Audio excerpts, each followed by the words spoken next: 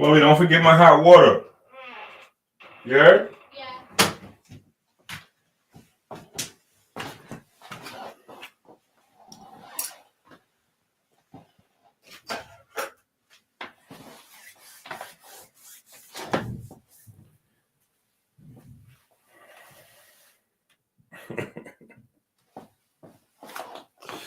Yo, this look like midnight. This look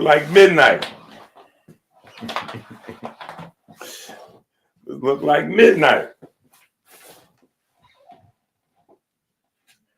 I told y'all we was coming. Right? I told y'all we was coming.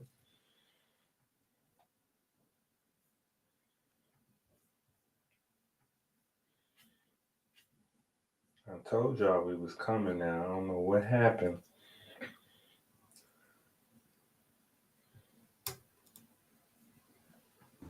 Myron! Myron! What? What are you doing? What you doing? What you talking about? What am I doing? You reading them nasty books again, right, Myron? Everybody read no nasty books, man. You scared the hell out of me. What you talking about, man?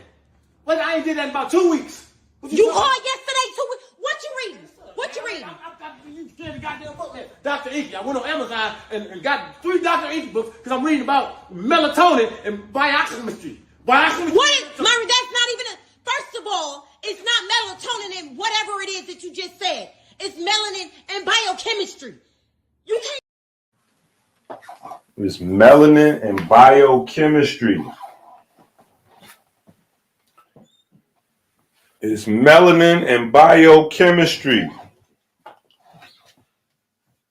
Peace to the family, man. Oh, man.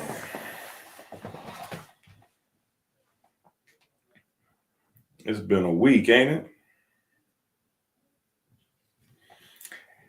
It's been a crazy week, ain't it? You know they hit me up. Hey, listen. You know they hit me up. They said first, DJ Envy got caught with the real estate scams. And now Floyd Mayweather got caught up in a scam. And what's the 2 things that DJ Envy and Floyd Mayweather have in common with real estate scams? Oh my goodness. Y'all too much, man. Y'all are too much, man. Man, y'all are too much.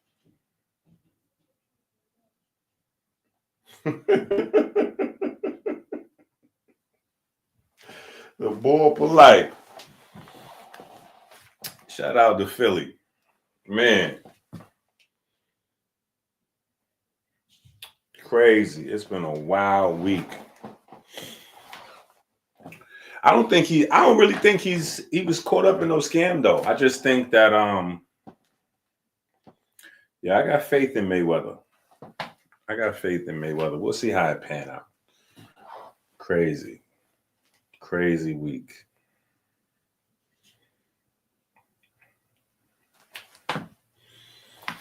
Yeah, you know, I just was working, man, keeping my head down, working. You know, this is a monumental undertaking, man. This is crazy. I just thank the ancestors for the privilege, the ability to you know, to put the work in. Really, every day, I just give thanks. Every day, I just give thanks just to be able to put the work in. It's crazy. I told y'all. I told y'all we was on something.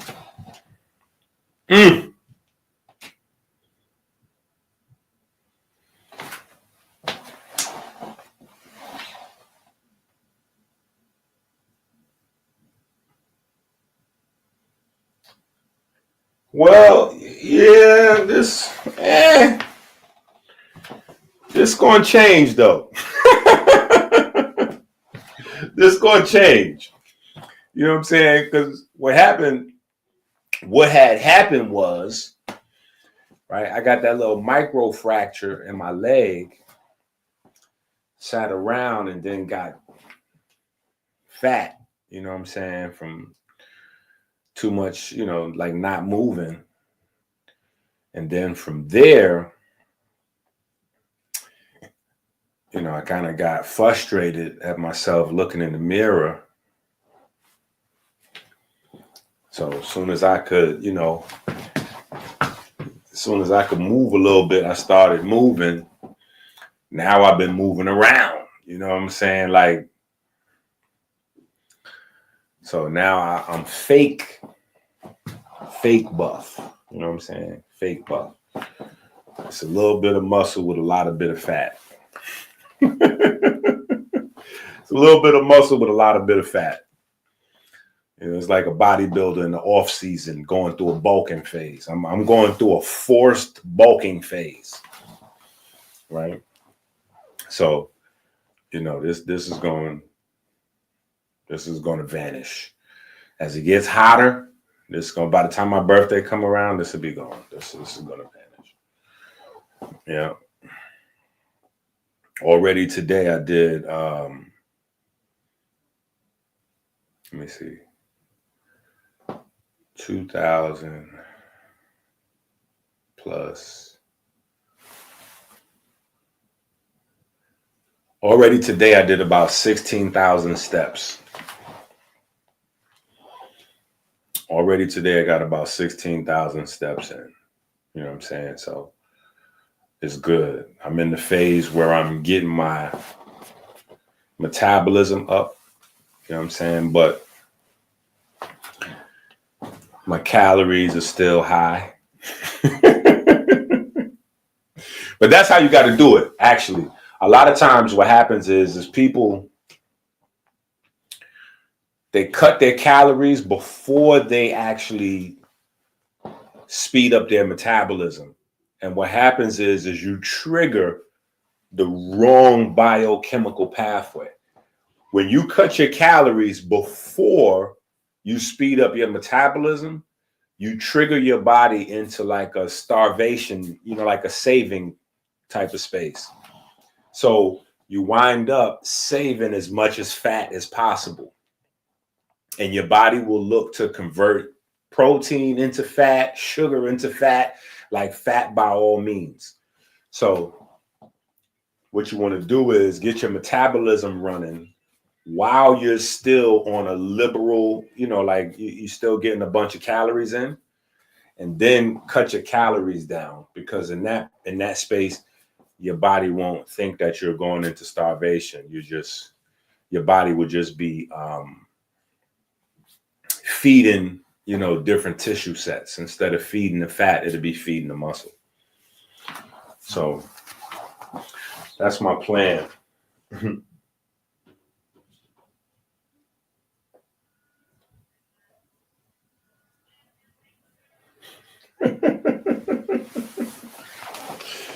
Yo, hold up. Did you see this dude? Like, yo, this guy is really turning into a full-blown stalker.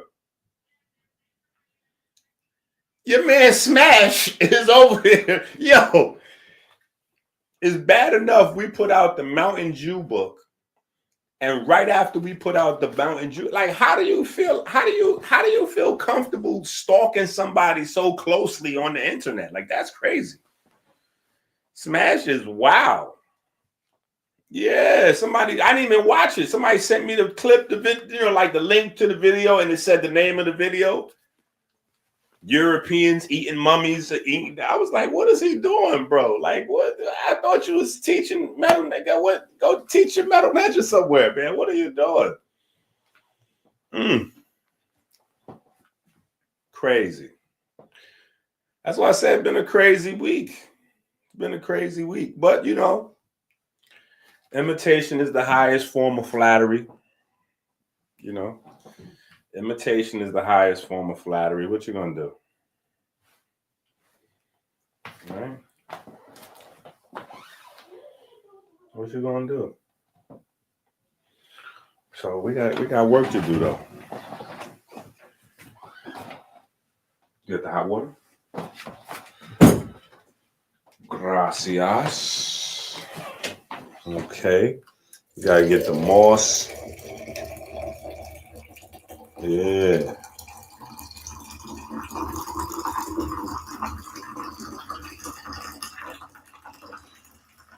We gotta get the mossing. We gotta get the mossing. And I got 2 cups.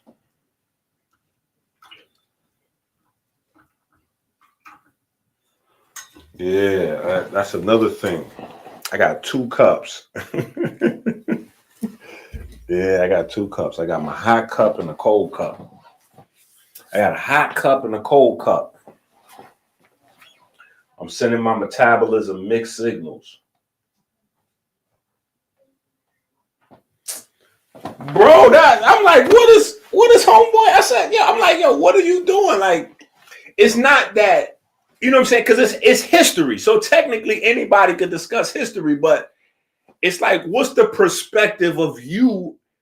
What's the perspective of you discussing that in the space of what it is that you personally teach and what you profess? What you teach and profess, that's out of your lane. What are you doing with that? You know what I'm saying? Folks is just running dry. Listen, let me say this. Here's the thing. Let me say it like this. I assume, right? I assume that when I'm not live, y'all are reading the books that y'all are buying. Right? I'm assuming y'all studying because y'all got books to read, right? We got work to do. But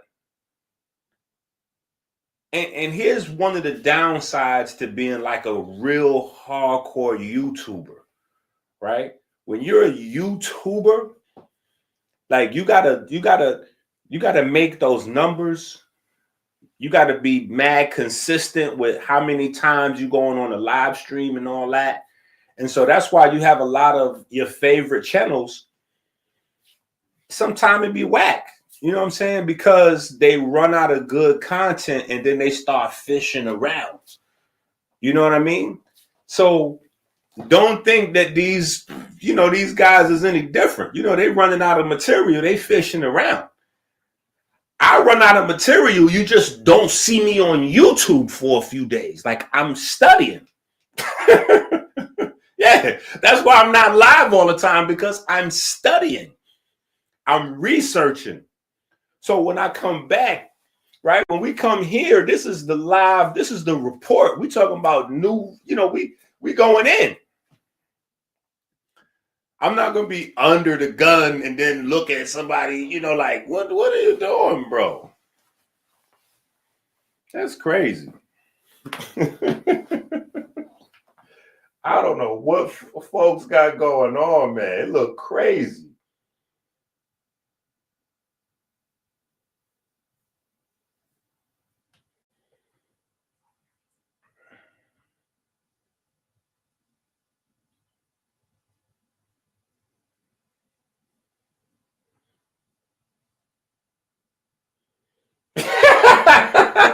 You know what? I wasn't even talking about Sai. I was talking about Smash.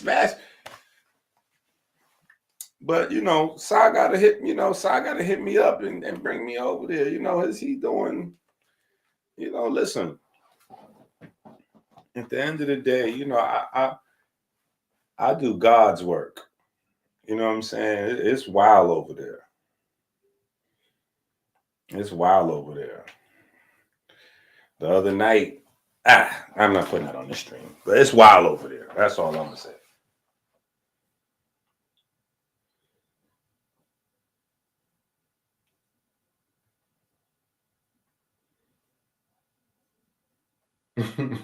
That's a fact. That's a fact. Bro, come on, man. These is all facts.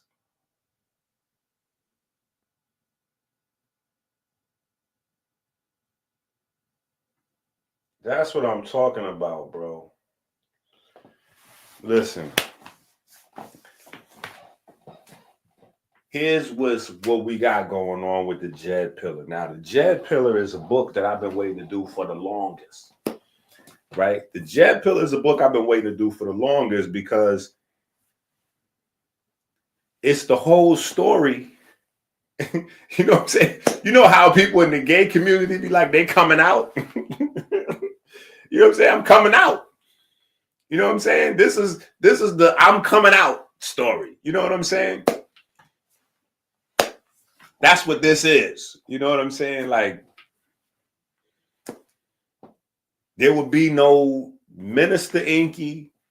And if there's no Minister Inky, there's no Dr. Inky.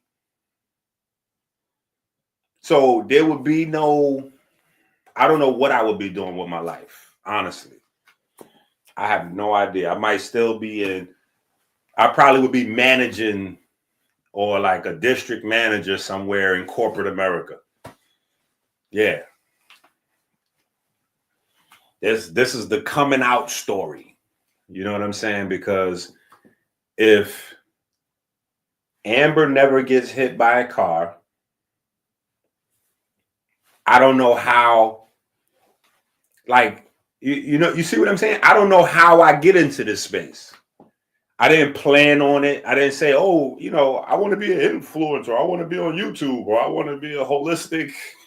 That wasn't, you know what I'm saying? I was chasing the music, doing my little ones and twos. And, you know, that I don't know how I would have gotten to this space without that situation. Right. So, and it's like God's fingerprints is all over the whole scene. God's fingerprints all over the whole scene. Right. It's not like Amber got hit by a random person, you know, so it automatically puts me in the league of the people, you know, like the anti-medical establishment. You know, I'm automatically in that bag because a nurse falls asleep and runs over my children. So where you got a lot of people that be online talking because they just philosophically, or they might have read something or whatever the case may be. This is my life. This is my real life. I don't have a way to wake up and then this is my real life.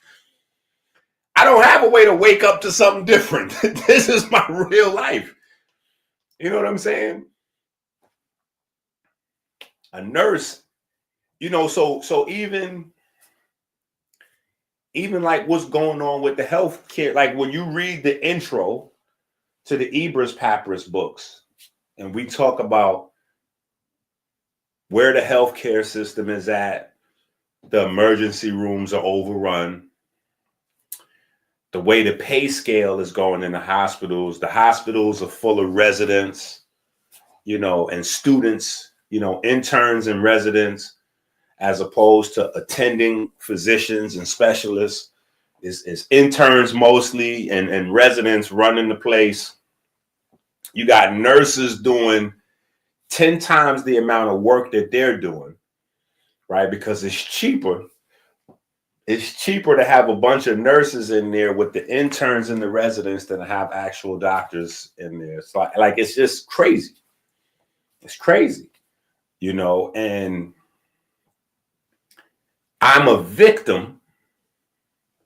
My family's a victim of, you know, like the earliest wave of that before the world got a hold of it, right? Before the world got a hold of it. The world got a hold of it during the pandemic. The world got a hold of it during the pandemic. But before the pandemic, I was telling folks, yo, it's a national nurse and doctor shortage in America. I know this the hard way. I know this because a nurse that literally worked 3 shifts back to back fell asleep in her car and ran over my children. So Amber has a broken neck, broken spine, 3 places, crushed pelvis, crushed left leg, drop foot, like, yeah. So literally the story of the Jed Pillar or the spine, that was like my coming out story. Like, yeah, I came up with these formulas because low key, I've been in the lab, for years, studying, and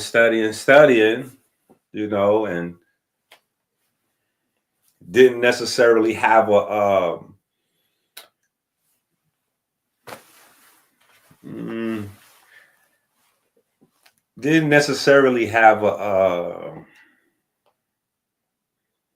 like Noah, in a sense, like, like I had been building the ark. Only difference was I was building the ark in secret at the time, you know what I'm saying? But never had a flood, you know what I'm saying? So flood happens, accident happens, and then I get to push out the ship like, oh, nah.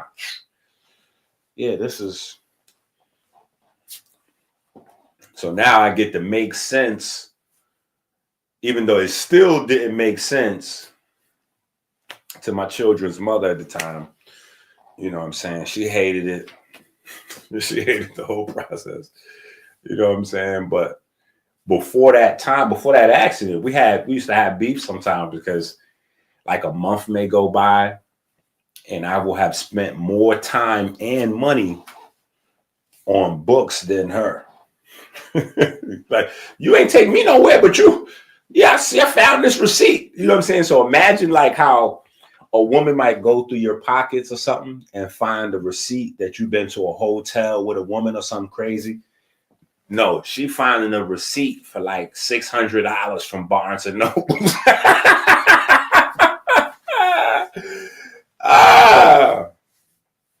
You know what I'm saying? Or maybe like $300-400 from Strands, you know what I'm saying? Rare bookstore or something, like, yeah.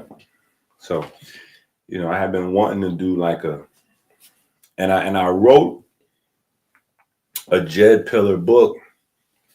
Like, that was my second book that I wrote.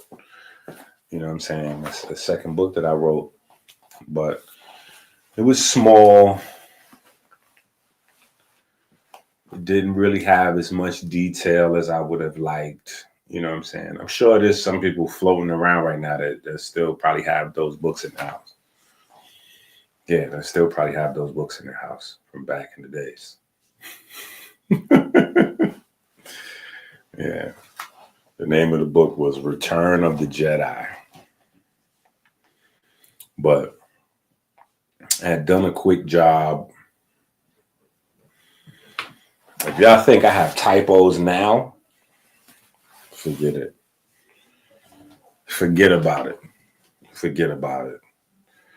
Them books was like almost Ebonics. Almost Ebonics. But listen, I was on the way. I still feel like I'm a work in progress. I'm still working on me. I'm still working on me. You know what I'm saying? But my second wave of writing books, because my first wave of writing books was me printing them myself. Like literally having the printers in the house, the book cutters and all that, like doing all of that, the glue, everything in my house, doing all the work myself. You know what I'm saying? The second wave was I got hooked up with a printer in Ohio. And that's where, but they was expensive. But that's where all of these books, like the, okay, yeah, that's a new looking one. But that's where all these books came from, like this. The Eat Right Classic.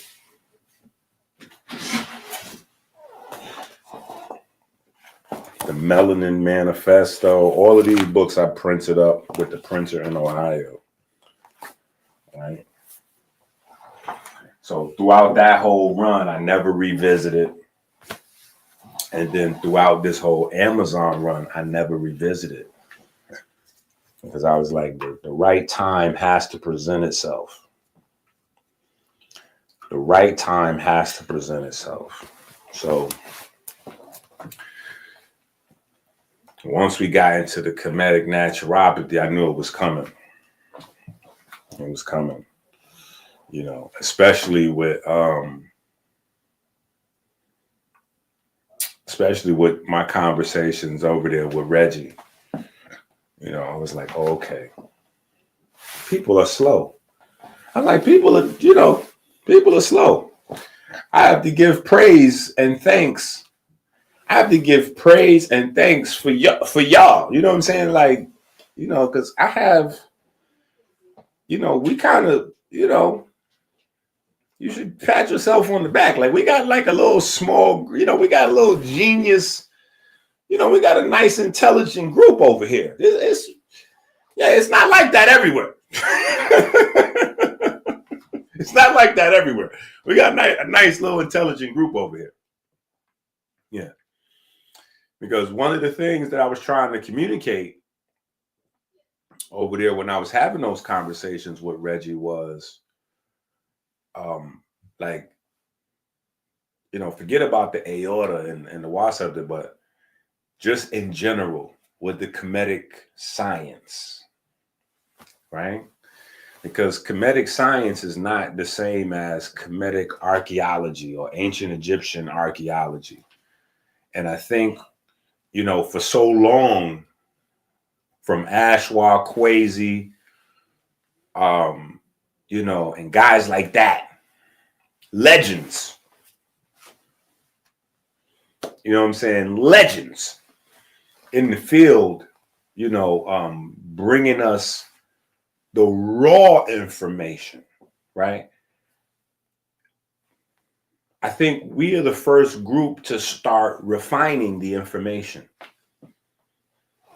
Respectfully, I think we're the first group to refine, right? So you have Sheikh Anta Diop or Job, right? And all of his contemporaries up to Ashwa, Kwesi, those guys was kind of less like pulling out raw data. And then you had the next wave, which was more like a bunch of fakes, respectfully. You know what I'm saying? They were just like repackaging what those guys had done, right? We didn't really have anybody like specializing into anything, right? And there's still a lot of stuff to get into.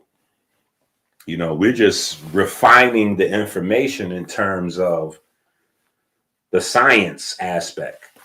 But there's a lot, you know, there's a lot of different lanes for people to get in and sift through the rubble, so to speak, you know, figuratively and literally. You know what I'm saying? We're just refining the information to a specific subject. Like, okay, wait, we get it.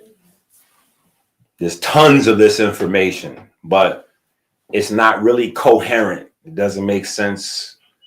You know, it does make sense, but it's not like, you know, we gotta. So that's what we're doing. You know what I'm saying? And I realized when, like, light bulb went off, like, they don't get it. When you translate a word, because there's 2,000 years of advancement, right? And some of our advancement is taking us backwards, which we're going to talk about tonight, right? But there's a lot of, you know, forward, there's a lot of research. It's amazing. Like, we've accomplished a lot of, you know, so when I say we, you know, I'm speaking collectively, like humans, you know, have done a lot. So, you know, when we find the Kemetic word for kidneys per se, right? How do we learn more about the kidney? Well, we have literally thousands of books written on kidneys. So we don't necessarily have to be at a loss for understanding the kidneys, so to speak. We just needed to know what they called it then. Right? That's all we needed.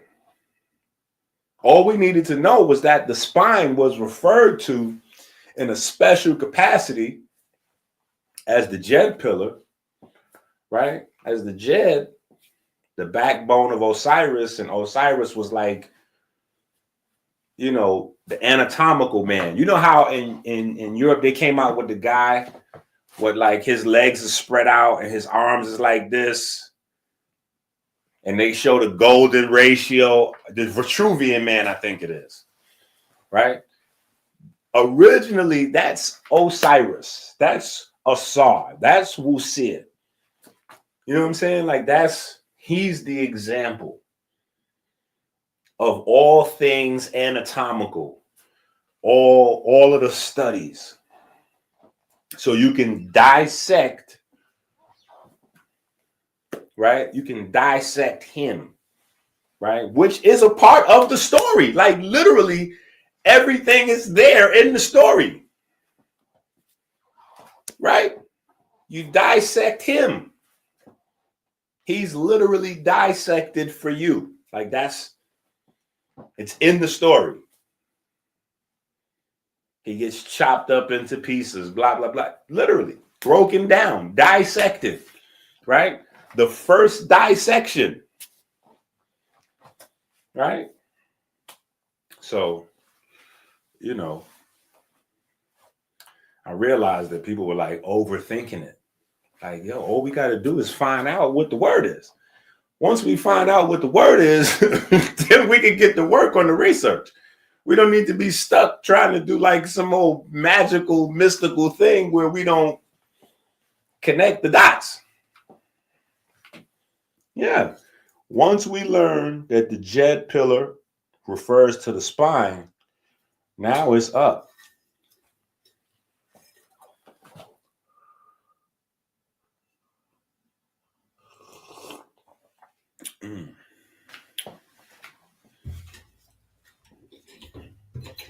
Yeah, now it's up.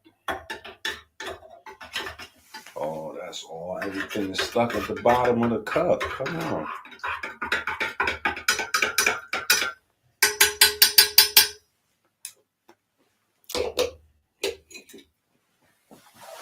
So that's what we did. We're trying to bring that concept to life. And I think we did it. You know, there's a lot of things, you know, we may have to do another volume because there's so much, you know, but I think we went in, and we're going to try to get through as much as we can over the next, you know, we're going to see what it is, you know what I'm saying? But I think that we did a good job, because you have to remember,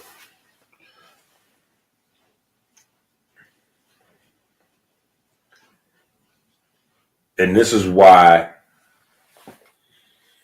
I preface the fact that we saw the neurosurgeon, right? That we saw the neurosurgeon talking about the shortcomings of his education at MIT, and then his education as a intern, learning to be a specialist, you know, a neurosurgeon, a spine and a brain and spine specialist.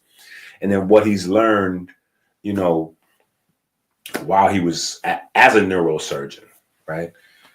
And he's not the first one. You know, there's a bunch of them on the internet. You know, there's a bunch of doctors, general doctors, you know, but neurosurgeons and heart doctors seem to be the most, like those seem to be the most, you know, those are the people who are coming out the other side of the rabbit hole the fastest, because they're realizing all what they don't know, you know, all what they don't know. And I don't claim that we know everything they don't know. You know, we know some things that they don't know, right? But not because they're not knowable or they, you know, I downloaded them. Just it's not in their purview. It's not in their field of study, right? It's not in their field of study. So,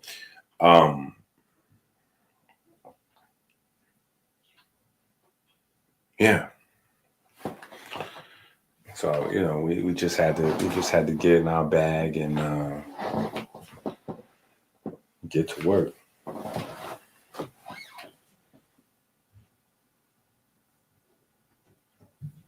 Okay. All right. We got some of the usuals, you know, yeah.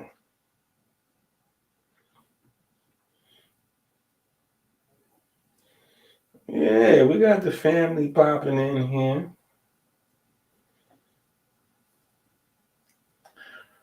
We got the family up in here. You know what I'm gonna do at some point? I'm gonna find the interview that I did with the with Richard Shug. I gotta find that. Because I thought I had posted on the Patreon, but I didn't. I gotta find that. I gotta find that video. Shout out to my brother Diallo Morgan. He the one that put it together. But Richard Shug wrote the book Mummies, Cannibals, and Vampires.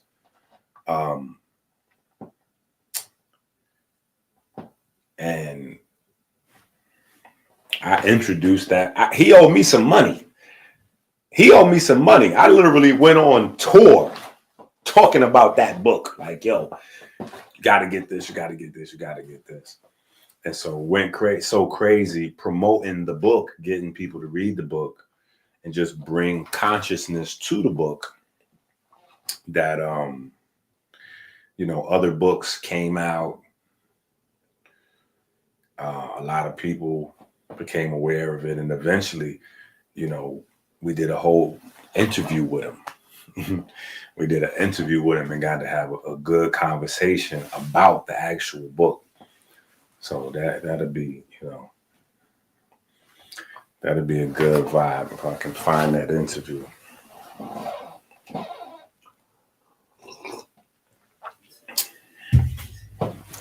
Yeah, see, I'm in my graffiti bag though, with the last couple of book covers.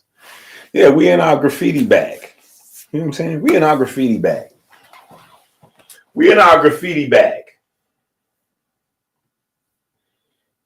Hold up. Where's my hard drive?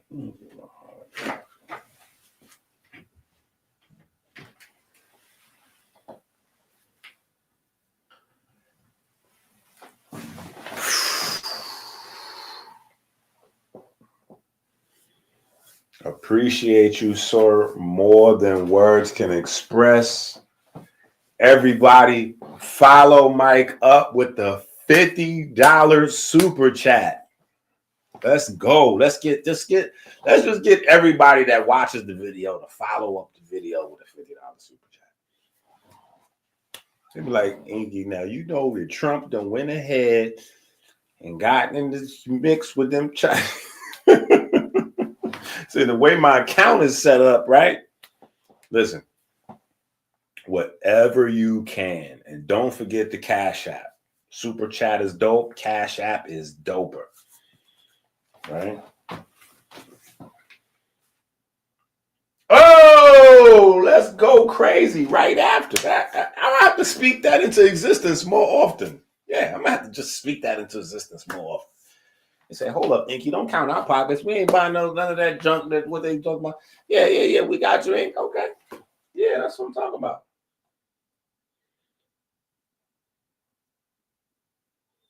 What? Yo, stop playing. Stop playing. Yeah, yo, I got two copies. I got two copies. I got the first edition, and then I got the because I went through it and went crazy in my first edition. I done highlighted it, underlined, and wrote all in the margins and went crazy in it. But then I got another one, which was one of the abridged versions. In fact, when I did the interview with him, I asked him about it. I was like, yo, what, you know, like, why did you, so many pages missing? I was like, you know, it's a lot of, he was like, yeah, you know. And, you know, I asked him, what you're thinking? I definitely asked him. And he kind of like circled around it, but them folks put that pressure on him. Them folks put that pressure on him. He had to subtract. He had to get a lot of that info up out of there. So that's why the price went up, because there's stuff that's in the first edition that's not in the ones that's available now. You know what I'm saying? Like, there's stuff in that first edition that you just can't. Yeah, yeah.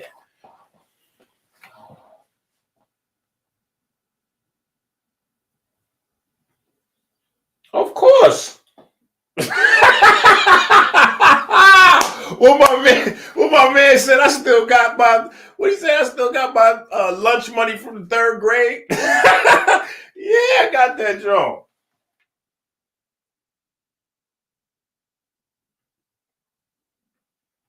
I don't know. It might still be floating around out there. I'm sure it is. But you know what he said, the joint went up to $3,000 for the first edition. But you might catch somebody. You might catch somebody that just don't know the value. They just trying to get rid of books in their house. Throw it on the internet for a little $20, $30, $40, something like that, $50. Yep.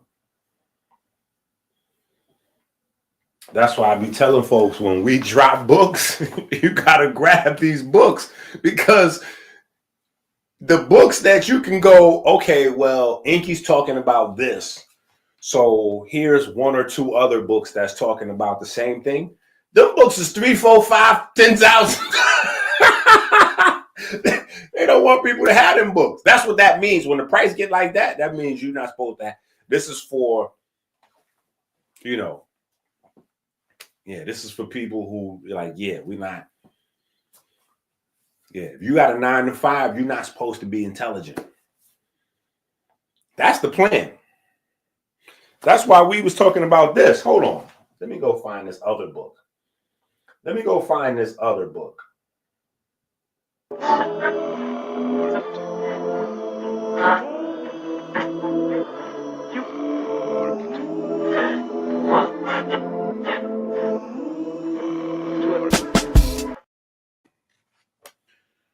Okay, yeah. Now, remember when we talked about this book,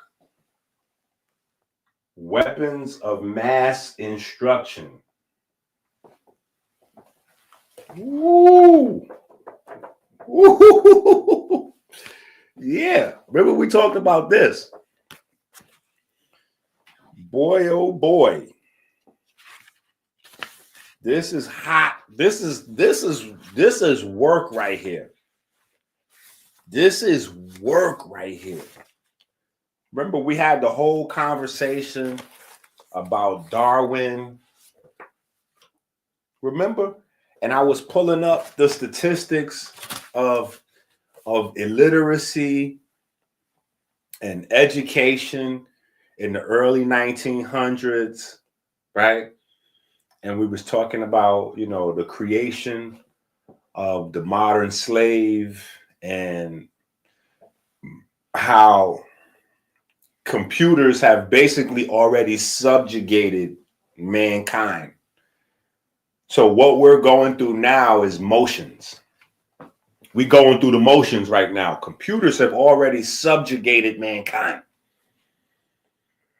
right? The original computers, remember we discussed all this, the original computers were humans, accountants. There was no such thing as accountant at the time.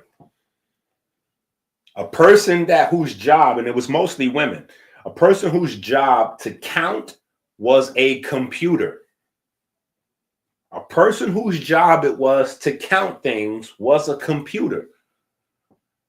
Right? That's the other part of the story. You see, they slipped the story in a little bit, like they just put the tip. No, I'm just kidding. Listen, you know, they gave you the story about the black women at NASA, right? And they're like, oh yeah, the sisters was making, you know, they was doing all the formulas and woo, woo, woo. That's just a part of the story. The backdrop to the story is that women had been the computers mainly for years. Women, that was like a counting, keeping track of everything. That was like a woman's job for the longest, right? So, and where was the women's rights movements, you know, marching about that? They should have been marching about that instead of voting. They got confused. They was looking for the male rights instead of the woman. Ladies, we might not even be in this trouble if y'all would have took charge of this situation years ago. I'm just saying.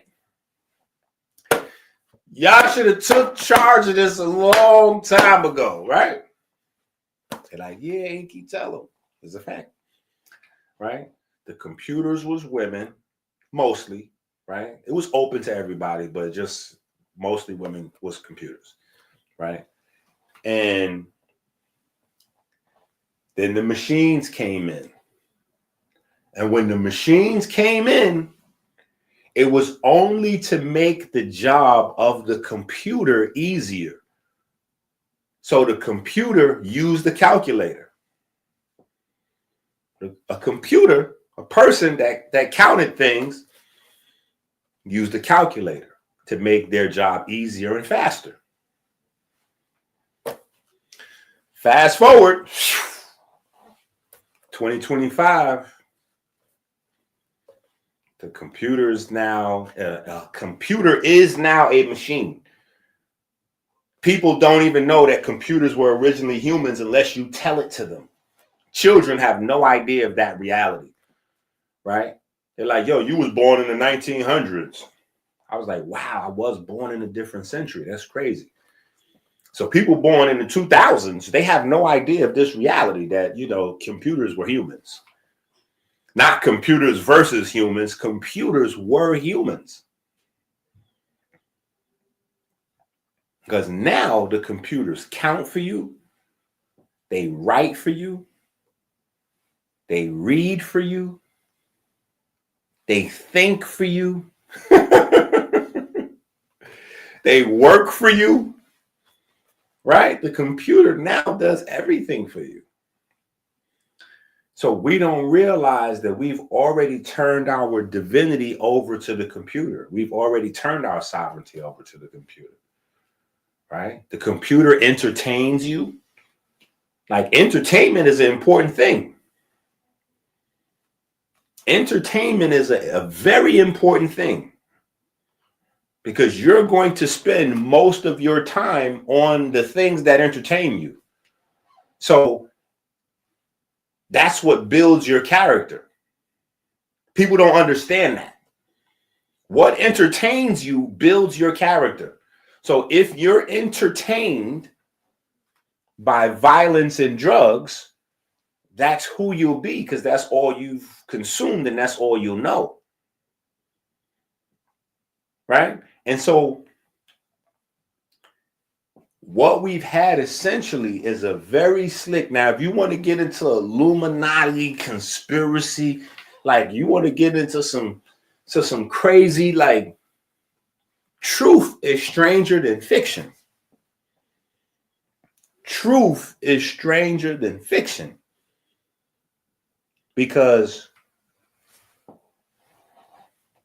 we have been systematically dumbed down so far, we believe that the start is the end.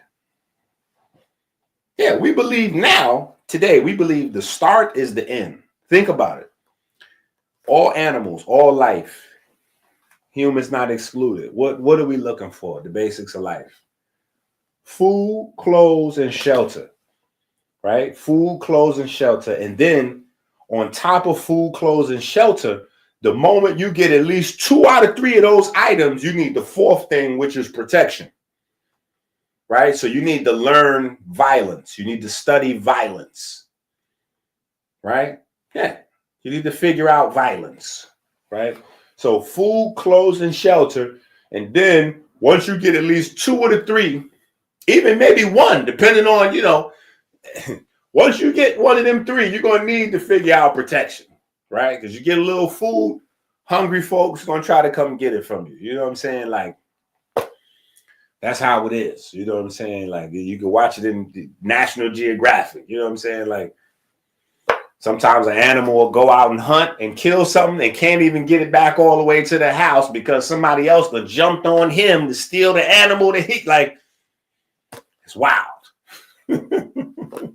Yeah, right? So, but those are the basic things of life. Humans, we're supposed to be more evolved than that, right? Humans are supposed to be more evolved than that. So we're supposed to come into the world, right? We're supposed to come into the world and figure out our food, clothes, and shelter, right? Figure out our protection, right? The basics of life, right? And then from there, we are then supposed to pursue spiritual, we're supposed to get into spiritual pursuits after that. Right? That's the next space is philanthropy, cosmology,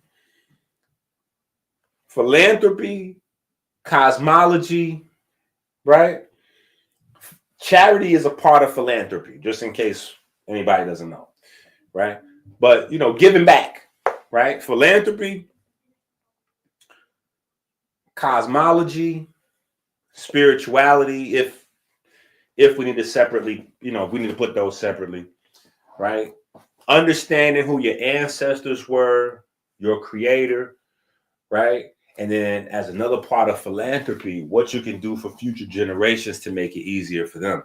And that's if you start off in poverty, like we did, you know what I'm saying? If you happen to have some parents that, whatever they did, you come into the world where you well off, where, your grandpa, your great grandpa, or your father or somebody, or whoever, your mother, your grandma, whoever, somebody already took care of your food, clothes, and shelter situation, right? You're supposed to hit the ground running. You're not supposed to be entranced by jewelry and, high-end vehicles in slow motion. You're not supposed to be hypnotized by these things, right? We went from a space where people that was living in poverty figured out a shortcut to potentially becoming millionaires, right? Through the drug business, which is plant-based. We forget that. I guess we don't mention that. The drug business is plant-based business. So, there's a lot more folks that been plant-based a lot longer than you think. It's folks that been plant-based. They don't even know they was plant-based. Anyway, folks figured out a way out of poverty, through drug culture, right? And so people started to become hypnotized with that. And then even when drug culture was over, we created another business to get rich quick, off of singing about the stories of drug culture, right? And then somehow,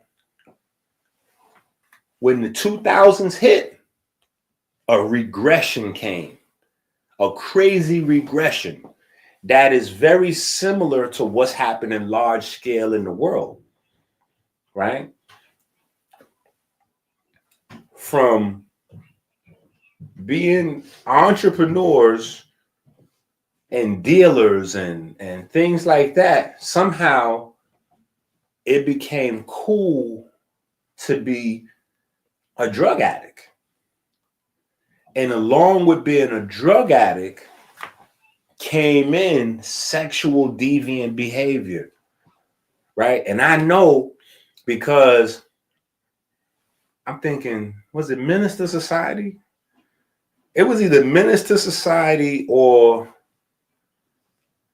Boys in the Hood. It was one of the movies where, you know, a man asked another man to,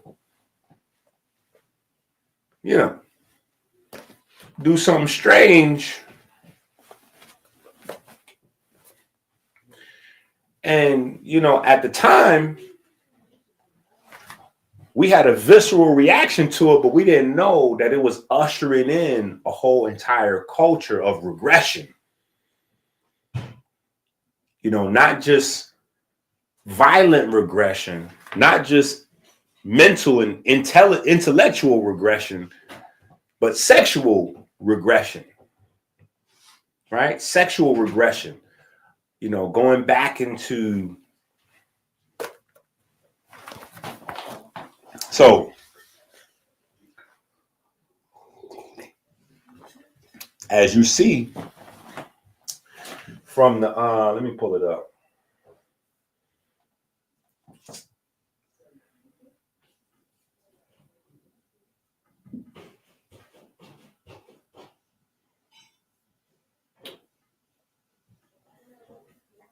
From the Caveman regression neck, this is what we're going through right now. This is what we're going through right now.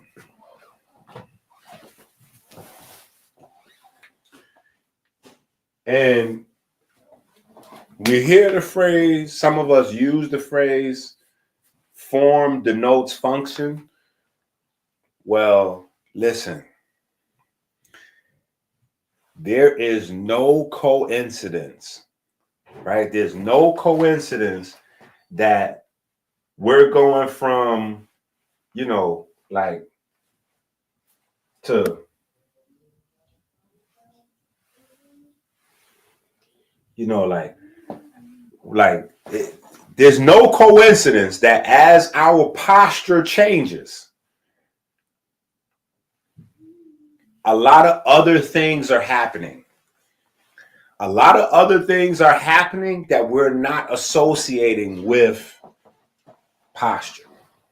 Now, I've been paying attention to posture for a long time because I realized that posture was never in the urban community. So I just was trained, like my father always had me trained to look. Everybody go that way. You look over there and see what they're directing your attention away from, right? And so I always thought that was crazy that posture was a class. In high dollar private schools, posture is a class. I was like, posture? Are they teaching, like, literally? They teach the kids to, like, sit and walk straight? Isn't everybody already sitting and walking straight? Wait, isn't everybody doing that? No, we're all not. We just kind of learn how to, like, stop falling down. And then, you know, we learn, you know, we just, whatever that is how we walk. And the imperfections, the mistakes that we have in our posture actually identify us individually as people, to the point where you can see your homeboy or your homegirl 3 blocks down, and you could tell who that is by how they walk. You can see your pops, your sister, your girlfriend, your husband, your, you know, whatever. 4 or 5 blocks away, half a mile. As soon as you see them, you know that walk. You're like, oh yeah, they go such and such.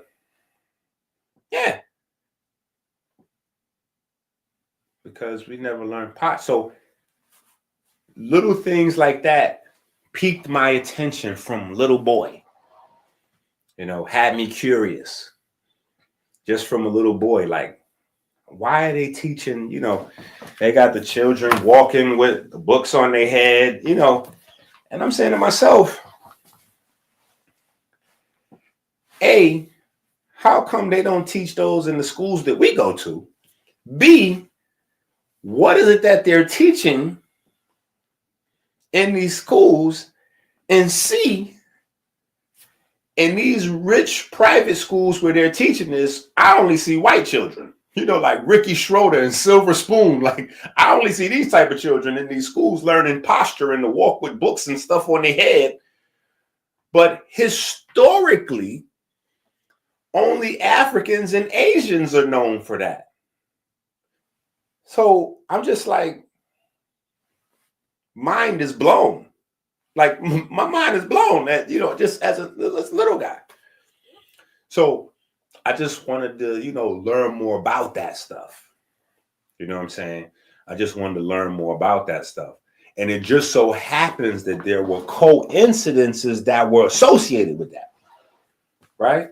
Coincidences that the Africans that could walk with stuff on their head and balance so well that they can, you know, they got whole stuff up on top of their head and they having conversations, talking, bending down, getting other stuff, and nothing's falling. Right? Asians too. Right? It just so happened that these people had the longest lifespans. Just a pure coinky dink, huh? The lowest rates of Parkinson's and Alzheimer's and dementia too. Just coincidences, you know. Folks that, you know, they got this, they can balance stuff on their head without thinking about it. Yeah. They just 80, 90, 100 years old regularly. You know, that's, people die around 100. You know, that's just regular. People dying at 50 is crazy in these cultures. People dying at 50 is crazy in these cultures. People losing their memory, like, is crazy. They can't even fathom it. So, you know, stuff like that just had me like curious to, you know, but it's a lot of different things that got to come together for you to start to put in 2 plus 2. Because after a while, it gets deeper than 2 plus 2 equaling 4. You know, it starts to be like 2 times 2 equals 4, right? It gets deeper. You initially start off with things like, oh, okay, 2 plus 2 equals 4. Then after a while, you're like, wait a minute. 2 times 2 is 4. 2 times 2 is 4. 2 times 4 is 8. 2 times 8 is 16. Okay, hold on. Right, okay, so posture. Okay, hold on. So you got sacred geometry, right? So you got to put sacred geometry like over here, right? Sacred geometry over here, right? Which is basically the precursor to physics, right? Physics and chemistry, right? Sacred geometry is a precursor to physics and chemistry, right? The sacred geometry basically says the shape of a thing determines how the energy can move around inside that shape or inside that space, right? Physics is how that thing, how that object fits into the greater world, and chemistry is the composition of that physical thing, right? So physics would be how this book can move in the world with the rest of us. Chemistry would be what this book is made out of. Sacred geometry would just look at the dimensions of the book and lay out the possibilities of how energy can move around inside this book, inside the shape, the oblong square or the oblong cube, right? So you put the sacred geometry here. Fast forward, right? We get the Germans refining things, right? Can't always hate on the Germans, right? The Germans put that work in, right? So we get form denotes function, right? We get form denotes function, so we know, okay, boom. Now, the most complex machine, the most complex anything, the most complex thing that we know of in the universe itself is the human body. Hands down, right? We are much closer to figuring out how the sun works than we are the human body. Right? We know a lot about the human body, but there's just so much more that we don't know, right? So sacred geometry, form denotes function, right? So okay, now we get over to anatomy, right? Anatomy is the layout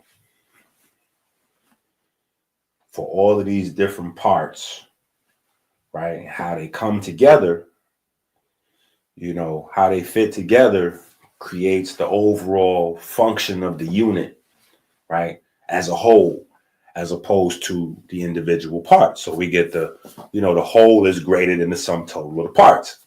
Boom. Well, here's what happens, right? You have to change. In order to change the function, you have to change the structure. In order to change the function, you got to change the structure, right? So in order to really make people more docile,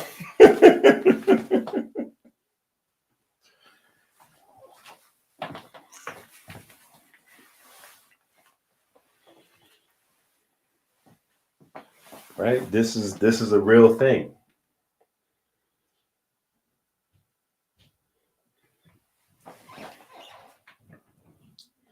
Right? This is a real thing. This is a real thing. Like back, you know, back pain. And I did like a midnight video stream because I was up in the middle of the night. I couldn't sleep. So I was kind of mentioning some stuff. I don't even remember exactly what I was talking about because I was up, but I wasn't up. You know what I'm saying? But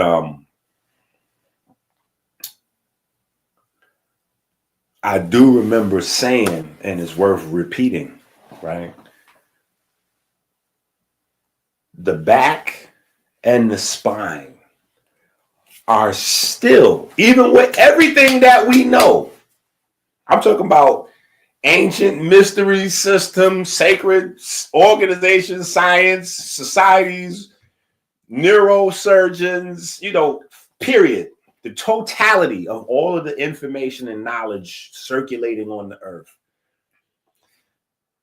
The back and the spine is still so mysterious that it's legalized scamming. Like the back is legalized scamming. Period. Like your back, you can legally scam with your back. Like you have people do it every day. You have people do it every day. Get into a car accident, my back hurt. My neck hurt. Yeah, my back hurt, my neck hurt. Why? Because there is no way to be proven wrong. They don't understand pain in the back, in the neck, in the spine. They don't understand, so they can't prove it. They can't put you on a machine. There's no machine they can put you on. Right? So we understand MRI, we understand CAT scan, we understand one is using X-rays and you know, you got radio waves and magnetic wave. Got it. There's no machine that they can put you on and say, here's the pain right here.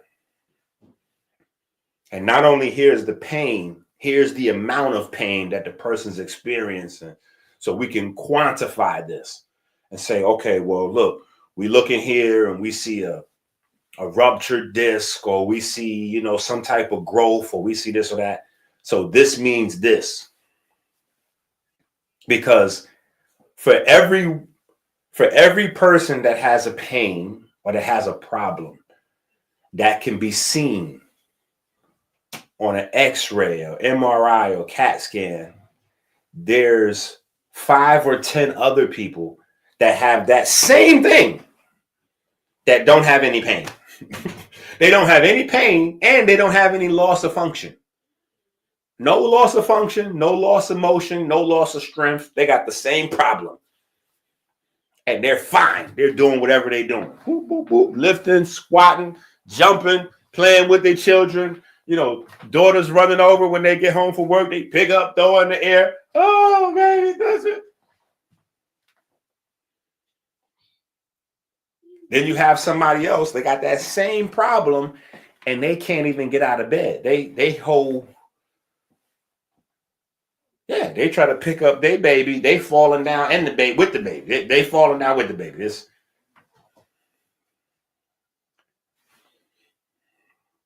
Yeah. You know how many people, do you know how many men?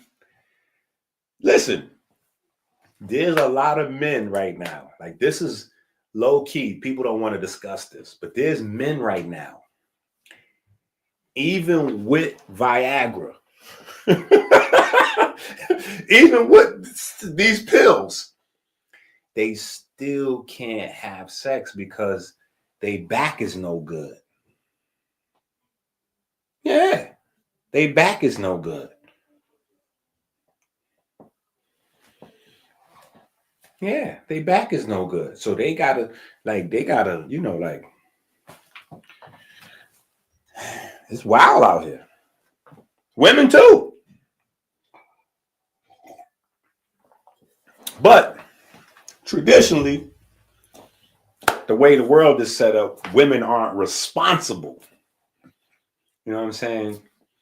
Just a woman, you know, okaying the situation and laying down with you is, you know, she did her job. You know what I'm saying? Now, get to work. You know what I'm saying? Like, supposed to be 50-50, but, you know, it doesn't work out that way in real time. You know what I'm saying? It's like 90-10. You know what I'm saying? So, yeah. The back is a mystery. You know what I'm saying? They can't say nothing. You say, my back hurt, it's a wrap. In court, they got to go along with that. There's no way to prove or to disprove. Yeah. And even if they scan you with all the machines and they don't see anything, let me make sure we put that in the record in the comments. Even if they scan you with all the machines and they don't find anything, there are people whose back is in pain, like they cannot, debilitating pain, and there's nothing to see there. Discs are fine, hydrated, you know, no pinched nerves. Everything's good. Cerebral spinal fluid good, you know, everything's good. They don't know what's wrong with these people, right? So you got on the low end, you got the scammers, you know, running fake car accidents, running it up that way. And then on the high end, you got people who saw the game early. They saw the game early and was like, yo, we're gonna just throw these opioids out there. We're gonna throw these opioids out there. Back pain launched the opioid billionaires and trillionaires. The opioid billionaires and trillionaires are literally made off the backs of working people. Pun intended. Literally off the backs of working people. Because people have back issues that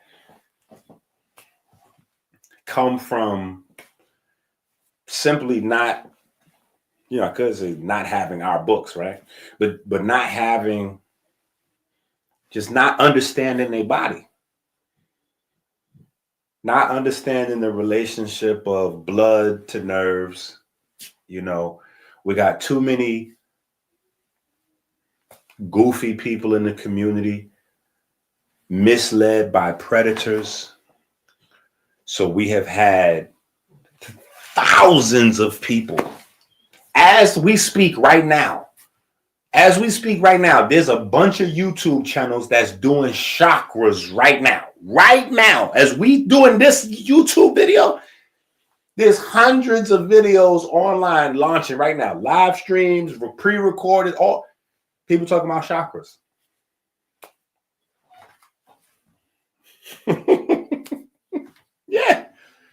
Yeah. Meanwhile, back pain going like this. People studying chakras. What are you doing? What are you doing with that? What are you doing? So you got to think. It's 2 parts to a diet. The first part to the diet is, okay, you're eating nutritious food, right? Just follow me for a second. There's 2 parts to a diet. The first part is that you eat nutritious food. The second part is that because you're eating nutritious food, you've stopped eating the toxic food. So it's 2 benefits to changing your diet. It's A, you're getting nutrition in that you wasn't getting in before. But B, because you're focused on getting the nutrition in, you don't have the room for the toxic food to go in. So now you're also giving your body time away from the toxic material. Well, what does that have to do with the studying? Because the time that you spend studying pretend, studying fairy tales, studying the chakras, you got people who spent 5 years, 10 years, they present themselves as master chakra, they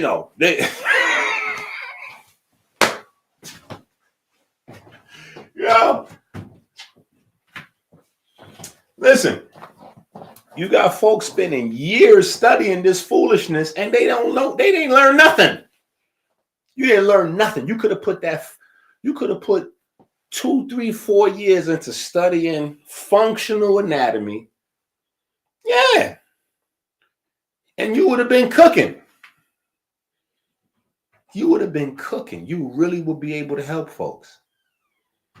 But instead, you studied stretching, right? Listen, I want y'all to listen, because I know when I start talking about chakra, some of y'all get mad and start not listening. Listen. You studied postures and you studied stretching, and you were told as you were studying postures and you were studying stretching that this is chakras, right? So you learn 2 very real, very important things under the guise of gobbledygook. So as you were improving your posture, as you were relieving the muscles, hydrating the spine, and doing certain things that you need to do, you didn't understand what you were doing. Because instead of learning about actual vertebrae, you was learning that there are light balls, you was in fantasy land. These are bubbles of light. And so what we're doing is we're stretching, and this is we're doing the lotus position here. And as we're doing the lotus position, no, you're building posture. You're building posture because you're using isometric holds to build tension inside the muscles. This is why it's important. This is why we have the whole 360 book series. The 360 book series talks about joints, tendons, ligaments. Joints, tendons, ligaments. You have to understand that relationship. That's the first thing to learn about back health. Is the basic structure of how bones and muscles, the relationship.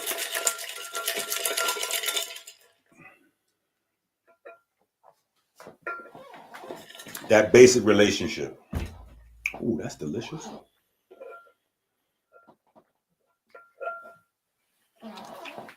Mm. So, in order to keep your bones in alignment, right, you have the muscles pulling, holding them in position, right? And for some bones, you have multiple muscles pulling them from different directions, different angles, right? Holding the posture. So as the muscles get weak, or the tendons get weak and the ligaments get weak from either not exercising or poor nutrition, then the bone structure goes. The posture changes, right? The posture changes.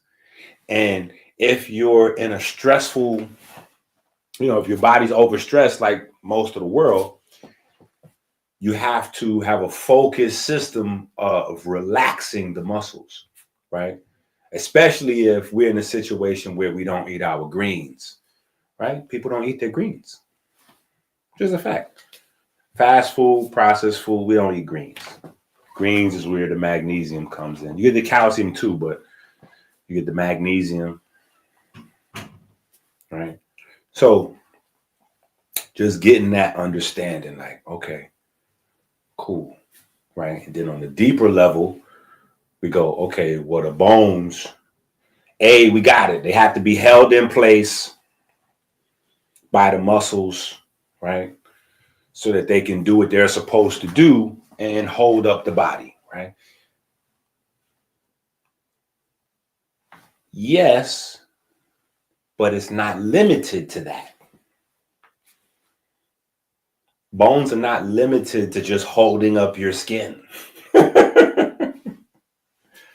Right? Bones do a lot more than just holding up your skin. Right? That's not all bones do. Right? Bones create your blood. Bones create your immune system. Bones create your stem cells.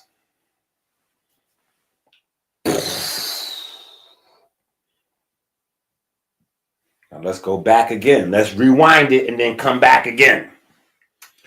So the muscles and the tendons and the ligaments are responsible for holding the bones in position so that they can do what they're supposed to do. Well, what they're supposed to do beyond your posture is produce the immune cells and the blood cells for your body and the stem cells that replace all the other cells. So your bones are largely producing the rest of your body.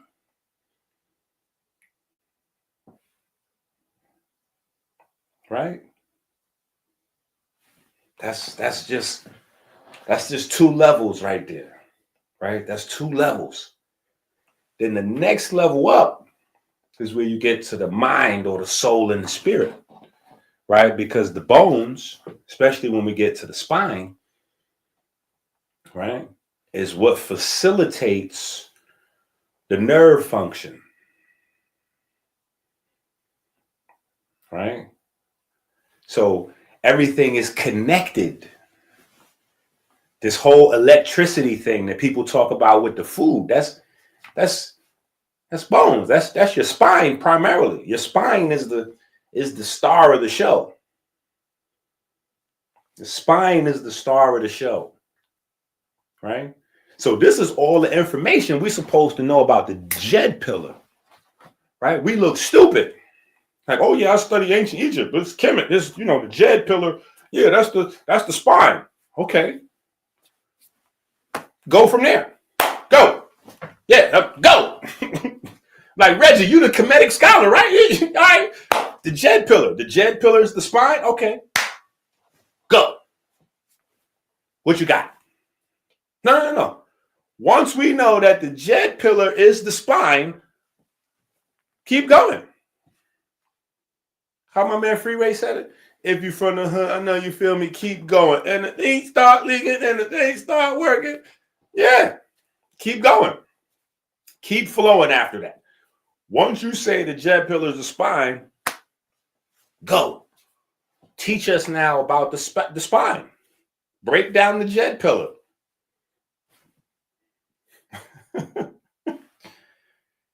See, that's the difference between just having raw data, right?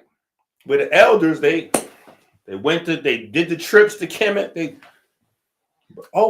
We went through, Now we know what these terms is that we translated it, the words. Oh yeah, Jed, this is the spine, the backbone of Osiris. This is symbolic of the bull, right? Symbolic of the bull. Okay. We got proud for a minute because we like, yeah, black people made that up. Yeah.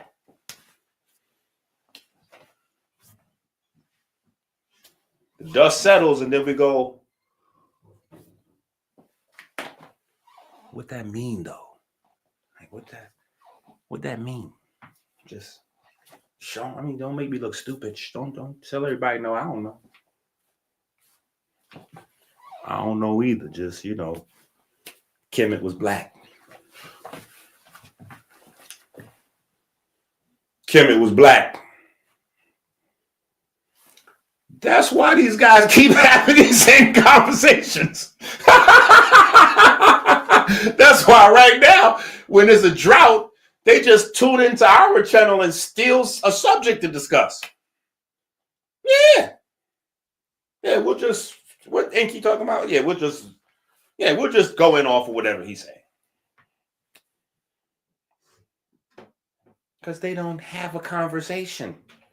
They haven't spent any time refining the information. This is what refining the information looks like. Once we find out the Jed is the spine, now we need to understand all we can learn about the Jed, right? What are the different sections of the spine? Are there any differences, right? Is there any difference from the sacral part of the spine, the lumbar, thoracic, cervical, right? When we get to the cervical spine, is there any nuances, to the midbrain, right? The brain stem, because the brain stem is the cervical. And that's another part. Sometimes there's different words talking about the same thing, but just a different perspective. Yeah, so we start talking about brain stem, we're talking about the cervical spine. When you're talking about the cervical spine, you're really talking more about the vertebrae.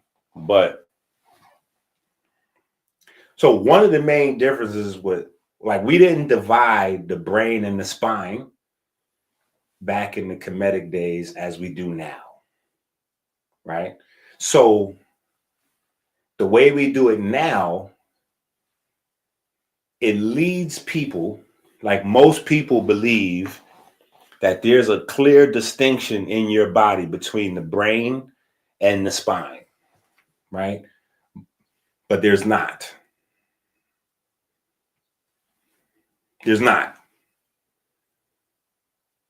Right? So we're going to get into the book. You know what I'm saying? I'm just, excited talking y'all to death. You know what I'm saying? We're going to get into the book. But there's not really a clear distinction, right? Because the spine is white matter and gray matter. The brain is white matter and gray matter. The brain is neurons. The spine is neurons.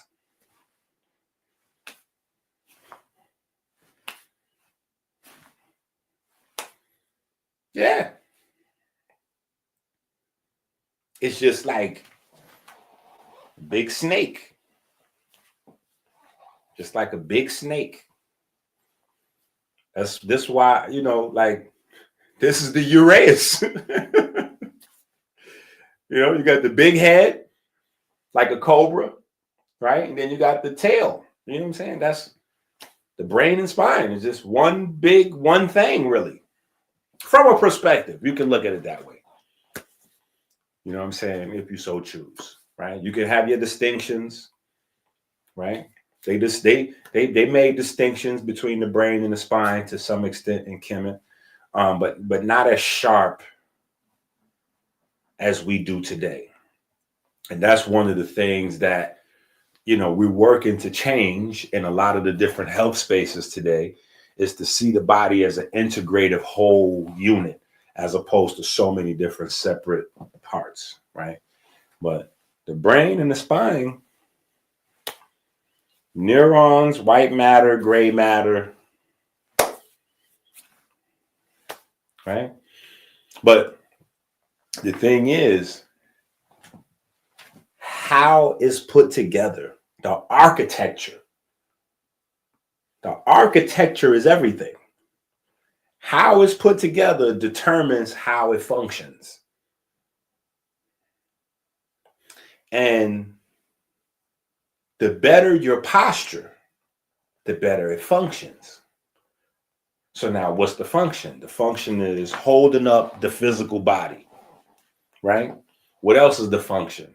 The function is producing the cells, right? Producing the cells for the body, the most important ones, right? The most important cells of the body. Blood cells, immune cells, stem cells come from your bones, right? But then also energy and information exchange throughout the body. There are no parts of the body that would be able to function without the nervous system, without the spine and what the spine does for the body, because the spine, the Jed, connects all of the different cells and allows them to talk to each other, which is the first thing that the Greco-Roman fraternities used against you. They said, oh, this is foolishness. These ancient, these Kemetic people, they didn't know nothing about no real anatomy. They were saying that the vessels was talking to each other. That was foolishness. What? Vessels talking? That don't make no sense. Well, well, you know what they say in church? Well, we know very differently now. We know very differently now. One of the main things, right? So here's the thing, right? Because on one hand, there's no real information needed. We don't have to have these discussions, books, or anything. We could just say exercise, end of story, done. But the thing is, with anything that we do, right? The gift and the curse of being God's representation down here, right, is that we have free will. We can decide to do a thing. And if we don't have enough information to properly prioritize a thing, we either are not going to do it at all, or we're going to do it wrong, right? And some things we can't necessarily afford to do that. Some things we can't afford to not do or do wrong. So exercise is exercise, but the perspective of exercise is everything. The angle we approach it from. Why are we exercising? What is our goals? What are we trying to do? Right? And the internet now is flooded with bodybuilders and fake bodybuilders. Real bodybuilders and fake bodybuilders. Which for John Q. Public is a nightmare. Absolutely unhealthy. What's the real bodybuilders? Real bodybuilders are people that build their body for money, for trophies, for sponsorships, etc. Fake bodybuilders are personal trainers that are trying to build up their body to look like actual bodybuilders so that they can monopolize the market, right? So they can monopolize the market, right? So when we get into the Jed, right? Some of the main, most important thing I want you to think about is form, equal in function, right? And then that being posture,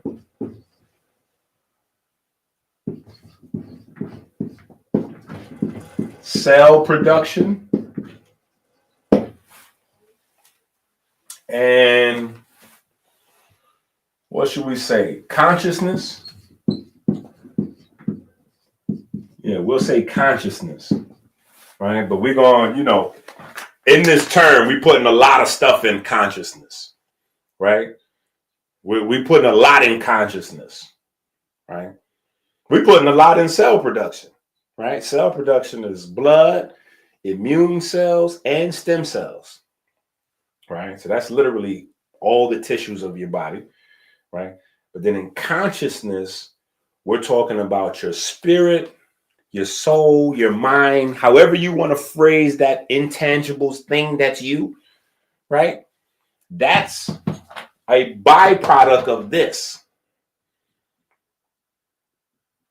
We have to understand this connection. That's why there's a this. That's why there's a this, because the intelligence goes with, so that's why the whole, just in case y'all don't know, right? Just in case you don't know. That's why, along with the Darwin's theory, when they was trying to map this whole road out from monkeys to Neanderthals to modern humans, it was about the posture. Because the theories are about how things happen, but the facts are the more the spine changes, the more intelligent the species becomes. The most intelligent, the most upright.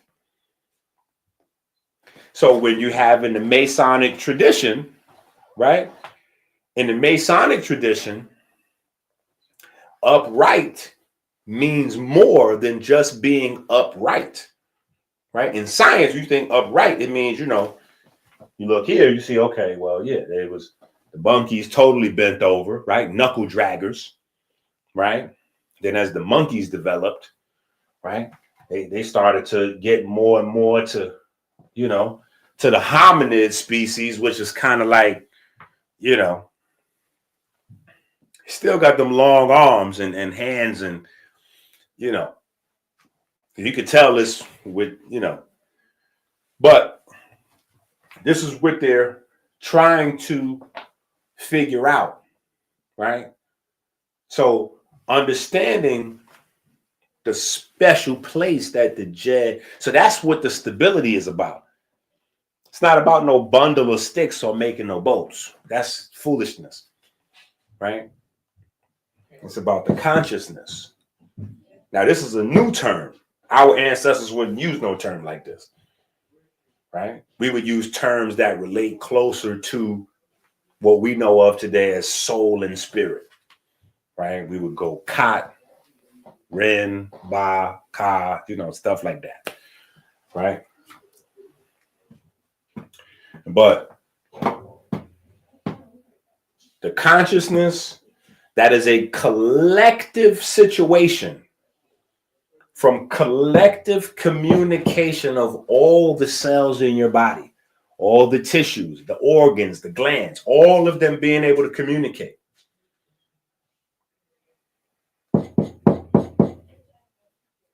None of that happens without the posture. The better the posture, the better that's happening, right? So if we put your brain capacity at 100, right? That 100% brain capacity is going to be, we check first with the posture. If the posture goes to 80%, brain capacity goes to 80%. Off rip. As the posture goes, so does brain capacity go. It's not actual function. This is just capacity. This is just potential. So when you start to add in other stuff, it can diminish even more, right? But just the capacity starts with the posture.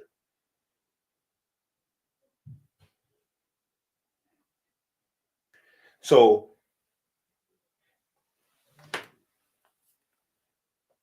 we're putting the cart before the horse in an insane type of way, right? Because it's things that we take for granted. It's things that we take for granted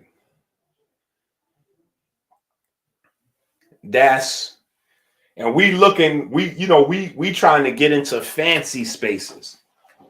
Yeah, we looking for neurosurgeon to, they don't know. Neurosurgeons only know, like, if you take a healthy spine, I could reduce the whole science of neurosurgery down to a few seconds. You take a picture of a healthy spine, right? Boop. Picture of a healthy spine. Then you take a picture of somebody that has a not so healthy spine. Boop. And they go, oh, we see this little thing right here. Look at this little bleep on L5. Yeah, look at that. There's a little growth right there on L5. Yeah, so you know what we need to do, sir? Sir, we need to go ahead and cut this off. Look at these pictures right here. You see this MR, this CAT scan you see this little picture right? Yeah, so on this L5 right here, this is your L5. This is your lumbar. This is your fifth invertebra. Yeah, so right here, you see this? We think this is what's causing the problem right here. So we can go in there and go ahead and remove this. Quick surgery, recovery time is X amount of weeks. You should be fine. Yeah, we can get you back, because this is what a spine is supposed to look like. This is what yours looks like. You have a little growth right there on the L5. We're going to go ahead and remove that, and then you should be. Yeah. Well, yeah, look at this disc right here. You see this disc between, your T3 and your T4 right there? Yeah, it looks like your disc is deflated. So this is called the ruptured disc right here. And so what's going to happen is you're going to start having, possibly, pinched nerves here. And, so what we can do is we can go ahead and we can use a laser beam and we can burn that out. Yeah, we can use a laser beam and go ahead and burn that out. Now, that works sometimes because the symptom is the pain. The problem is the loss of function that the pain causes. So we get rid of the pain. We get rid of the problem, the loss of function that the pain causes. The problem is,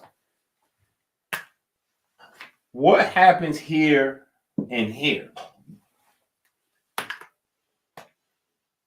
when we just start getting rid of sections of the spine? What happens when we just start getting rid of whole sections? Like, yeah, let's just cut that one off. Yep, you messed that one up. We can remove that. Yeah, we can get rid of that. What happens here? What happens as the posture goes? I'll tell you what's happening. We have a massive epidemic of mental illness. Yes. We have a mystery epidemic of all manner of mental illnesses going up like this.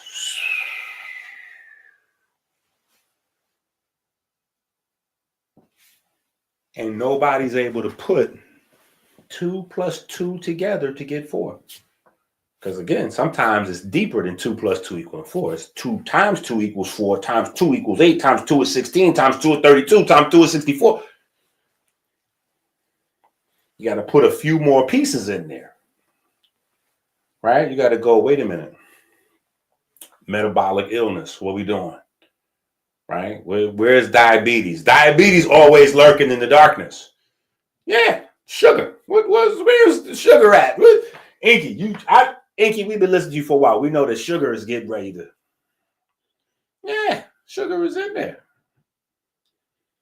Right? Because there's another player in the conversation. Right? We went over muscle, tendons, bones. Right? But there's a whole nother layer to the story, pun intended. There's another layer to the story that's fascia, right? Or fascia, right? Tomato, tomato. I prefer fascia, right? You have the fascia, whole nother layer of tissue, right? And what happens is fat destroys the function of your fascia, but we don't fully understand the fascia yet. So there's just so many holes. And because there's holes in the database, stuff goes under the radar, right? Because we don't really relate vertebrae health to cerebral spinal fluid because we're using the wrong type of languages. We're using the wrong type of words, and most people not educated to be able to put it together, like what we try to do over here, right? So they don't get a ruptured disc. So first of all, there's no such thing as a slip disc. That's not a real thing. That's a slang. Not a real thing. I know everybody has heard of a slip disc before. There's no such thing as a slip disc. Discs don't slip. Disc that's in your spine, don't slip out of it. No such thing as a slip disc. Right? What you have is dehydrated discs. You see, but if you start using a straightforward language associated with these conditions,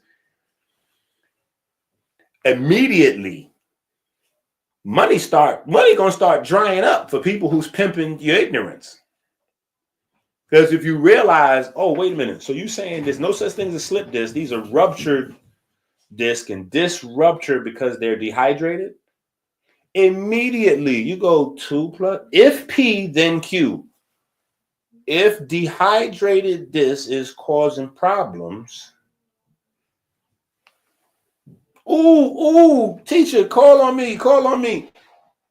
How do you rehydrate the disc? You see how that?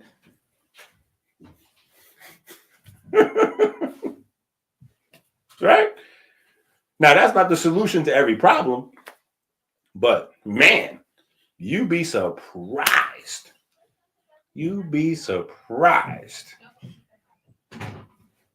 Right? A, how many problems that fixes, and B, how easy it is to rehydrate those discs. Woo! Right?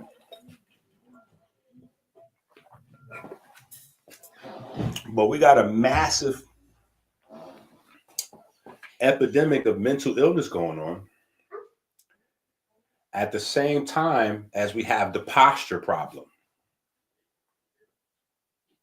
So at the same time as our posture is going, we're noticing people are becoming mentally inverted. Even people that are not having quote unquote mental illnesses. People aren't aspiring higher than material. That's it. Success. I'm a successful business person. What is success? That means I made a lot of money. No. Success does not mean you made a lot of money. Can you be successful without making a lot of money? Good question. But money does not determine at all success. Because if that's the case, that's how you get so many other doors open, right? You got prostitutes sell their body. They sold their body to a lot of men for a high dollar amount. They're successful. She made a lot of money.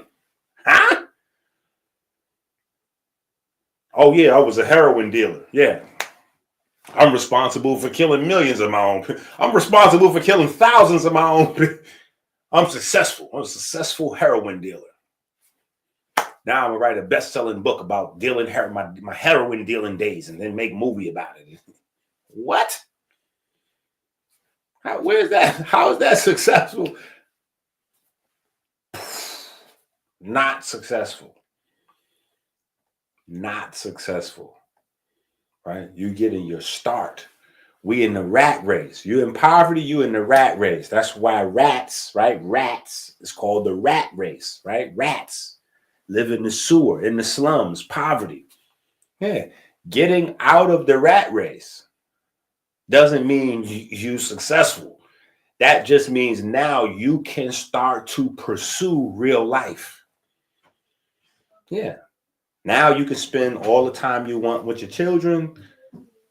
You can work on your belief in a creator or not. Right? That's how the whole agnostic space even was created. Traditionally, you have people that believe in a God or a creator, and you have people who don't. Because of the money thing, you had a whole agnostic thing created. Like we don't have proof or largely if you can't prove that there's a God or not to yourself, that's because you haven't had a lifestyle where you've had enough time to just focus on that.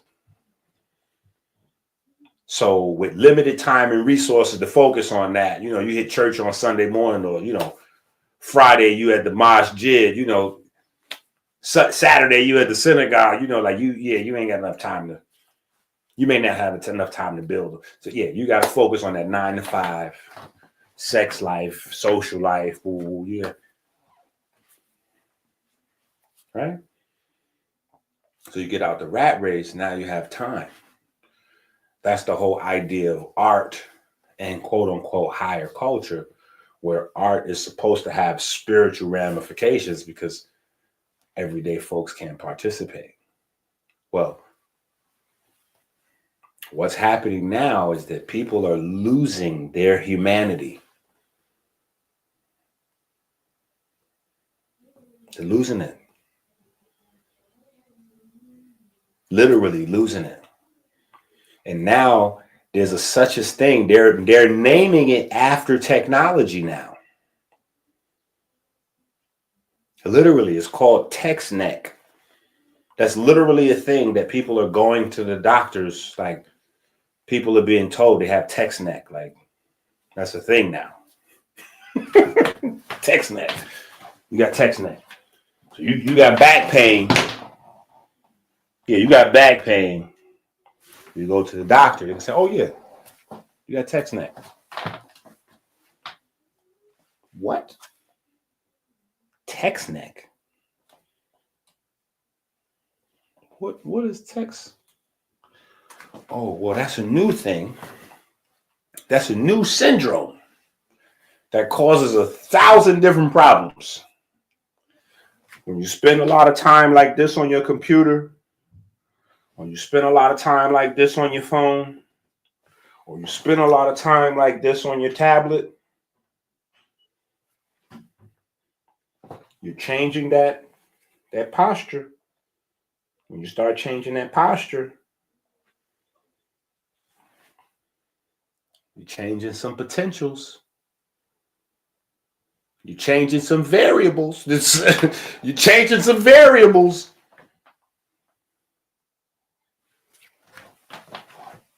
Yeah.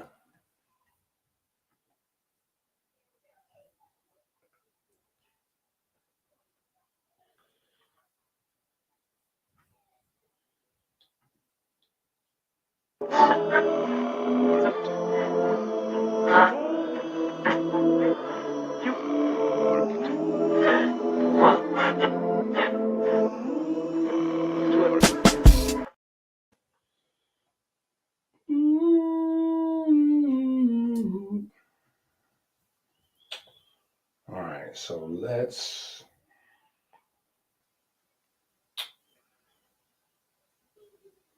dig in.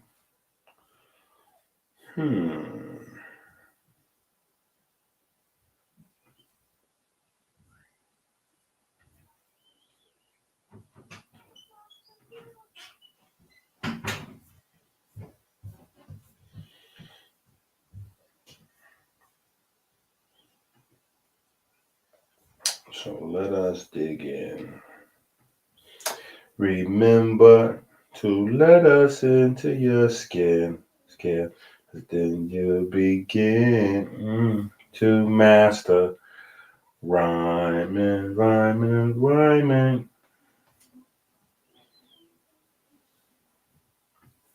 Right? So we're going to walk it down.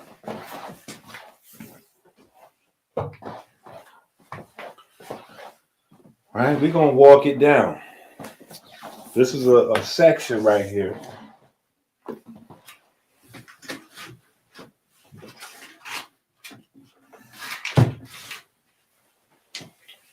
This is a section right here. Right? Here's your vertebrae. Right? Here's your vertebrae.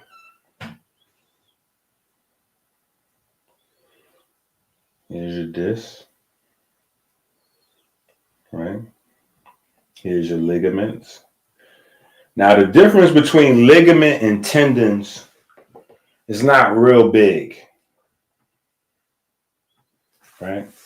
The difference between ligaments and tendons is not real big. Right? Typically,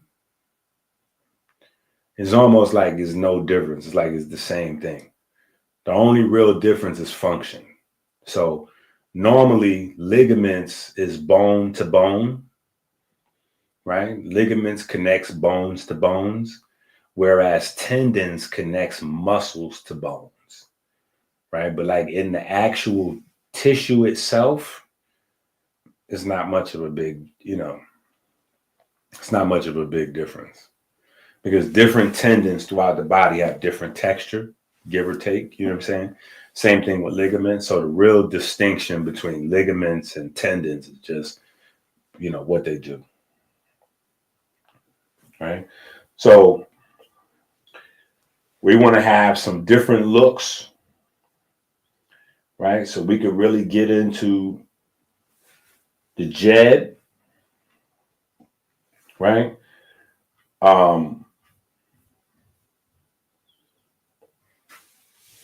We want to have some different looks, so we can break this whole thing down, right? Because the more you learn about it, the better it is. The more you learn about it, the better it goes, and you don't want to be listening to nobody teaching you about no chakras, telling you, listen, yeah, the real secret is the Freemasons. Listen, the Freemasons are keeping the secrets.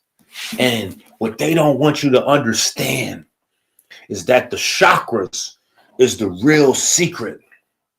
And that's why you got to try to be a 33rd degree Mason, because what they're really doing is having a journey up the spine, because you have 33 vertebrae, and each degree of Freemasonry represents 1 degree of the vertebrae, because you're going up the spine. And so the chakra activation is the Kundalini, and it's going to take you up the spine, each vertebrae.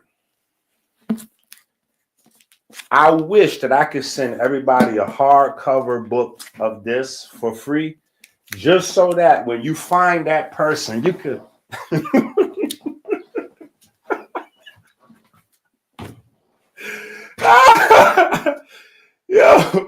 can hit him with a nice Barry Bonds and hit a nice home run, right? We don't advocate violence, right? But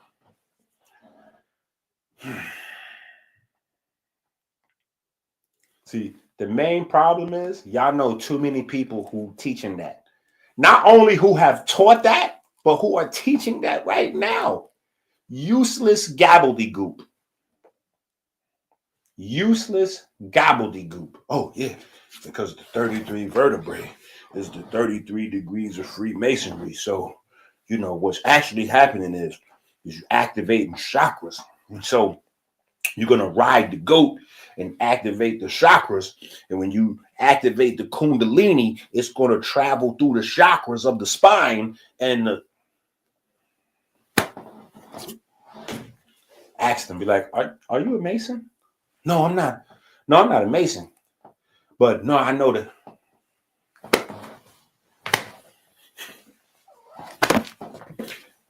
Question. Are children allowed to be initiated as Freemasons? No. Children are not Freemasons. So only adults are Freemasons? Yeah. Okay, now you see the problem right there? You see the problem right there? Look. Open and close.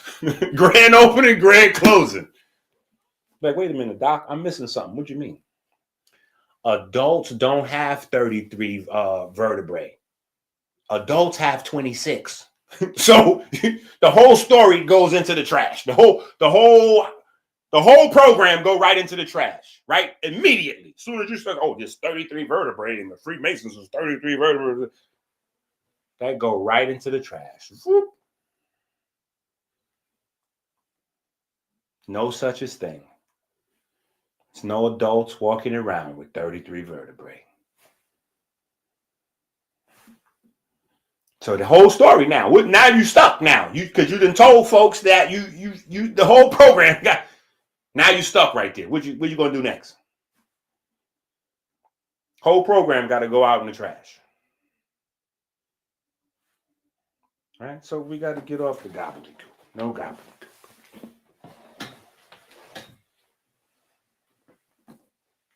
Babies are born with 33 vertebrae.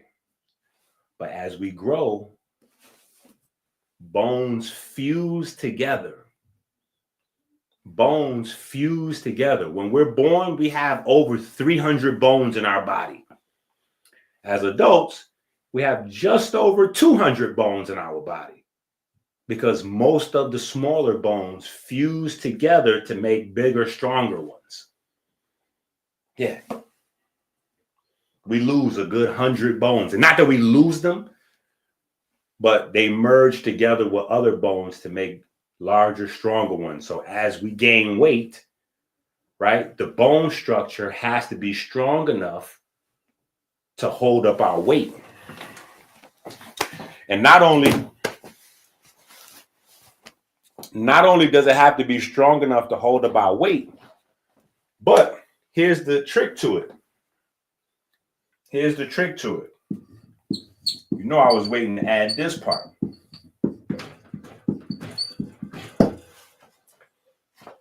The bones are piezoelectric, right? So the signals for cell production, the signals for the light, magnetism, and electricity that we know of as consciousness, the integration of the cells and the tissues being able to function together. All of that happens as a result of piezoelectricity. That centers around the posture, right? The way your posture is set up is how your weight, the force generated, is going to be distributed. The distribution of force creates the signals that your bones interpret and turn into your cell production, your immune production, your energy, blah, blah, blah, blah, blah, blah, blah.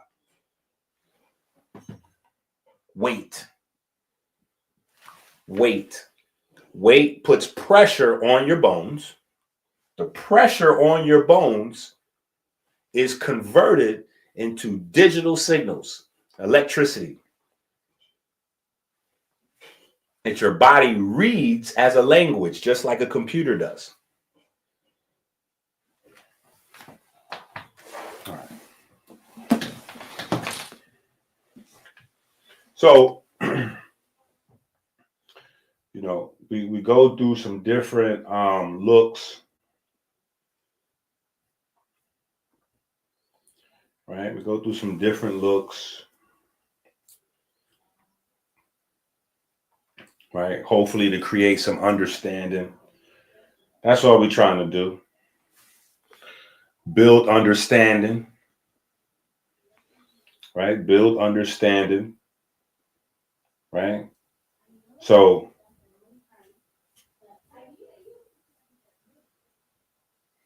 here is closer to the skeleton with just a few pieces of muscle fiber filled in, right? And then here you have all of the muscle filled in, right? All of the muscle filled in. Here, just a few pieces so you can see how the muscle tissue inserts into each of the vertebrae. You see that? Each of the vertebrae have muscle tissue inserted, right? Each of the vertebrae have tendons attached to muscle tissue and then also have ligaments where they attach to each other, right?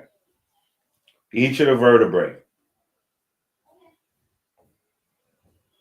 right? So you have muscle tissue attached to tendons attached to the vertebrae, and then you also have ligaments attaching the vertebrae to each other, right? And then on the other side, you have the discs, right?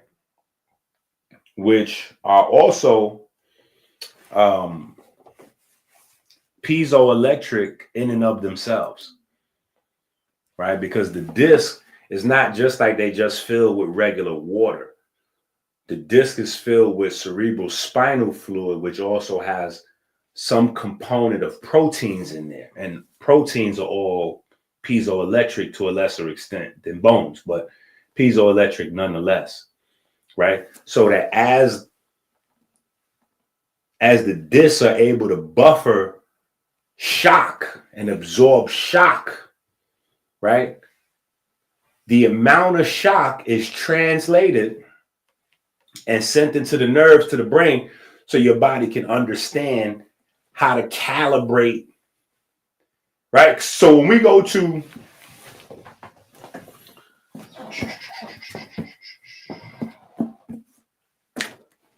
see, we couldn't get here.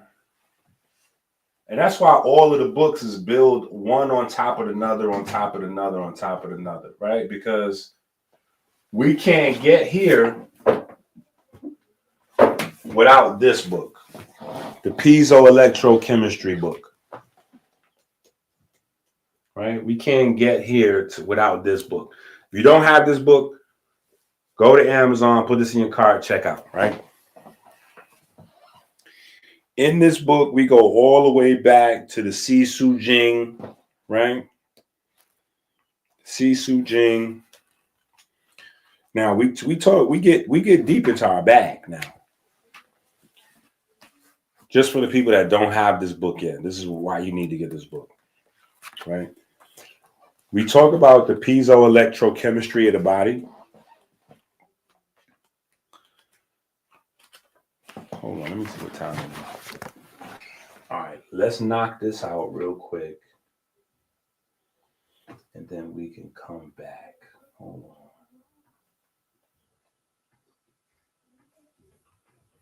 on. Boop. Get rid of that. Get rid of that. Okay.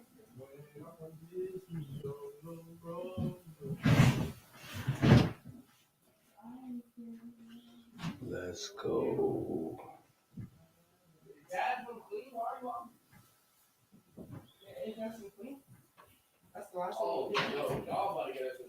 Exactly. Hey, Chloe, you letting her out? Why did you let her out here? If Dad was not clean, then we can't go to sleep. Who gave me that water bottle?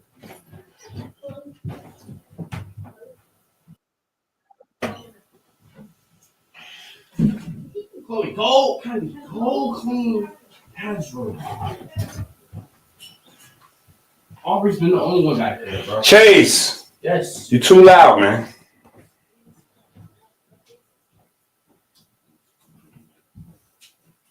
Nobody want to hear you yelling up about cleaning Dad's room.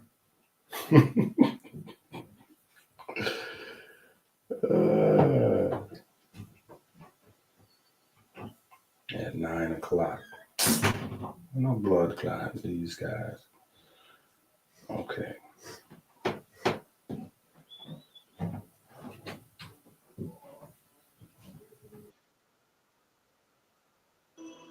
Inky prayer number 2.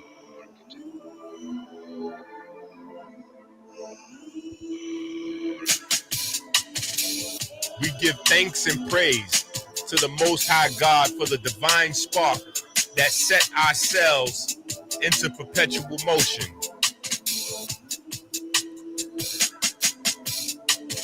We give thanks for the magnetism of the Most Holy, the magnetism that repels and attracts the ferry boats of light 60,000 miles every 60 seconds throughout our vessels and caves.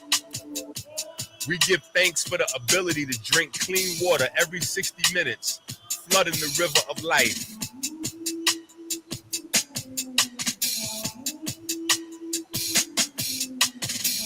We give thanks that sugar has not covered our ferries and turned them into stone.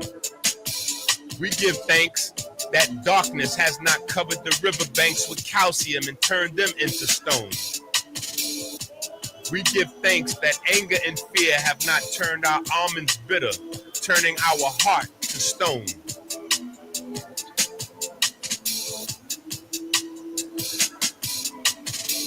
We give thanks for smooth sailing upstream through the valley of death, through the superior vena cava into the right atrium.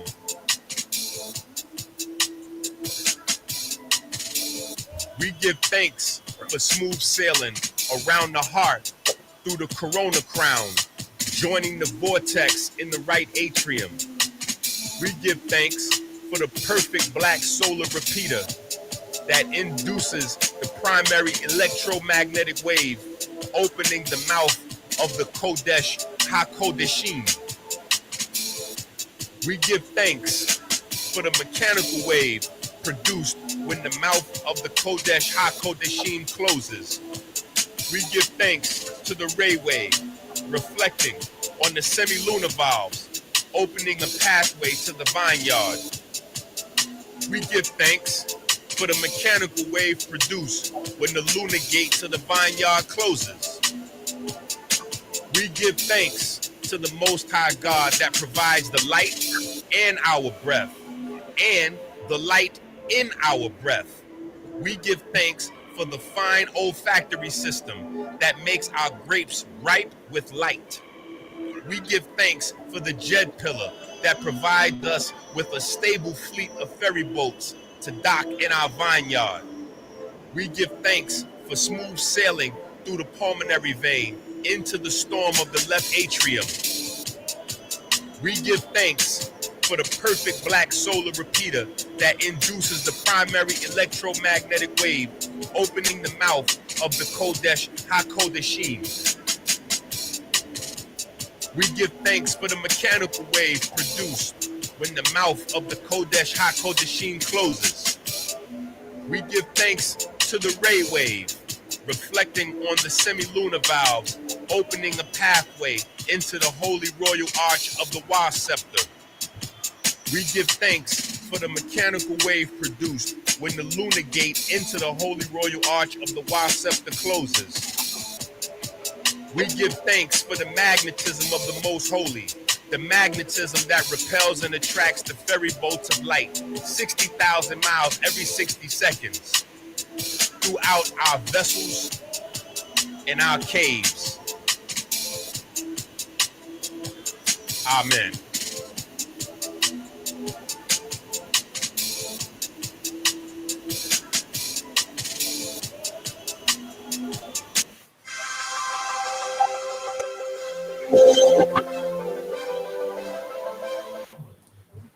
Come on, bro. Yo, how they be trying to sneak commercials on your live stream? and then ding you like you played the commercial on purpose. Yo. All right. I guess throughout this conversation, we might go through, we're going to go through a few little pieces, right? So inside this book, Piezoelectrochemistry, I want to read y'all a little bit from the intro, right? The pull-up, right? It's a little piece when we talk about the pull-up, right? Back exercise. I want you to understand this in the context of what we was just discussing before we broke for prayer just now, right? Or maybe I should go back and just refresh your memory real quick. I know once we start to exercise a little bit, our minds get a little, we move around, right? Okay, so hold on, what are you doing? Put you down somewhere. Gracias. Okay. So, right, muscle tissue, right? So understand when you're exercising, right? You're pulling the different muscle fibers in your back, which is pulling on the tendons and the ligaments attached to the vertebrae, right? So, and we understand that this is a piezoelectric crystal system. When we put pressure, right? It's like each one of your vertebrae is like a piano key. When you hit it, when you strike it, right? When you strike the key, you hit the tune, you hit the note, right? So this is why I was saying earlier, exercise from different perspective. Exercise for longevity, different.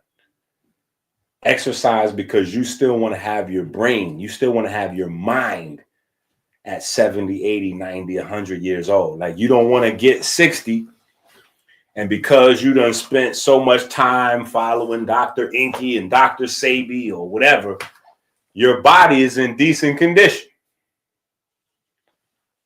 But you Parkinson's done set in because you was doing pills in your 20s or you was smoking a lot of weed and blunt wraps and putting Fanta leaf. You was crushing up Fanta leaf in your blunts thinking, yeah, you thinking Fanta leaf. Oh, yeah, this is a leaf. No, we're just adding leaf. This is good for you. This is health. This is just leaves.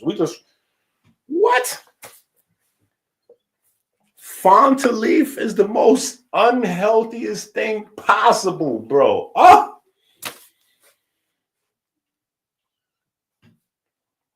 When you think of some of the most dangerous, craziest things done to the community, bro, like the lies. Oh, yeah, Fanta leaf. Yeah, no, I'm going to crush up the Fanta leaf because I'm going to put this in my poverty. We're going to stretch the weed by adding Fanta leaf to it. No, I'm going to just add some little Fanta leaf. It's going to make it stronger. Yeah. Do you know anything about Fanta leaf except that it's a leaf? I keep telling you, nature make just as many poisonous plants as she do healthy, nutritious, Yeah, toxins and poisons goes hand in hand. Poisons is how plants defend themselves because they stuck in one place. You ever think about that? We could move, we could run. If anything else, if we can't protect ourselves, at least we can try to escape danger. Plants got to scrap. They don't even have the ability to be suckers. They can't duck. They can't run. Plants is right there. If the drama pop off, it's just on and popping. Like they just got to deal with whatever they got to deal with. Yeah. They don't have the ability to run. They work through poisons. That's what they do. Plants make poisons. That's what they do. Right. So, you know, I don't want to get lost into the fontaine. Just back in the days when I used to smoke on the block, you know what I'm saying? Back in the neighborhood, like that was a thing. And this dude named, you know, I don't know if y'all familiar with the New York scene back in the 90s, but it was a place named Elliott. And Elliott was well known for having like the best trees. One of the places in the city where you had to go. You had to go to Branson, you had to go to Elliott, you had to go to Audubon. Like these are the places you had to go. Right. And you know, the dudes that ran Elliott, you know, that was our backyard. So we know, you know, so one of the dudes eventually moves to our block. His name Beans, you know what I'm saying? And he was Fontainebleau, you know, like he bring that Fontainebleau culture to the neighborhood. And I was like, nah, stop doing that, yo. Stop doing that. Stop just including that. Like, stop doing that, bro. That's poison. You don't even know what that is. Oh, no, this is a leaf. So, it, you know, I still have a pet peeve of that because a lot of people, like, they went against me and then years later found out that's pure tobacco.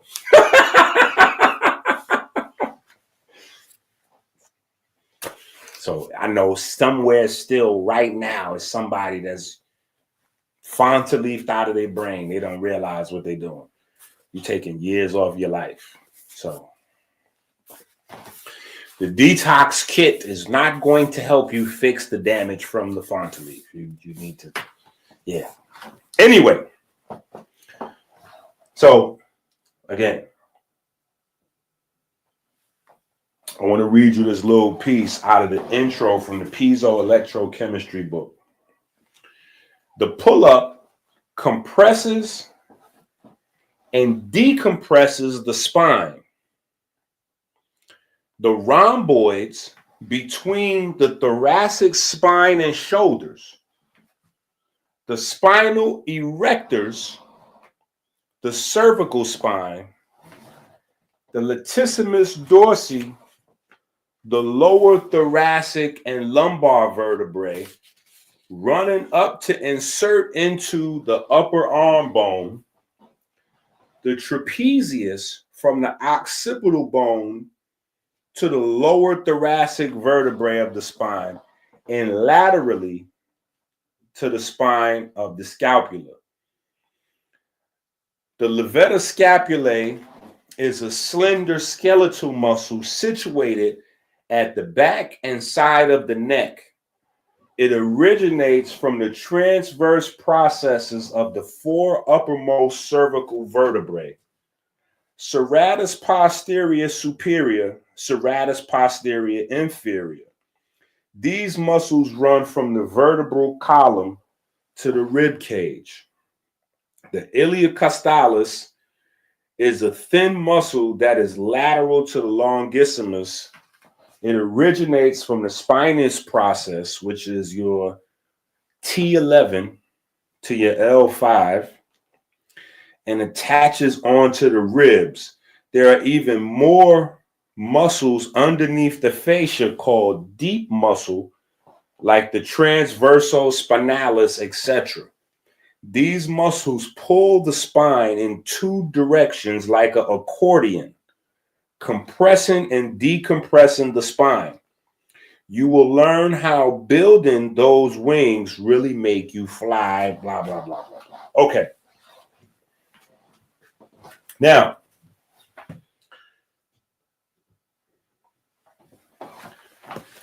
so, and I know some of that is like boo bam boo bam bam boo bam bam boo bam boo bam bam boo. I got it, right? Because it's the Latin and it gets crazy, right?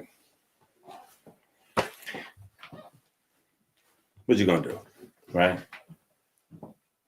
But here's what you need to know also, right? Here's what you need to know also, and here's like a super, cheat code, right? Is that some of these muscles that's, like some of these muscles comes all the way around. And these are attached to the rib cage, right? Especially the thoracic. When you hear thoracic, just think rib cage. When you hear thoracic, think rib cage. Right? When you hear thoracic, think rib cage, right? Why that's important is because that's going to take us back to our conversation about the fixed equation, right? Neferland, right? These are the respiratory muscles. These are the muscles that determine how well you breathe. These are the muscles that determine if, God forbid something happens to you and you go to the hospital, right? These are the muscles that's going to determine whether you're one of the people that they can work on, right? They're going to work on you without a ventilator, or are they going to work on you with a ventilator? Yeah. Is your body strong enough to breathe on its own? Or does your body need help breathing? Think about the language. The language is sitting right in front of you. Listen to what they say. Oh, such and such. You come in and you inquiring about your loved one. They say, oh, well, we had to put him on a ventilator because his body wasn't strong enough to breathe on its own. So we had to put him on the ventilator so the machine could breathe strong enough to breathe on his own. Strong enough. What that means? What does that mean? Strong enough to breathe on his own. The muscle development. Right? Not just the muscle development, because as we go through the book, you'll learn that muscle development is a lot more than muscle development. Or when you're exercising, you're developing more than muscle. Right? So it's nerve development, nerve attachment, nerve density, right? It's this, there's more to it, but these are the respiratory muscles. It's bigger than just the diaphragm, right? Right? You got the intercostals, and then nothing is separate. So even though you can make a case, diaphragm, intercostals, those are embedded in tissues, embedded in tissues, embedded in tissues, embedded in tissues.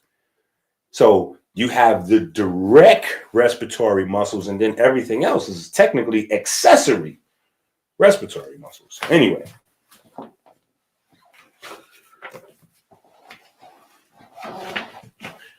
Because I know some of y'all that's watching, is not even subscribed to the channel. Like, what are y'all doing? What are y'all doing if y'all not even subscribed to the channel? Like, you not even subscribed to the channel. So I know you ain't reading the books. So I know some folks is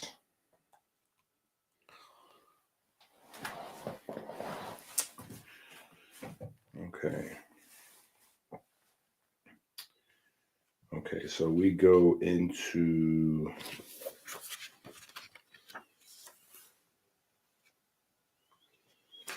I have personally trained Tai Chi, Qigong, and Jiu-Jitsu. I studied The Secret of Youth by Mr. Yang Ming. The real manuscript of Yi Jin Jing by Mr. Jingzhu Zhuang. Chinese Shingon by Mr. Gong Jin Lo Ren. The Real Meaning of Chinese Sisu Gong by Mr. Chao Chang Hung. This is an active form of transcendental meditation that is done while performing your exercises. Okay. So I was giving you an idea So if you haven't read this book, you really need to read this book, right? Piezoelectrochemistry. Go to Amazon, add it to your cart, check out, right? But we had ancient systems designed for this very work, right?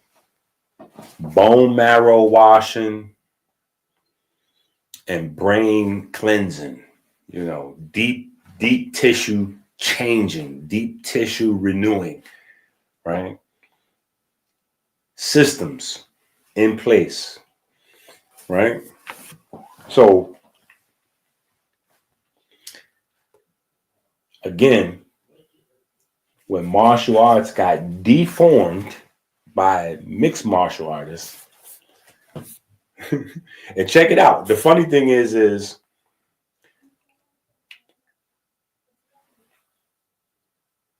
the spiritual, the whole purpose of martial arts, right, was that you had wise priests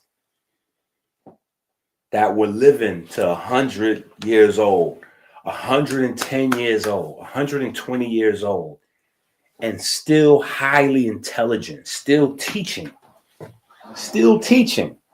right?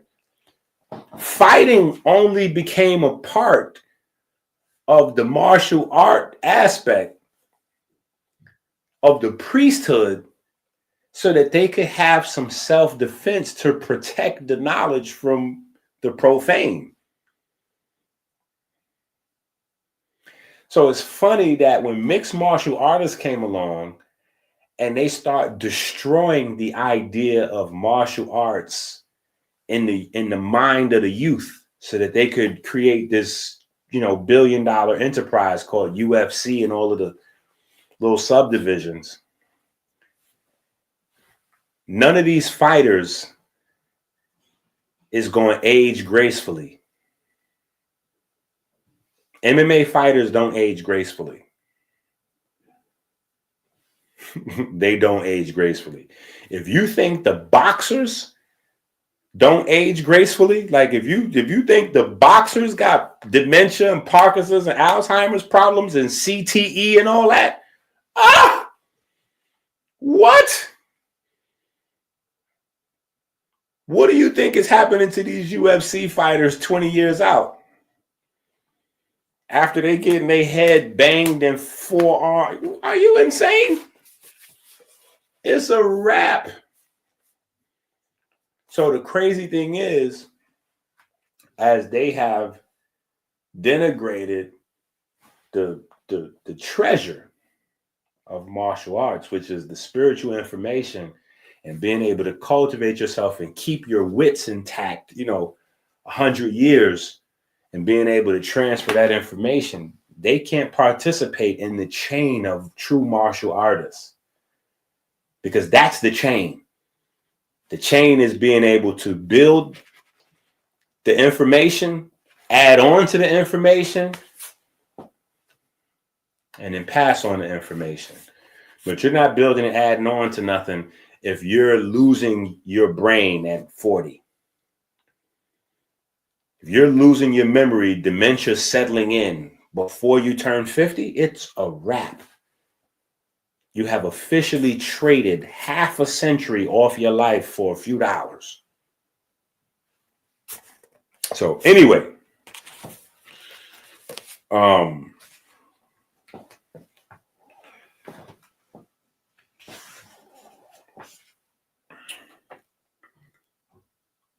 we talk about the and those are references, right? Those are references, right? You have The Secret of Youth by Mr. Yang Zhuang Ming. That's a book. You can go get that book, right? Beautiful book, right? You have The Real Manuscript of Yi Jinjing by Mr. Zhang Zhuang. You have Chinese Shingon by Gong Jian Lao Ren. You have The Real Meaning of Chinese Shi Shu Gong by Mr. Chao Chang Hung. All of those books is good, and they reference each other. They reference each other, right?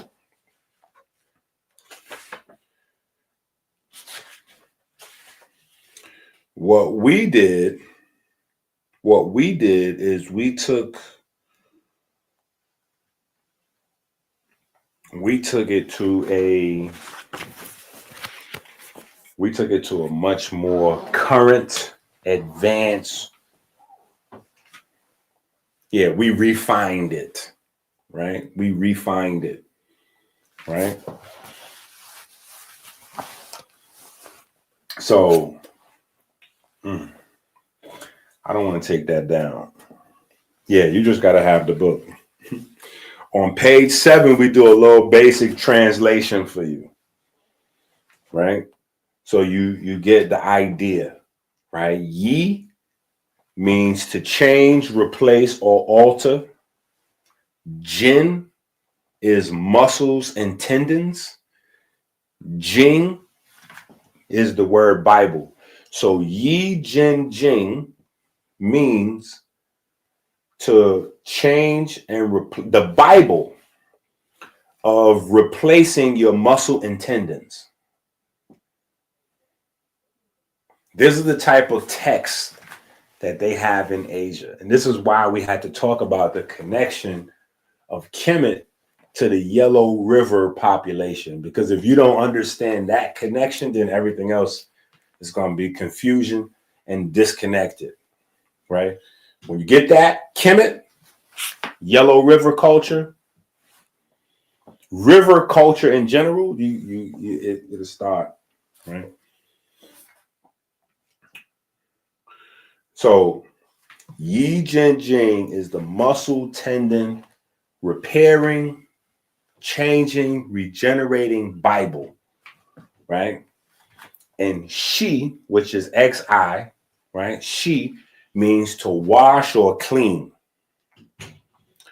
Gu Su means bone marrow, right? Nao Su means brain, right? Su by itself means bone or brain marrow, right? So bone marrow in the ancient Orient, right? Bone marrow was equated with white and gray matter. Bone marrow, white matter, gray matter, same type of tissue, right? They addressed them all the same, right? Because the bone marrow is encased in bone.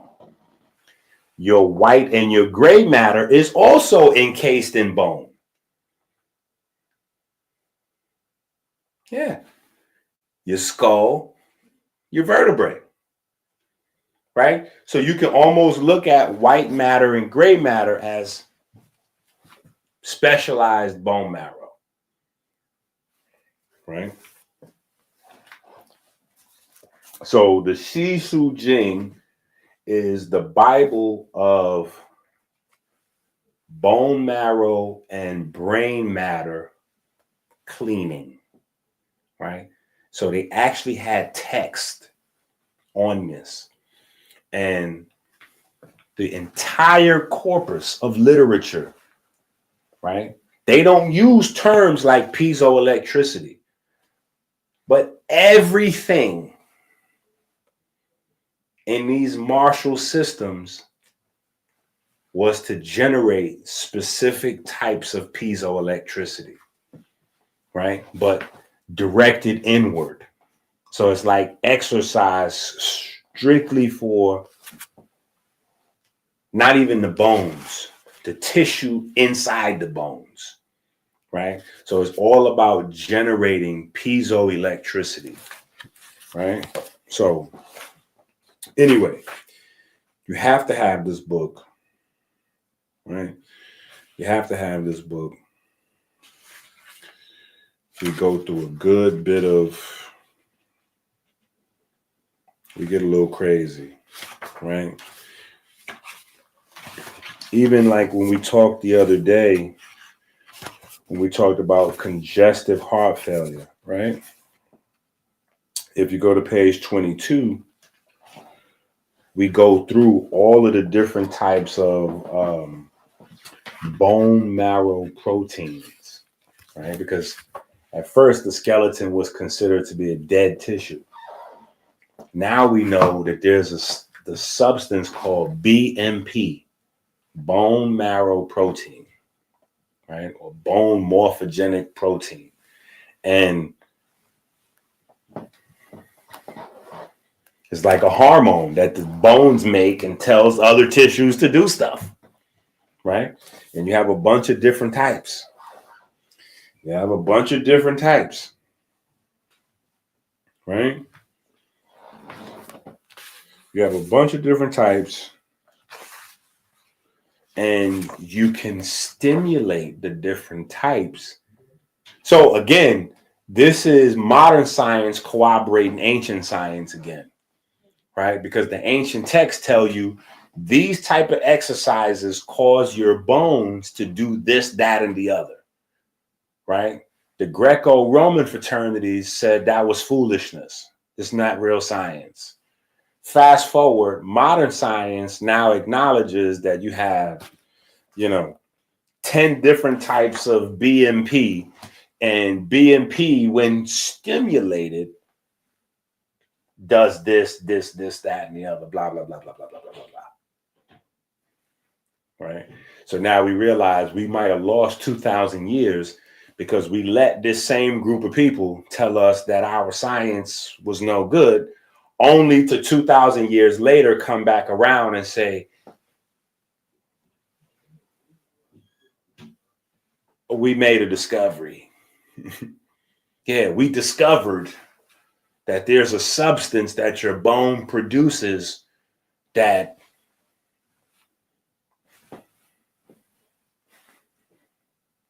oh, you mean the same thing what them Chinese folks were saying like 1,500 years ago? What was that, 2,000, 3,000?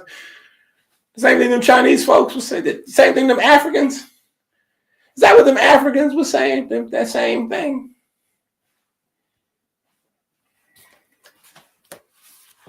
Right? So we go through it, right? And it's important, though, to be able to translate it that way, right? Because a lot of places in the world, they still look at those ancient sciences, the ancient dialogue, verbiage, vernacular, vocabulary as gobbledygook.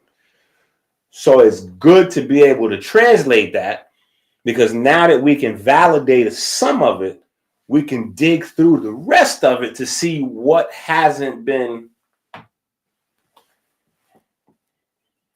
right? And so we start to be able to put osteocalcin, right? Or BDNF, brain-derived nootropic factors, and all of these other molecules and proteins, we start to be able to put them in perspective of piezoelectricity, because this is what governs the activity of the bones. So it's one thing to identify a whole bunch of different molecules and hormones and sound crazy scientific. It's a whole nother thing to know how to produce them, when to produce them, why to produce them, and have a directed approach, right? So that we can still do the fun things, like play with our kids, play with our wives, right? Right? Go to the supermarket, you park the car, you go to the supermarket. After you finish getting your groceries, you want to still be able to come back out and remember where you parked the car. Like, babe, can we put the car? I put the car right here. You're not realizing that they listen. They dumbing you down on purpose. This is why the car remote, the thing got the beep on it. So you hit the boop boop, and then you boop boop. You out there boop boop. You can't find your car no more, so you need the sound. You need to look like you a bat. You echo reflecting. You need to hit the remote and find it. Boop, boop. Oh, we over there. I forgot I put the car. Yeah, I put the car over there. Come on, let's go. The car's over there. You don't realize the machine's thinking for you again. Yeah. You need the machine so you can remember where you parked your car, because you can't even remember where you parked it. You go to the mall, you go to the movie theater, you go inside, you come out, you don't know where your car is at. Short-term memory is gone. Alzheimer's setting in. Yeah. Alzheimer's setting in. Think about it like this. Think about the street game. Think about the street game. Think about how many guys, right? They got out in the street, you know, they had their babies, they whatever, got out in the street. They made X amount of dollars real quick. You know, they're street legends somewhere. They was out there selling drugs for 2 years, 3 years, 5 years, boom. They go to jail, 30, 40 years. They come back out. What you sacrificed for that 5-year run? What you sacrificed for that 5 years of fun? You're the worst type of deadbeat dad. And trust me, I understand this deadbeat parent thing from a whole nother level. Because I'm watching my children have to, like, each one of them deals with having a deadbeat mother a different type of way. Like, having a deadbeat parent is something you really gotta, like, because it's on you.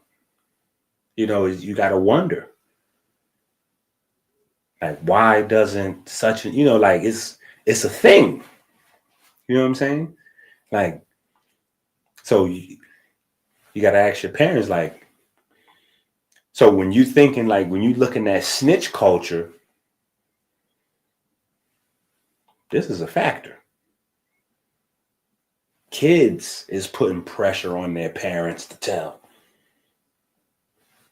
Like, you going to protect your fellow gang members or fellow criminals, or you going to give them up so you could come back home and protect us? What we doing?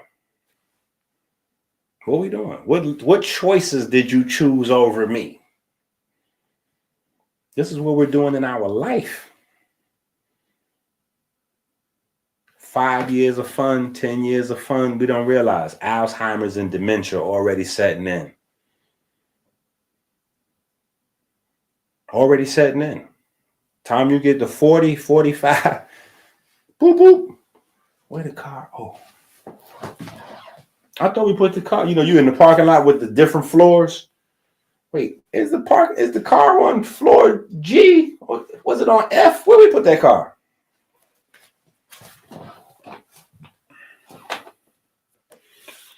All right.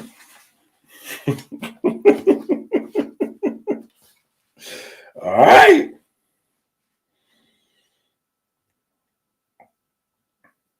Okay. Man, it's just so much in this book.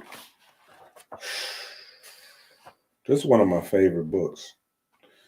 The piezoelectrochemistry book. Hold on, let me put this highlighter.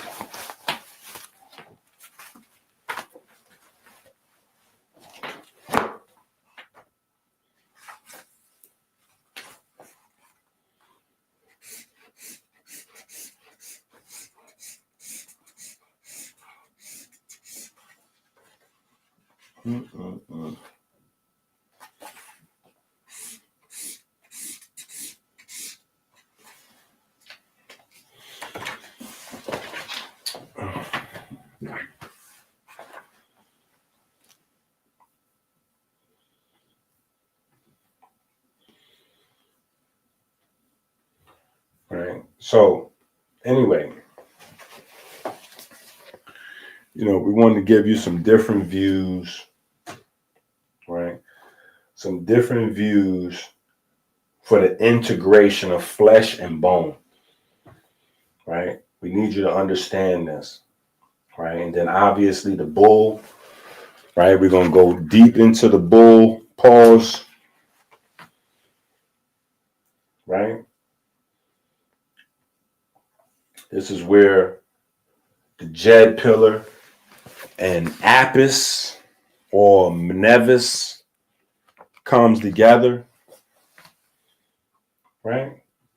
Yo, you know what? Hold up. On a whole nother note, Akhenaten, right? Akhenaten is famous, right? For getting rid of all the gods. All of the gods. Like, yeah, I-10, we getting rid of all the other gods. It's I-10 and we getting rid of all other gods. You know, he kept the bull intact. He kept the bull intact. They even built temples for the bull. The bull didn't get violated, but why? Because this wasn't threatening to the god Aten. This is anatomy personified.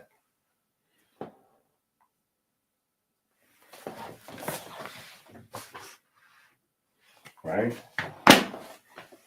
So we're going to go through, right? We're going to go through some of these goodies. And hopefully we're going to make some sense.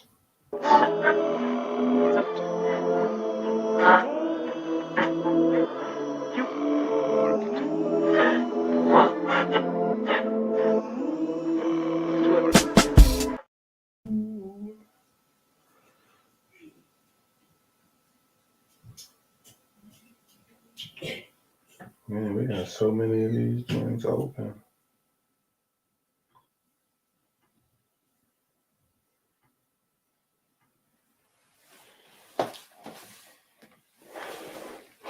All right, so I want y'all to just, I want that to be like a,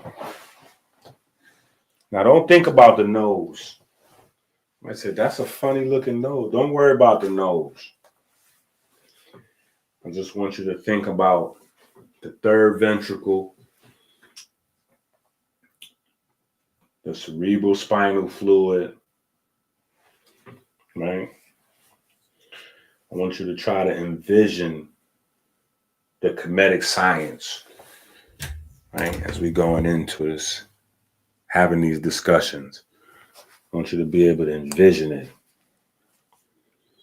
The stability, the idea of your own rehab, right? When you realize this is the most active tissue, your bones, right? For blood cells, immune cells, right? Stabilizing your life force. Not just the stability of the flesh, but stabilizing your soul and your spirit type shift. Like, this is the darling of Jed School. This is the darling of Jed School, right? This is the follow-up to the big three. This is the follow-up to the big three, right? Even if it's not 500 pages, right?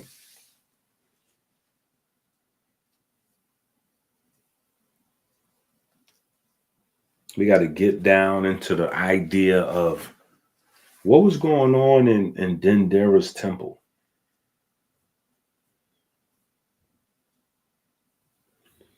Right?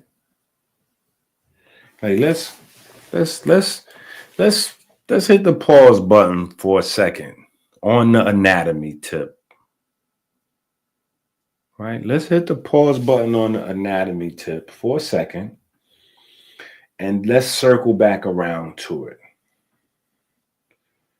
Right? Let's go Dendera's temple.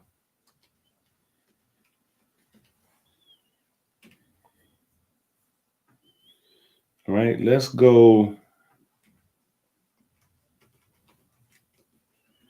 let's look at these crazy pictures.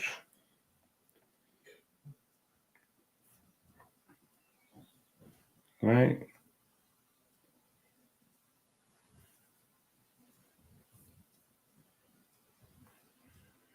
Let me see if I can find a nice big boop.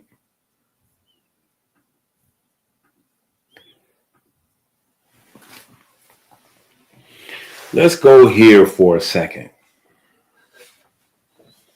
Right? Because we gotta deal with some of these things as well. Right? Because remember, comedic science it's about demonstration. Right? It's not about theoretical. Theoretical is where you write down a bunch of stuff on paper and you write down some equations to say that the ideas that you wrote down on paper are possible. Right? Comedic scientists would think that was BS. They would light them papers on fire. Like, yo, build me something with that. Take that paper and go turn that into a structure. If you can't turn that into anything more than equations on a blackboard, that's gobbledygook, right? But the thing is, when the Greeks and the Romans inherited the comedic science, they didn't understand much of it. So all they could do is write up a bunch of papers. So they gave birth to theoretical science there in Greek and Rome, right? That's the traditions. Whereas you don't have to demonstrate your science with a thing. You just could write down some stuff. And then the written stuff can trump the visible representations. So people can say that the comedic scientists that built the pyramids didn't really understand math. The people that wrote down on pieces of paper, Pythagoras, oh, now Pythagoras is a genius. Yeah, Pythagoras, Pythagoras is a genius. Now, them people that built them pyramids, man, they can learn a thing or two. They can learn a thing or two from Pythagoras because, you know, he wrote down some triangles. Yeah, he wrote down some triangles and I mean, whoo.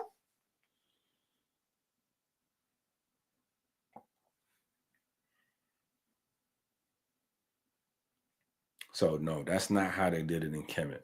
In Kemet, they built things. And then what they did was they took the blueprints of the things that they built and put those in stone so that future generations could look at those blueprints and rebuild those things that they built.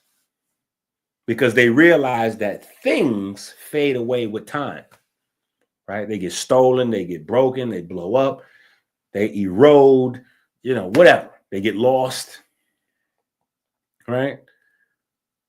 But they created these huge time capsules in stone with the blueprints on them, right? And they deified the technologies because the technology was built out of the human design. Right. So when we look at something like this, right? If we look at this and we listen to, you know, like the foolishness, you know, the red herring. Oh yeah, the Jed Pillar is a pile of sticks, and that's a lotus flower, you know, and that's a pile of sticks, right? If we go for that, which we have, that's like one of my 99%, like, you know, like that's one of my main beefs with these goofball comedic scholars. They want to tell me what and what not I could say and what not I could teach. Meanwhile, the intellectual property theft of quintillions of dollars, not billions, not trillions, not quadrillions, quintillions of dollars worth of intellectual property has already taken place. And nobody's talking about that. I'm talking about that. But nobody else is talking about that. I'm talking about that. Quintillions of dollars, right? Because we don't know what we're looking at, right? And so the best thing we had is some folks come along and say, oh yeah, well, that's a light bulb.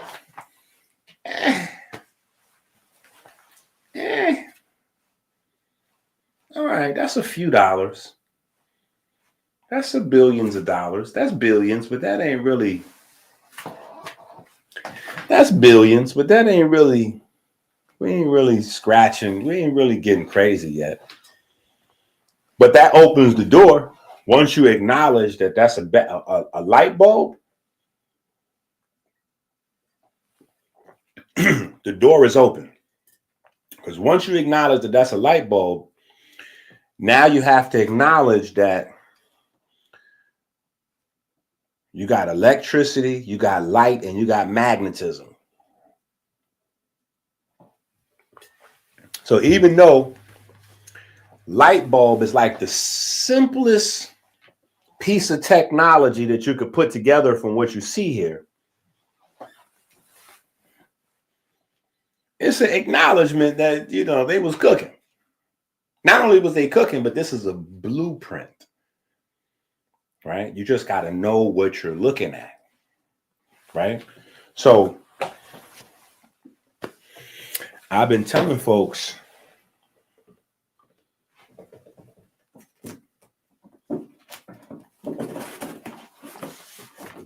let me see something.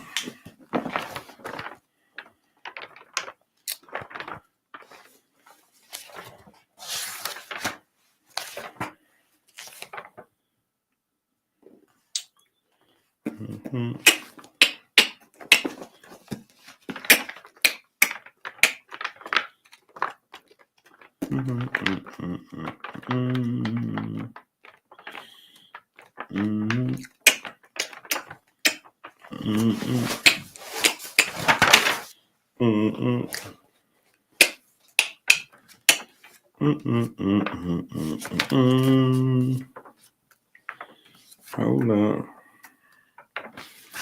Because we starting to get some scientific journals.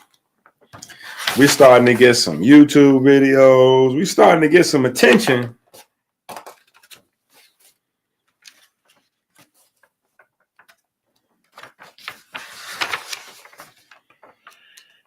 And I just be wanting to, like, you know, that's the beauty of books, is you can demonstrate some things, because we may have new people watching. They don't know no better.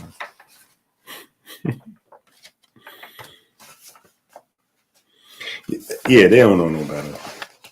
See, this book here, I wrote this book. This book is 10 years old. You see that? You see what's in there? This book 10 years old. I just want you to see. Like, right? Just want y'all to see some stuff. You see that? 357, right? 357 and the winding staircase, right? You see that? 357 and the winding staircase. What is that? DNA replication.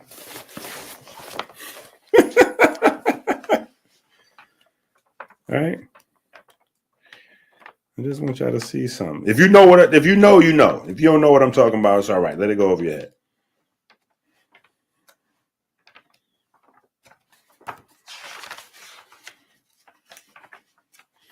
But you're like, oh, the 357, the winding staircase. Yeah, that's that Freemasonry. 357, the winding staircase, Freemasonry. Okay.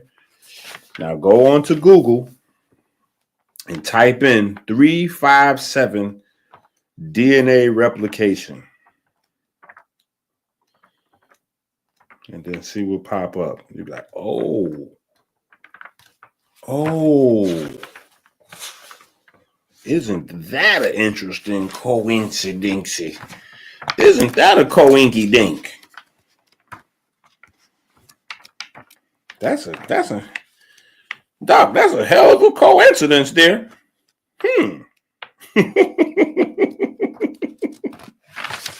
Doc, that's a hell of a coincidence, you know. Hold on. Yeah, because we had some pieces. We had some pieces now. We had to put some pieces together for you. Right? We had to put some pieces together for you.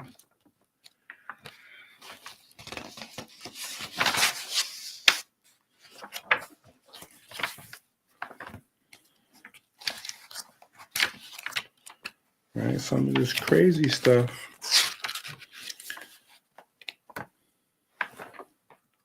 There we go. See that? See, we've been talking about this for a long time. We've been talking about this for a long time. And even this is late. Even this is late. Right? Because by the time I put it in this book, we had been talking about cathode rays, right, for a long time already. This is just one example in the old book, right? This is the very first print of the Eat Right for Your Haplotype book. The very first print.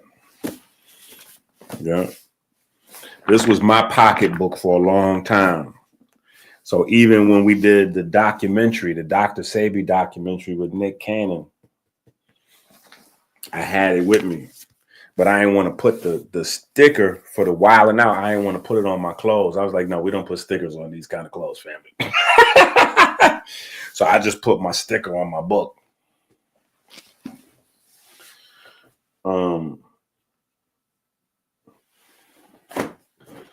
But let me show you, because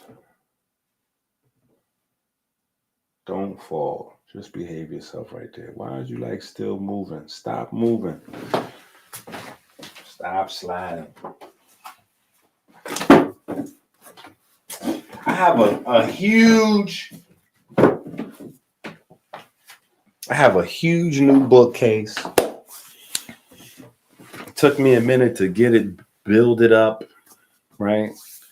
I gotta thank HD, right?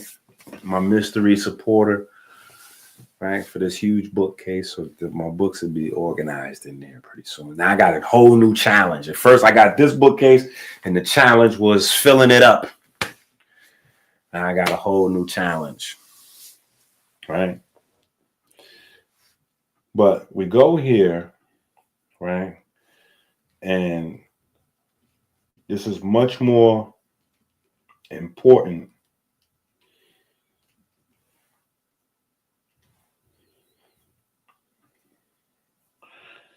This is much more important than a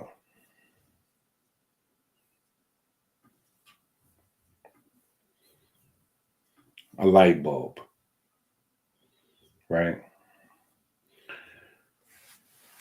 Now, when we have these conversations on the cathode ray tube, right? We got to realize the cathode ray tube is a development, right? It's a development. You start with a particular tech, and then the tech gets more advanced, right? Look at that. Look at this right here. Look at this right here. Look at that right there. And look at that right there. All right, look at that.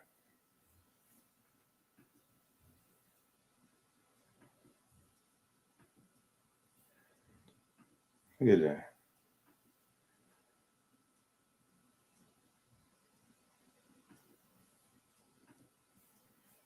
All right, now, the thing is, what we don't realize is that, like I said, this is an advancement. So there's something before this, right? Which is this guy, right? So this is the earlier one, right? This is the earlier one, right? This is the earlier one. So this is why I'm saying, but you don't know about this one. Yeah, so you don't know about this one, right? You don't know about this. Yeah, you ain't learn about this. Yeah, you ain't learn about this joint here. Yeah, you ain't learn about this. This came first, before the cathode ray tube. This is first.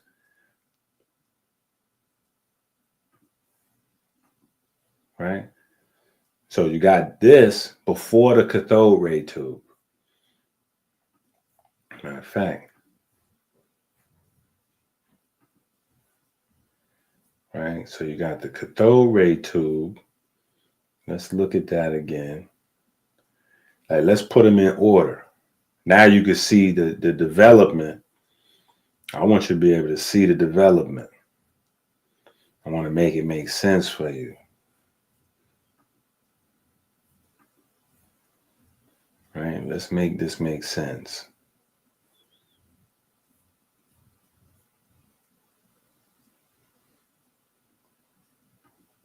Hold on.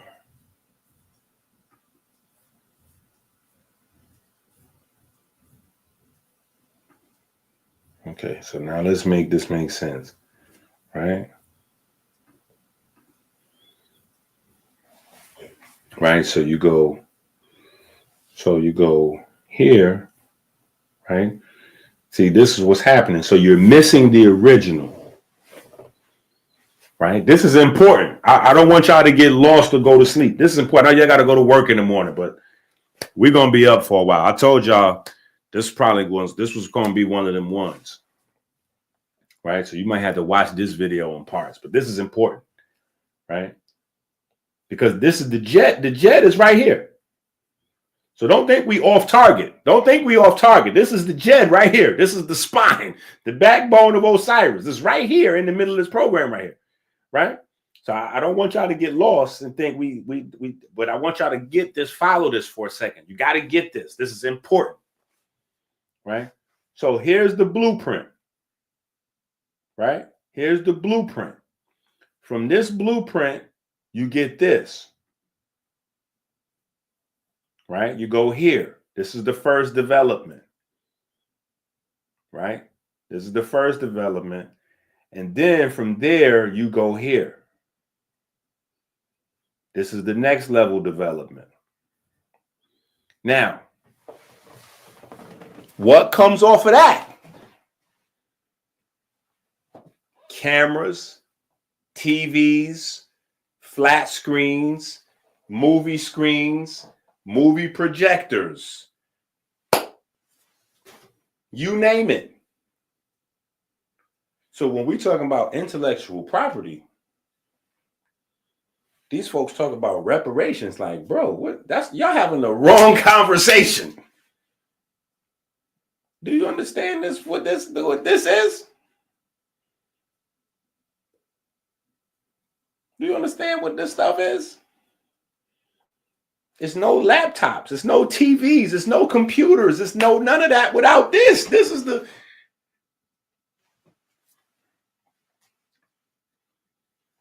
blueprint.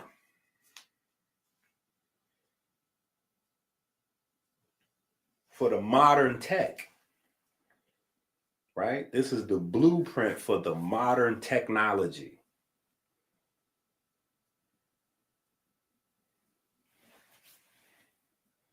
All of these modern gadgets start here. So there's no none of that. There's no microwave valley. There's no silicone valley. There's none of that without Kemet. The Happy Valley, not the Nile Valley. Nile Valley is a Greek invention, not a real place. The Happy Valley, the Happy River, not the Nile River. Nile is a Greek god, right? The Happy River, right?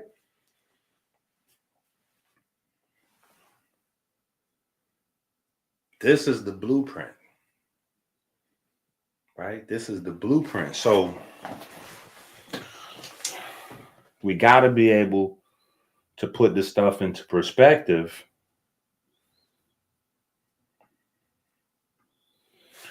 We got to be able to put this stuff into perspective because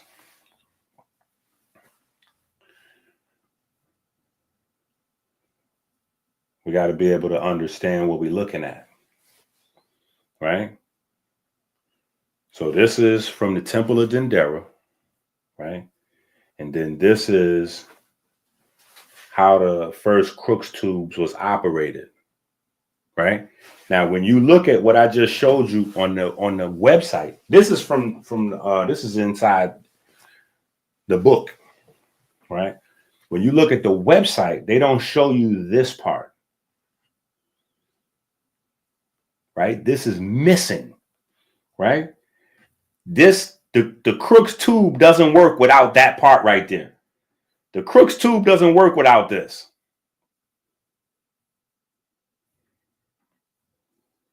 That's where the power is coming from, right? So let's stop again. Let's stop again. Let me go back to sharing the other thing with you again. Okay, let's go back here, right? You see that? Right here. You see something's missing right here, right? This little piece here, right? Something's missing right here. The thing that generates the juice, the positive side of this thing to make it work, right? You see right here, same thing. This is just like a smaller one, right?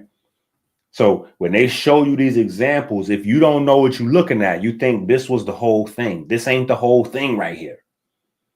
This is missing the positive side. Right? You have an anode and a cathode. Both of those have, like a battery, has a positive and a negative side. Right? So it's missing something.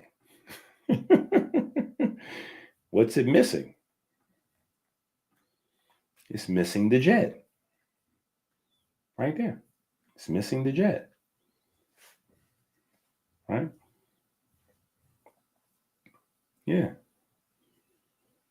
This is a real thing. This is a real active piece of technology designed directly from off the walls. Directly from off the walls. Designed directly from off the walls. Right? We have to get this. Right? We have to get this.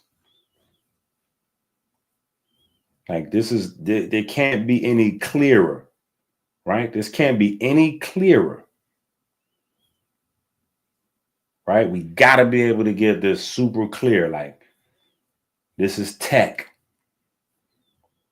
This is not a weird, oh, this was magical. What? No.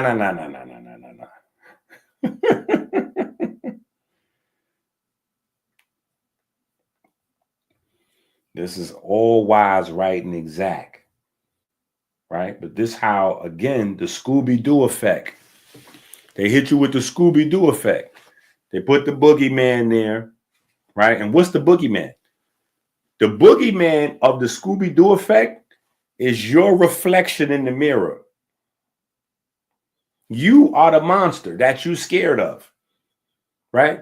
Because you're scared of society's reflection of you as a dummy, right? So when the Greco-Roman fraternities come together and they tell you that all of this Kemetic stuff is gobbledygook and, magical, religious, fake, witchcraft and all kinds of, you are scared to be seen out in public representing that.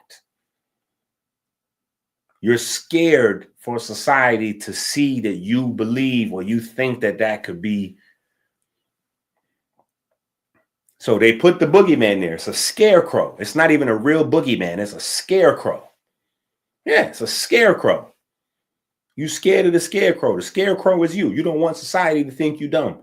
So now, boop. Meanwhile, the whole blueprint, they went right in there and grabbed it. Zip.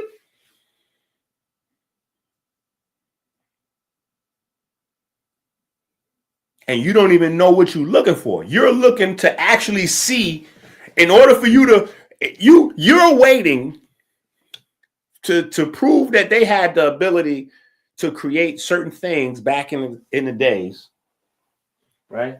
You're waiting to actually see somebody uncover a pyramid with a TV set on the wall. Yeah, you waiting to see a TV set on the wall. That's what you need to see. You need to see a video camera on the wall. Yeah, that's what you're waiting for. In order to prove that in Kemet they had this type of technology, you waiting to see a TV because you don't realize what a TV is. That's why it was called a boob tube back in the days, because it was just a tube. Yeah. You open up the TV screen, it was a glass. Inside the glass, a big tube. That tube was inside the TV. Yeah.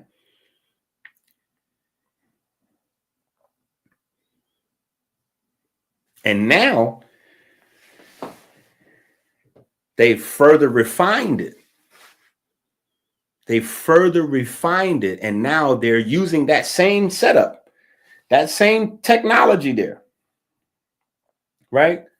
To understand the behavior of stars. Because they understand that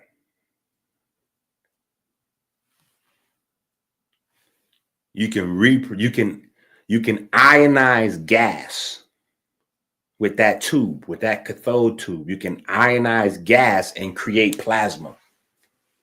Self-sustaining plasma, which is a star. Right? That same technology, which is how TVs went from black and white to color TVs to what? Plasma TV. Same technology right there.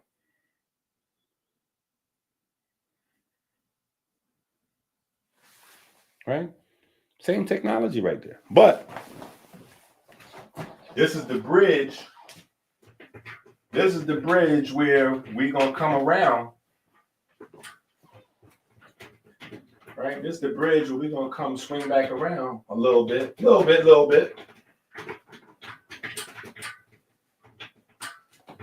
This is the bridge where we're going to come swing back around. Right? Because now,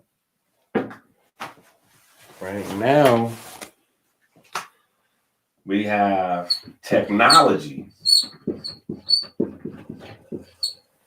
right? That relates the Jed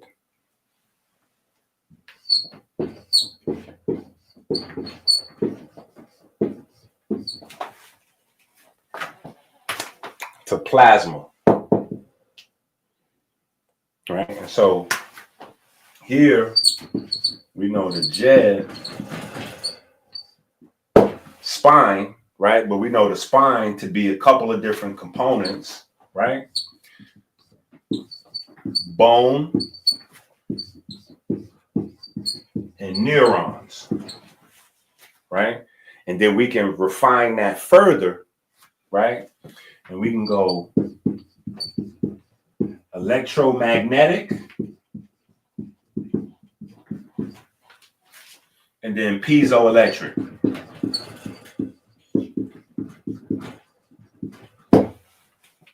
Right? Then over here, we can simplify plasma to coherent charged particles. Right? We can simplify that, right? because we know there's plasma in the universe, right? Stars and blah, blah, blah. But then we also know that what? Plasma inside your body. Yeah. Just like the stars. Yeah, you a star. You're a superstar. That's what you are. Yeah. You're a superstar. So plasma is, yeah. So now we know there's a relationship in the technology between the Jed and plasma, right? But then guess what?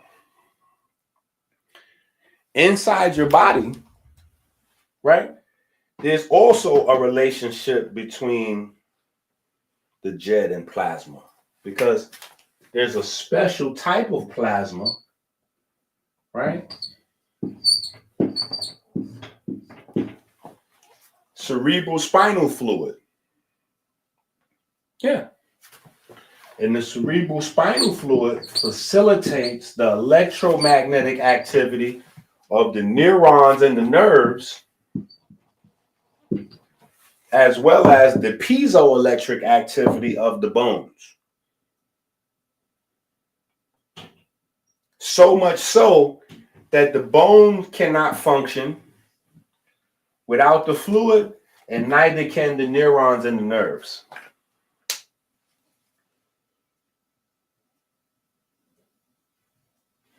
So the fluid is more important, right?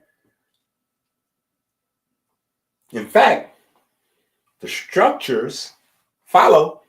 The structure comes out of the fluid. The structures come out of the plasma. Where did we hear that before? Right? The structure comes out of the waters of noon, right? Oh, yeah. The blueprint. The gift that keeps on giving. Right? So you have this same basic structure, though. Right? You have this same basic structure. Right? That's communicated in this one little, this nice little blueprint here. Yeah, this nice little blueprint here. So that's why I have this guy up there. That's why I have this up there. Right? So you could just see, like, okay, boom. Yeah, so you can see that fluid at work, right? I don't want you to get lost on the facial structure, but I just want you to be able to see. This right in here is the third ventricle. This is the goat, right? And if you look here, you see the little rivers and streams, right? And this right here is your midbrain. This is your midbrain or your brain stem, right? And it's a continuous process right into the cervix. So these are the cervical vertebrae right here. These are the cervical vertebrae right down here. Your brain stem goes right down on into that and then becomes the spinal cord. So it's one continuous thing. Yeah, it's one continuous thing.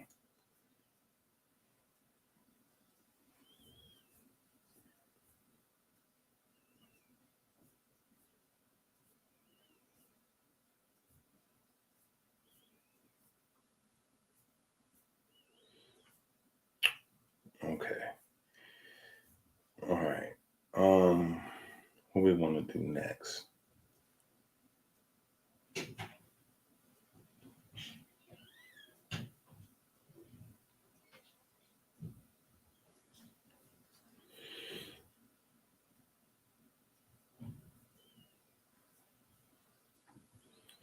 You're a superstar.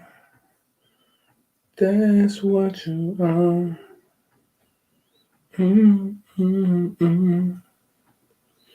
See this now. Listen, I know some of this may seem crazy, right? But you got to remember, keep in mind, right? The crazy people are the lowest part of society and the highest part of society. I want you to understand that. The crazy people are like, in the Bible says, if you lukewarm, I'm gonna spit you out. Like, the crazy people are the people that's not lukewarm. The crazy people are the freezing people or the piping hot people. Yeah, because you have to be crazy to be able to see something and think that it's possible to be real that everybody else doesn't believe. Right? So when Amber gets hit by the nurse, I'm crazy.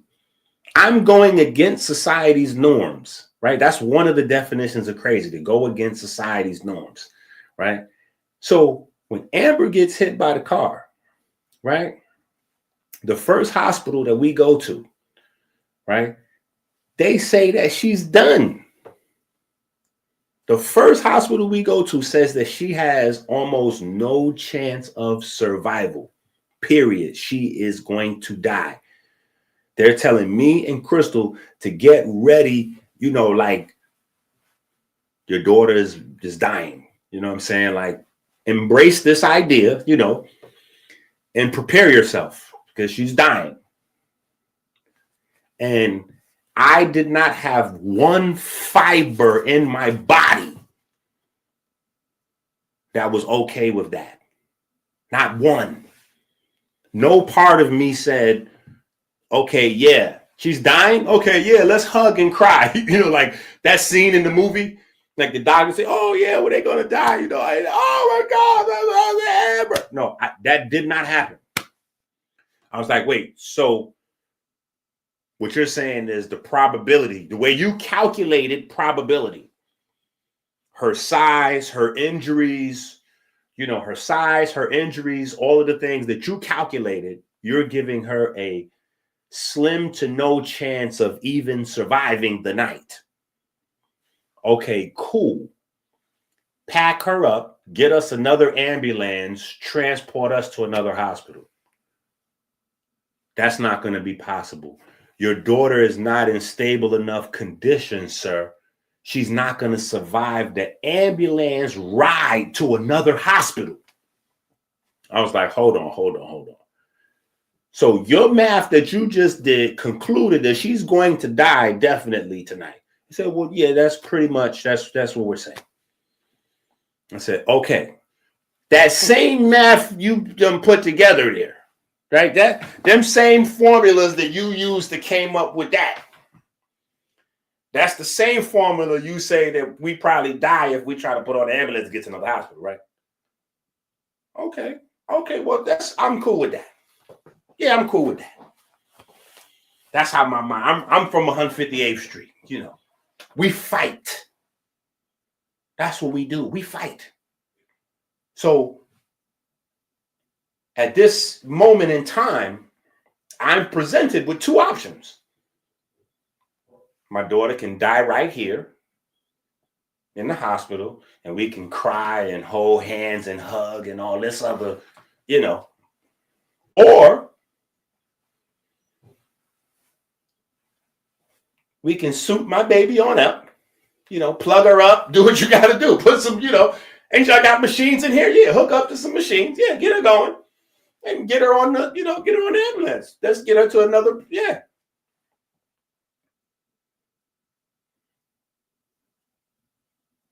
That's what I want. If she die on the way, she die on the way.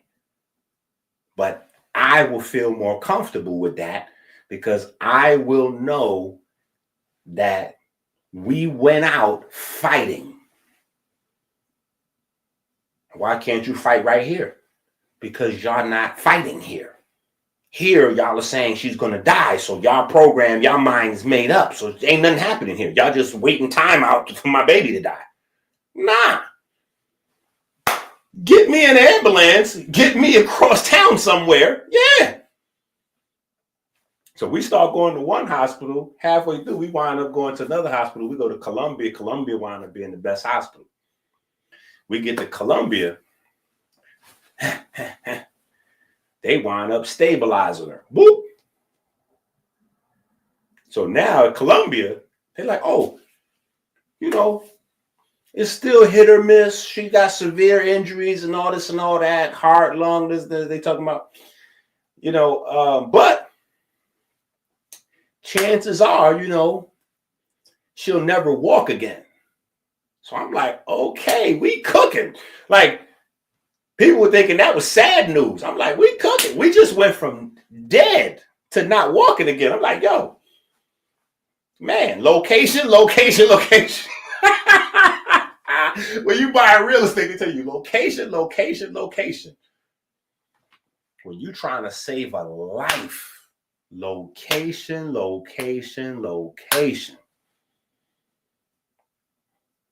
She would have been dead in the Bronx. We had to get across that bridge into Manhattan. Yeah, we had to get across that bridge into Manhattan, where the good hospitals is. Yeah, if you got shot or you got stabbed, yeah, good hospitals in the Bronx. Gun victims, stabbing victims. You're in great hands in the Bronx. If you need anything else, you need to get out of the Bronx, unless you get to Montefiore. If you can get to Montefiore, you all right. If you can't get to Montefiore, you in trouble. You got to get out of the Bronx. You're going to get it's just Bronx, Lebanon, Bronx General, Lincoln High. Ooh, you got to get out of the Bronx. So we get to Columbia. Yeah, they're like, man, we thinking, you know, almost a 50% chance of survival. I'm like, man, we done went from like 1 to 5% survival to almost 50% chances. Like, man, it's a roll of the dice. She might make it, she might not. I'm like, man, y'all speaking my language here. So I locked in. I got comfortable. I didn't even call out of my job or nothing. I just stopped going into work. Yeah, I assumed they knew what was going on because I was at work when I got the news. I was literally in the Verizon store at Bay Plaza. I was in the store. I'm like, yo, my daughter just got in a car accident. She in the hospital.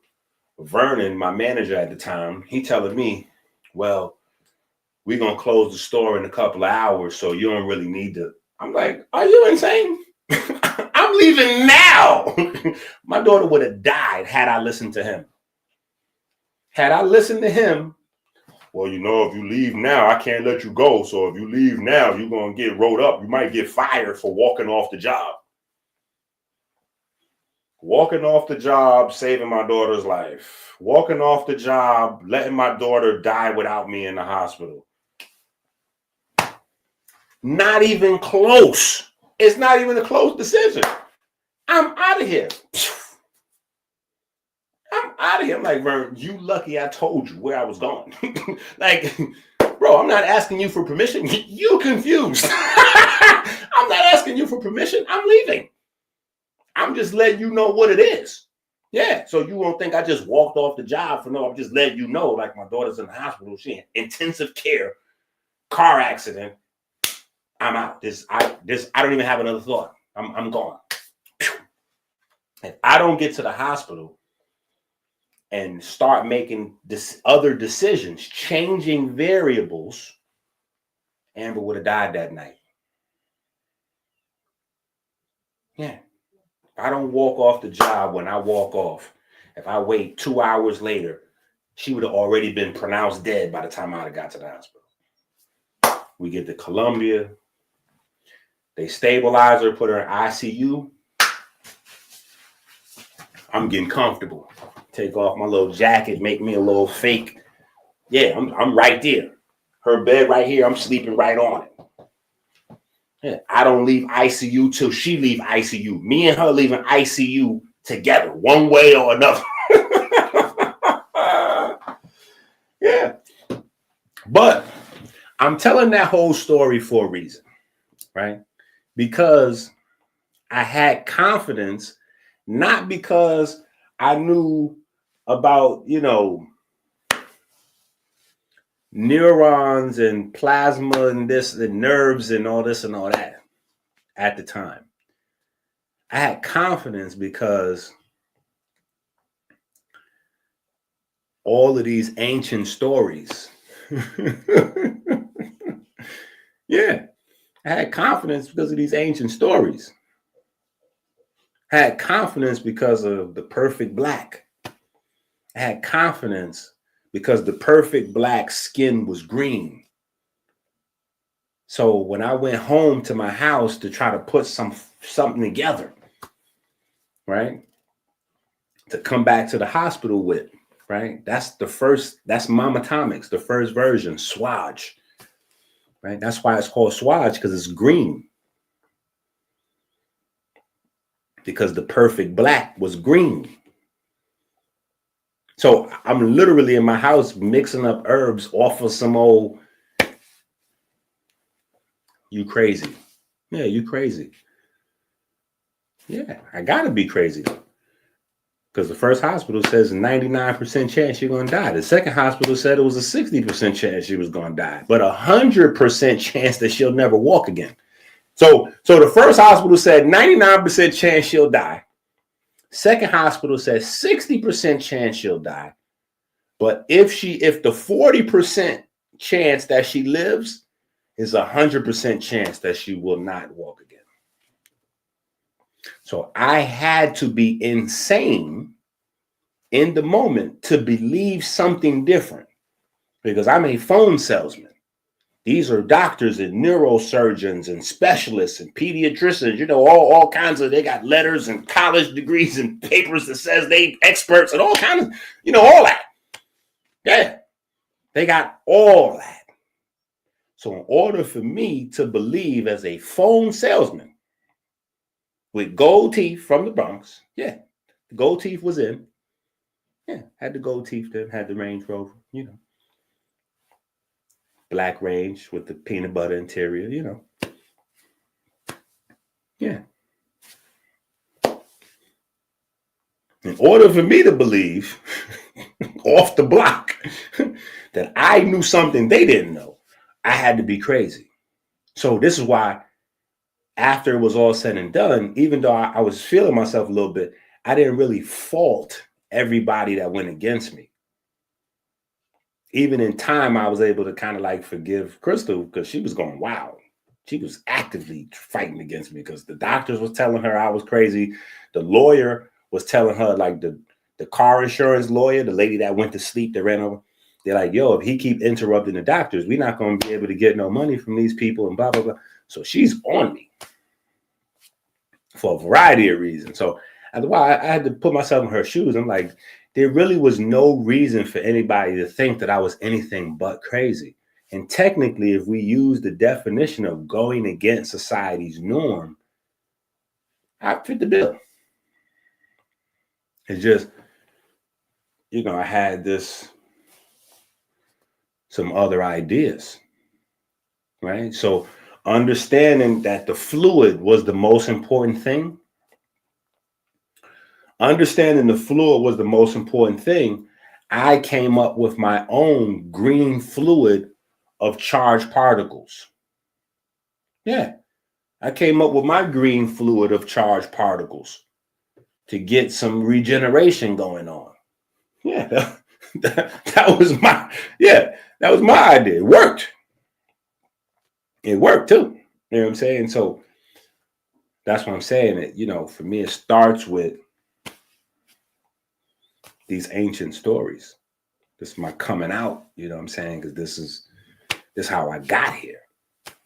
You know what I'm saying? And it just so happens that everything was kind of meant to happen the way it was meant to happen, because even Amber, her name, literally Amber, is electricity. Amber is the name of the first electric, the sap from the tree where electricity is quote unquote discovered. And, so I named her after electricity. It only, winds up these events. And then we beat all the odds. Not only did she survive, she's a mother now. You know what I'm saying? Like,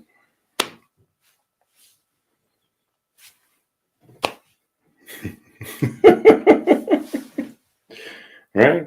So all of these, I guess, crazy ideas.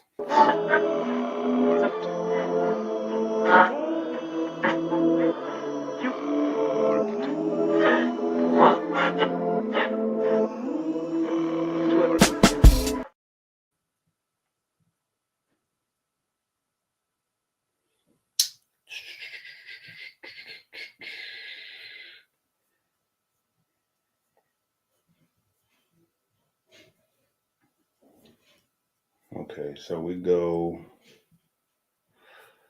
Okay, we get a little crazy.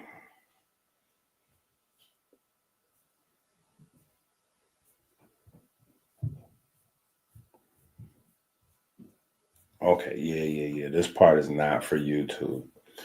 So yeah, there's some of this stuff that's not for YouTube. Okay. I was looking for that. Okay, yeah, let's get rid of that. When you get the book, you'll see everything is in the book. Right? But everything is not for YouTube.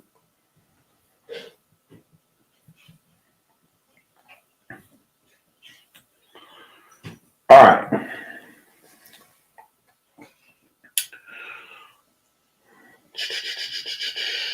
Let's see what we got here.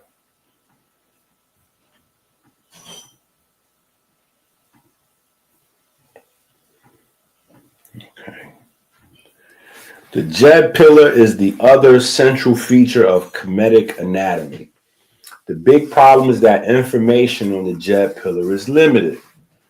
We do know that the spine, we do know that it is the spine, though. That's the game changer. We have tons of information on the spine. Secret information, too.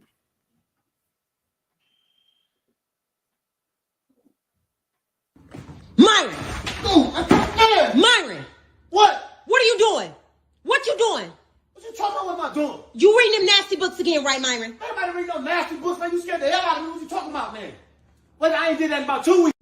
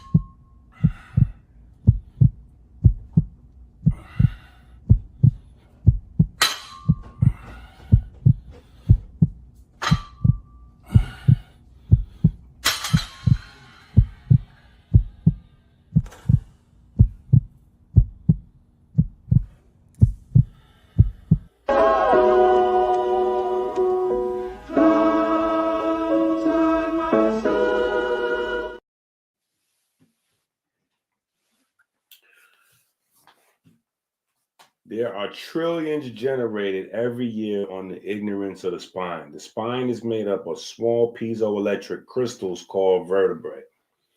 The vertebrae have different geometry dependent on the location in the spine. Most of them have a central body, a royal arch, and small projections or processes where the muscles attach. The transversal spinal muscle group is a set of small, deep muscles that attach between the spinous processes of one vertebrae to the transverse process of the vertebrae below it. Muscles. The spine is surrounded by muscles which assist in movement. These include extensor muscles that are connected to the back of the spine. Okay, so we go through, right? I don't want to keep y'all up, going through everything, right? Okay.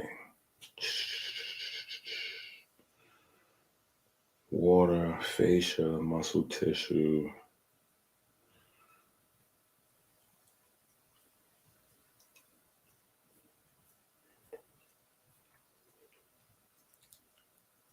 Because we've been talking for 4 hours, even though it don't feel like 4 hours to me. It feels like we've been going about 30, 40 minutes.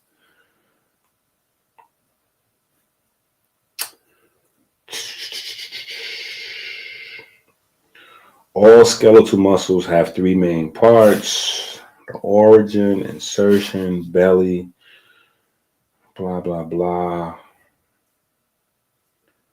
Christ.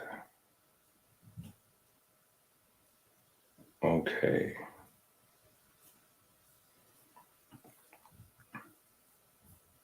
Let's see. We come back to that 120. All right. The human back consists of a complex group of muscles which could be grouped into several major categories. There are over 120 muscles in the back, which include the large muscles responsible for movement and posture, as well as smaller muscles that help stabilize the spine. Here's a breakdown of some of the major muscle groups in the back. Okay, so we have some of the major muscle groups. The exact number of muscles can vary depending on how they are classified, but in total, there are more than 120. You can simplify the back muscles into 20 pairs, especially if you categorize respiratory muscles for breathing separately, right? Okay.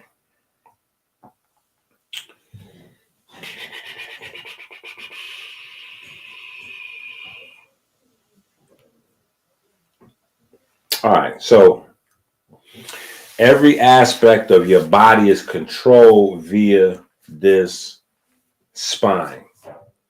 Piezoelectric motherboard radio wave antenna. Every aspect of your body is controlled via this piezoelectric motherboard radio wave antenna. This makes it bigger than just push-ups and pull-ups for vanity. Dementia, Alzheimer's, and more are dependent on your ability to work these muscle groups.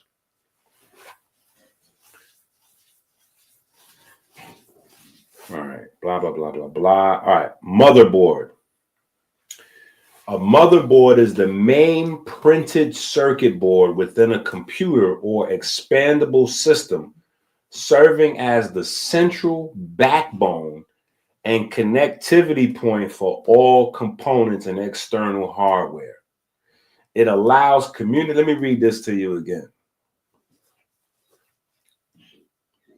A motherboard is the main printed circuit board within a computer or other expandable system, serving as the central backbone. Serving as the central backbone and connectivity point for all components. Serving as the central backbone and connectivity point for all components and external hardware. Okay. Let's stop here for a second, right? This is why it's important. When you go through the kinetic science books, if you notice, most of the books in the back have an appendix where we go through the body parts seen, from an electric standpoint, right? Because it wasn't just enough for Dr. Robert O. Becker or Sabi to say the body's electric. No. If there's electricity, there's magnetism. If there's electricity and magnetism, there's light, right? That's why everything starts with plasma. That's why everything starts with plasma, right? Right? We have a mnemonic, right? We have a mantra that's associated with this, right? Plasma carries electric currents, right? Moving electric fields, right, creates moving magnetic fields. That's how it goes. Plasma, because plasma carries charged particles, right? Plasma carries electric currents. Those electric currents produce electric fields. A moving electric field produces a equal moving magnetic field. Alternating electric and magnetic fields produce light. Right? So you don't realize what's encapsulated in the word.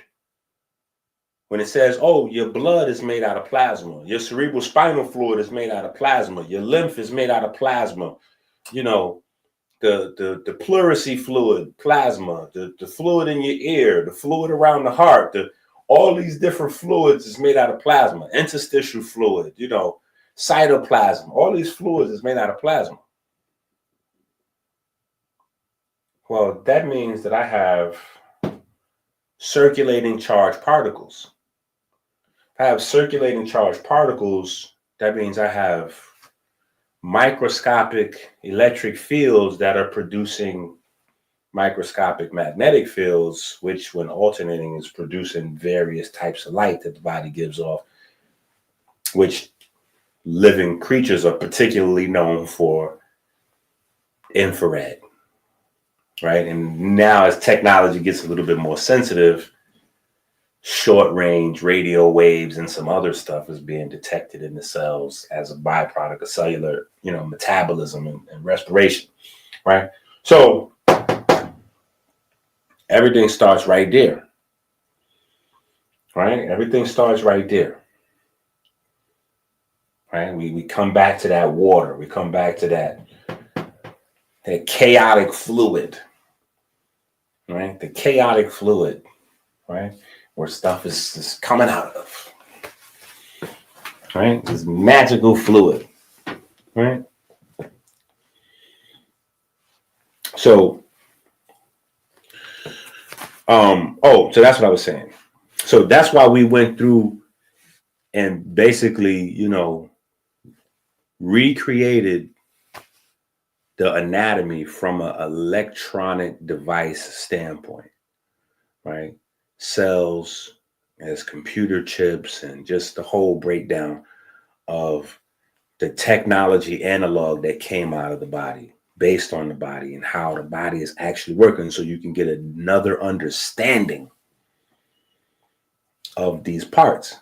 Because even if we go to the POW battery, the first versions of the battery, those first versions of the battery come from Kemet.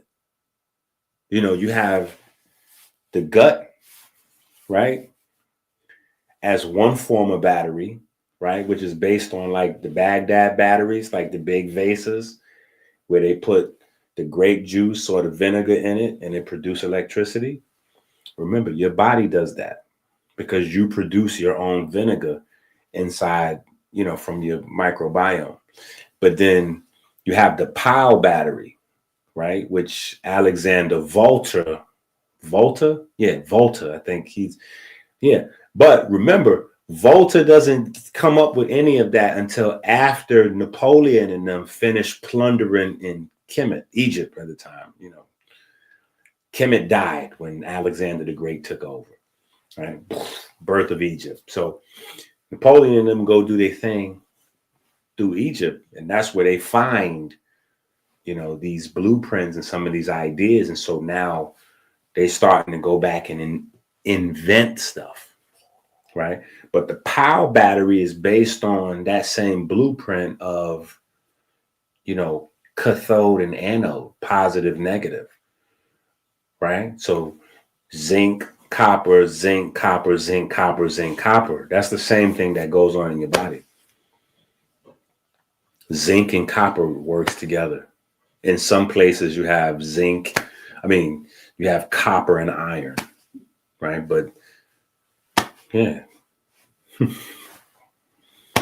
Right? So even the battery starts right there, right? Power battery, you got copper, zinc, copper, zinc, copper, zinc. And what you got in between there, right? You got a buffer, just like in the spine, you got disc, right? Same thing, right? So anyway, just important to understand this piece.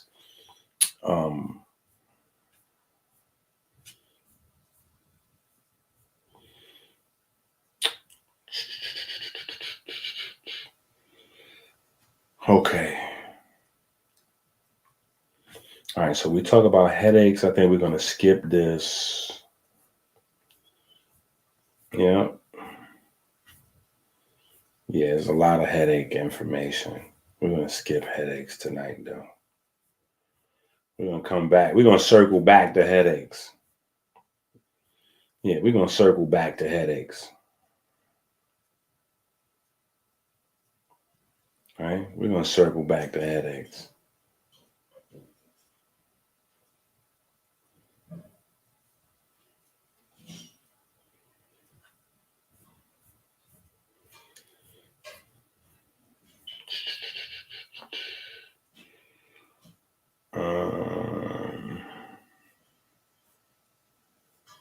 Spinal stenosis, central spinal stenosis.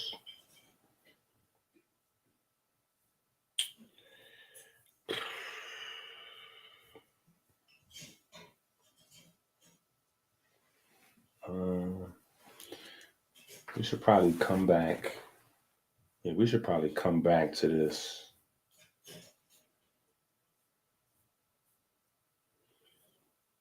Oh, we could touch on this though. Ooh wee, let's touch on this. Let's touch on this. This is a convo. This is a nice vibe. Let's have this convo tonight. Let's talk about this.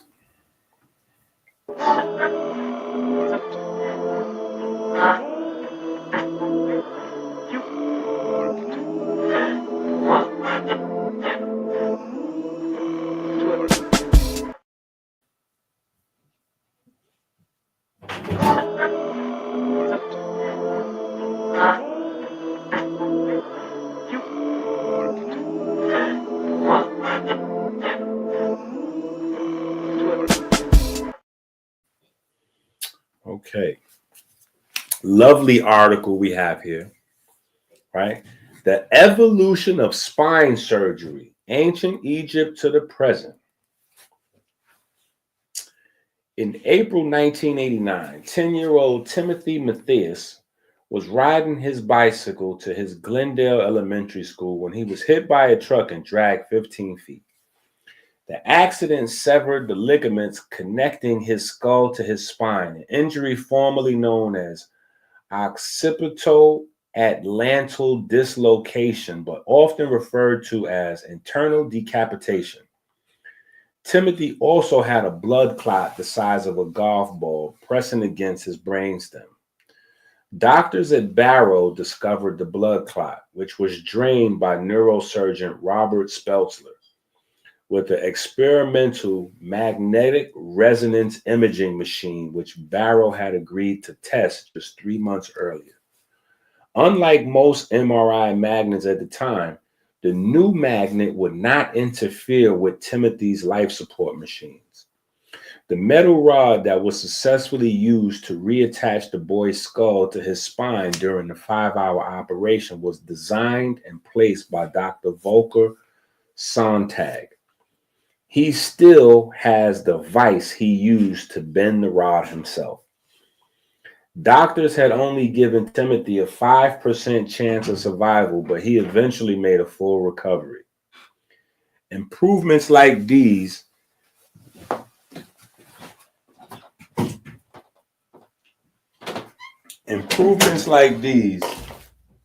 in imaging and spinal instrumentation have significantly contributed to the evolution of spine surgery over the past few decades. But mankind has been gathering knowledge of the spine and spinal cord for thousands of years.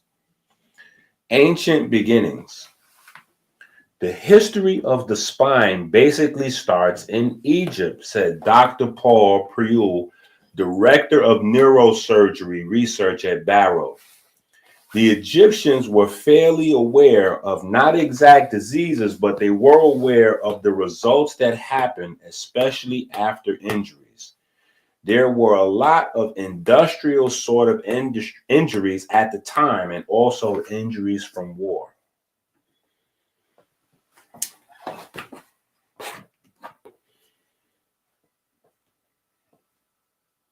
We got to take a break. We got to take a break. Right? We got to take a break. Right? Because, see, this is the reason. Right? We're refining all this research. Right? This is why when the other folks dry up, they got to come over here and fish. They got to fish. We're refining the information. They got to come over here and fish. Right? Because when I say it, the black guy with the gold teeth, oh yeah, my daughter, she broke her neck and woo woo. Ancient Egypt, you know. I was studying ancient Egypt and, you know, I figured some stuff out. They go, oh yeah, that's made up. You crazy. That's gobbledygook. You're going to hurt that girl. But white guy, graduate from medical school, neurosurgeon, says, I'm going to save this boy's life. He got hit by a truck. I got some ideas from ancient Egypt. It's groundbreaking.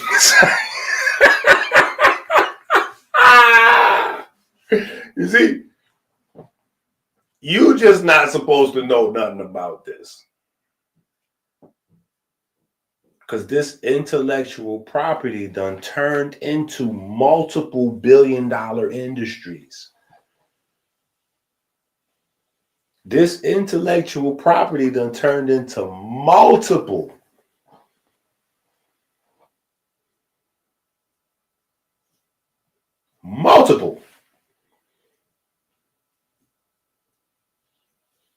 billion-dollar industries. That's why it's the intellectual property values quintillions of dollars. Lowballing. Quintillions of dollars. Because you got multiple billions of dollars industries. Billion-dollar industries is making hundreds of billions every year. So we're talking about decades of multiple billions. Sometimes, I mean, these billion-dollar industries been running decades. Hundreds of billions. At the same time, hundreds of billions. So collectively, you're talking about trillions of dollars a year. Decades.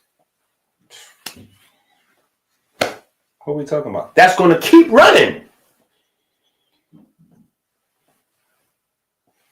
into the future, into perpetuity.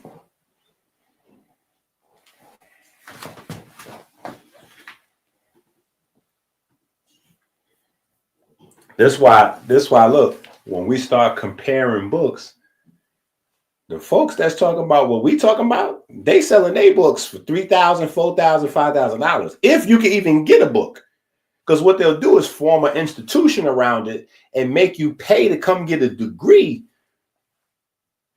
and take out $100,000, $200,000 to learn this.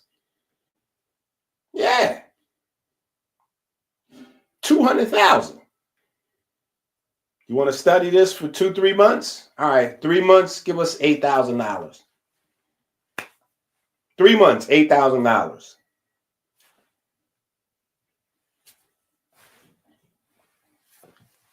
That's why we're saying don't forget to hit the Cash App.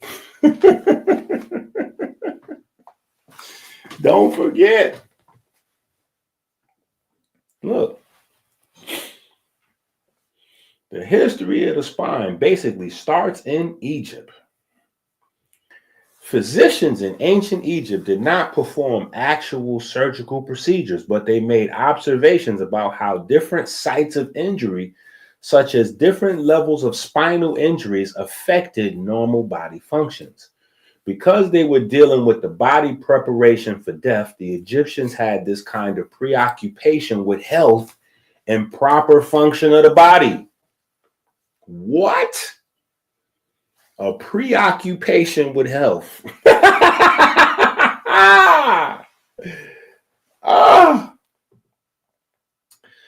So they made really good observations about how the body is actually not functioning correctly. The first known written document of such observations is the Edwin Smith surgical papyrus dating back to the 7th century BC. It describes 48 cases of traumatic injuries, including 6 spinal injuries. It's really the first time that documentation is made of the mechanisms of injury and mechanisms of disease, and they're observed and attributable to what the causes were. It's also important because the Edwin Smith papyrus is really the first time we have in written form evidence of neurological observations. Knowledge of the spine and spinal cord continued to advance when the Greeks arrived in the city of Alexandria, which Alexander the Great, blah, blah, blah. The Ptolemaic dynasty founded a library, blah, blah, blah. Okay. The birth of spine surgery, knowledge of spinal anatomy and pathologies combined with better instrumentation and the use of ether and chloroform as anesthesia led to the start of surgical procedures in the mid-1800s. There was maybe some surgery being done around the early part of the 1800s or the late part of the 1700s, but that was mostly soldiers on the battlefield. Surgery of the spine specifically began in the late 1800s, but it was not systematized until around 1916 when Dr. Charles Ellsberg, a neurosurgeon from New York, published a book titled Diagnosis and Treatment of Surgical Diseases of the Spinal Cord and Its Membranes. Right? Now, remember when I was talking to silly old Reggie,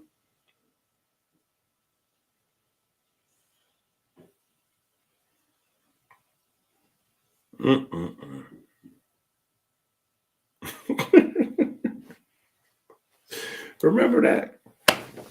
And he was telling me how, y'all know what he was telling me.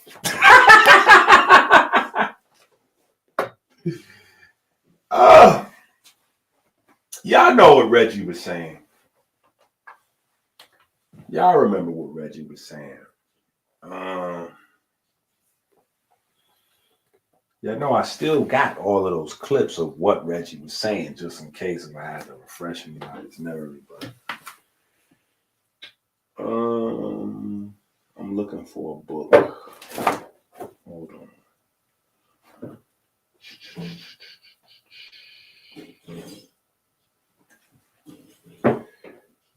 Comedic naturopathy.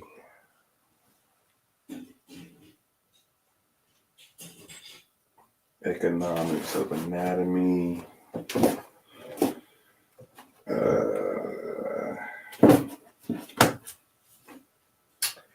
I'm looking for the IB book, just in case y'all at home wondering what I'm looking for. You want to pull yours out, feel free to pull yours out. Because I'm looking for the IB book, but it looks like I can't even find it. Interesting. Oh, here you go, right here. Dang. Right? Now, in the IB book, I probably should have pulled out that other book, too.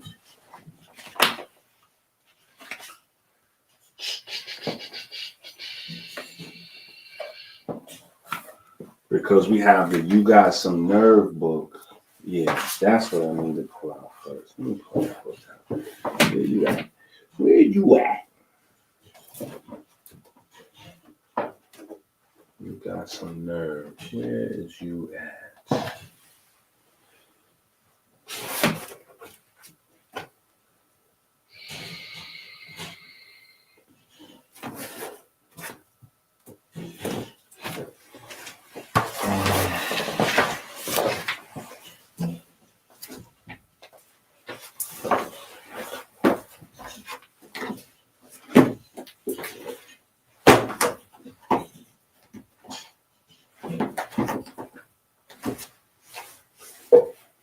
Man, where is that book?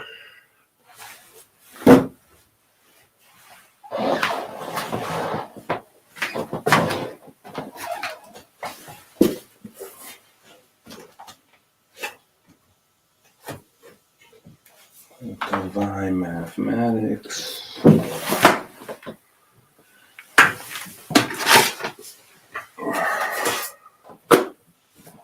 Clean Abs Facial book.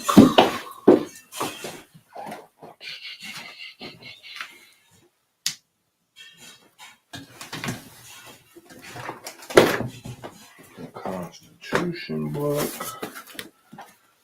Kitchen Chemistry.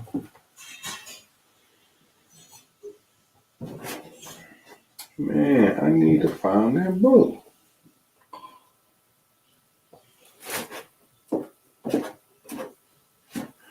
And I know as soon as I no longer need it, it's going to be right here. It's going to be right here, like, whoop. We right here. We not going anywhere. We right here. Bring it. What?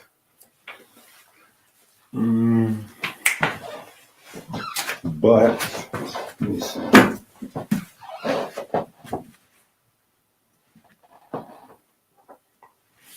Yep, I believe I can fly.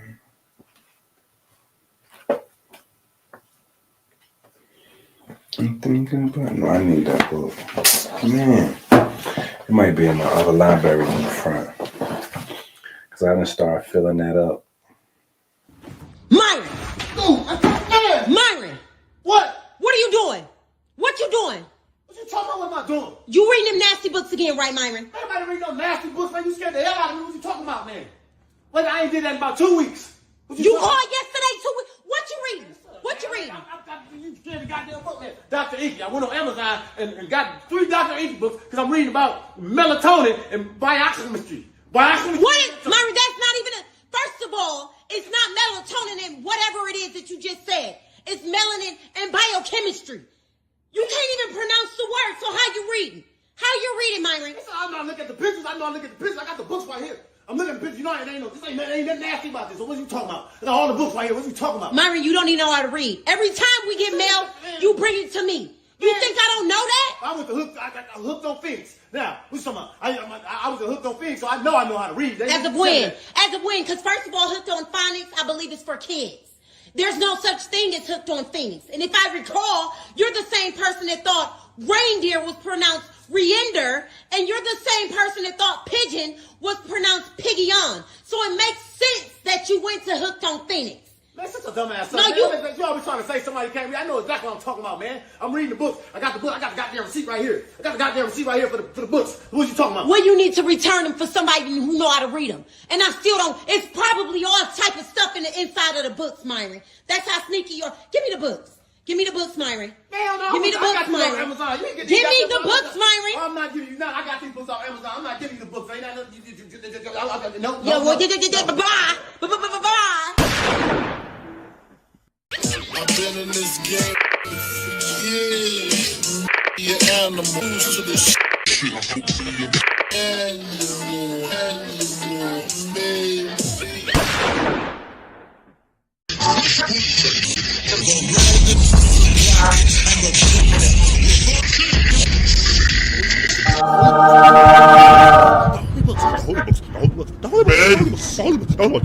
The gods have blessed us. We must act now. We must act now to save us, to save our souls.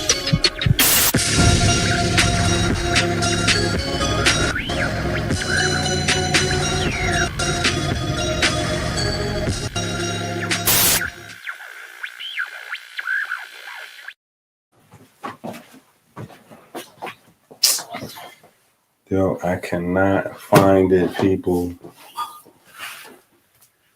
I have too many books.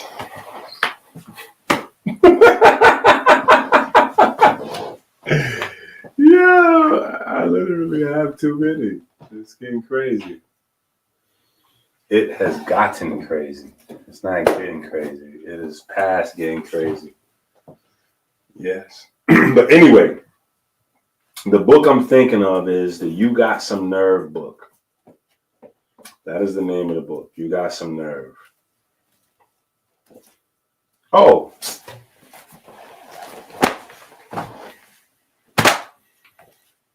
I almost gave up on looking for the book, and then bam. Right? If you don't have this book, add this book to your Amazon right now. You Got Some Nerve. Subtitled The Eye of Heru book. Right? Now, I want to read.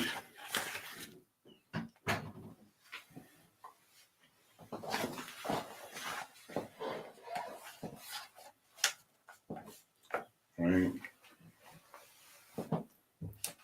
This is on page 1, first chapter. God speaks that you hear through your antenna. The nerves help distribute this information to the plasma-based crystal disc fitted with integrated circuits as well as gates and channels.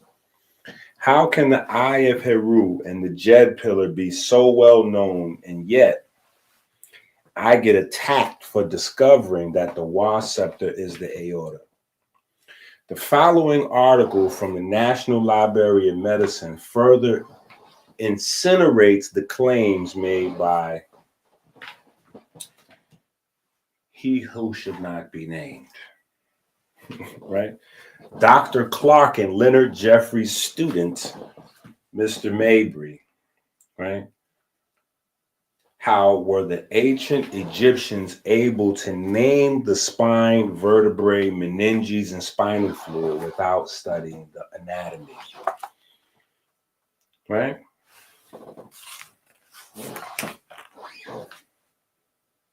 Incinerate the claim. Remember, when I'm having this discussion with Reggie, he's saying that they didn't know anatomy. So, it's one thing for me to say it, right? But it's a whole nother thing for us to be able to grab the articles, right? Neurology in the modern sense did not exist in ancient Egypt, where medicine was a compound of natural, magical, and religious elements, with different practitioners from each form of healing. Nevertheless, Egyptian doctors made careful observations of illness and injury, some of which involved the nervous system. Modern scholars have 3 sources of information about Egyptian medicine: papyri, inscriptions, and mummified remains. They tell us that the Egyptians had words for the skull, brain, vertebrae, spinal fluid, and meninges, though they do not say which function they ascribe to them. So we can stop right there. It's not possible to not have known about something if you literally have words for them.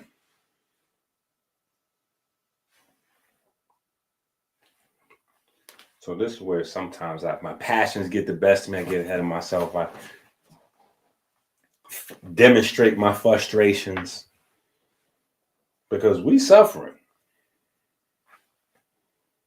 And at the same time, we supposed to be studying Kemetic scholars. I'm like, what part of y'all studying? Because this part over here,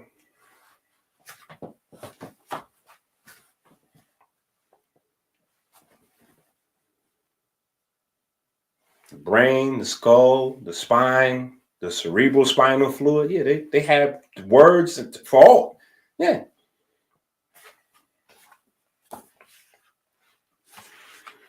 Right? So Yeah, we show the hieroglyphs for those. Yeah.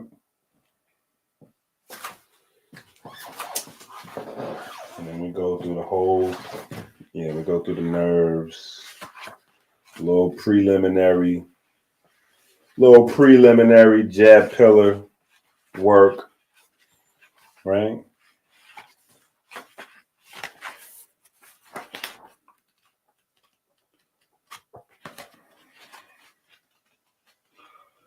Little preliminary Jed Pillar work, right? And then we get into, that's what I was looking for. Okay, hold on. And then we get into the difference on page 64. A primate spine makes a wide arc, whereas a human spine is wavy like the body of a snake. You know what? I'm going to just leave this. If you don't have this book, add this book to your cart and check out the Eye of Heru book. You got some nerve book. Yeah. If you don't have that, you need to get that, right? So we discussed some stuff in there, right? Then there's another book, and I just had it in my hand. I had the id book in my hand when I was looking for that book. Right, what did I do with the id book? Oh, right, okay. Now in the id book,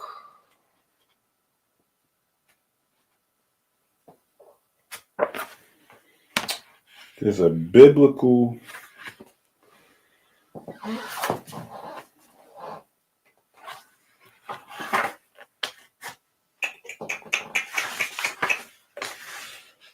there's a miracle. There's a few conversations from the Bible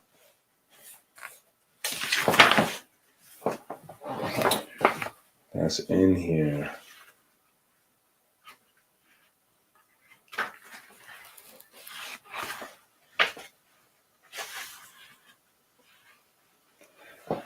You must not eat the food, blah, blah, blah.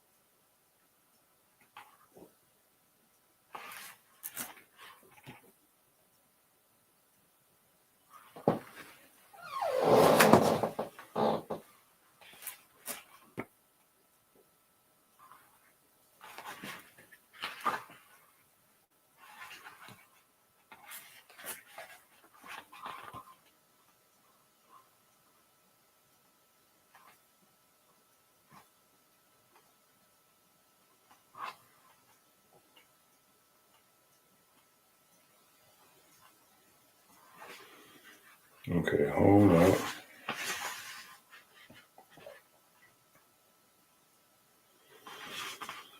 Horizontal gene transfer. Blah, blah, blah, blah, blah. John 10:34, Jesus answered them, "It is not written in your law, I say you are gods. Verily, verily, I say unto you, he that believeth on me, came to pass when he made mention of the ark." 1 Samuel chapter 4, verse 18. And it came to pass when he made mention of the ark of God that he fell from the seat backward by the side of the gate, and his neck broke, and he died. Breaking the neck. Leviticus 21:18, chapter 21, verse 18 to 20. For any man who has a defect shall not approach A blind or lame who has married. Okay, hold on. No. Then behold, men brought on a bed a man who was paralyzed, whom they sought to bring in and lay before him. And when they could not find how they might bring him in because of the crowd, they went up on the housetop and let him down with his bed through the tiling into the midst before Jesus. When he saw their faith, he said to him, man, your sins are forgiven you. The scribes and the Pharisees began to reason, saying, who is this who speaks blasphemies? Who can forgive sins but God alone? Blah, blah, blah, blah, blah. Immediately he rose up before them, took it and lying in the bed, departed his own household. Now, okay, why am I going through this? Because there's a couple of verses in here. Because we took this is an id book. This is primarily about the heart and the aorta, right? Primarily about the heart and the aorta. But because the heart and the aorta is literally tied to the spine, we have to have some of these conversations. So there are particular verses in the Bible that let you know that in that time, healing the back, healing the spine, back pain, spinal injuries, this is not something that was just created in the late 1900s, as you would be led to believe by modern science. That's all. I'm just pointing you into some directions. Now, this book, primarily the heart, like I said, the heart and but the You Got Some Nerve book, this is primarily all about the nerves, right? So it could be seen as like a companion, right? You got some nerve, piezoelectrochemistry, the Jed Pillar, right? All right. Dr. Ellsberg not only described his cases, but instructed readers on how to perform surgical procedures on the spine and spinal cord of different conditions. All right, blah, blah, blah. So this is the first book of spinal surgery, 1916, just so you know. All right. And the whole idea of it is comedic. I just want you to understand that it's written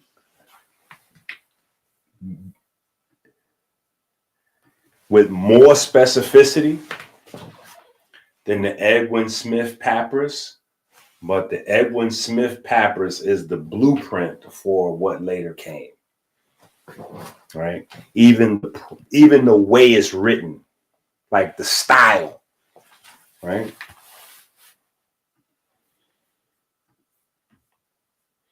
So you got to understand this, right? Okay.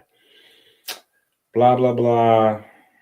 I began to do some cervical instrumentation, both anterior and posterior, and that was extremely radical.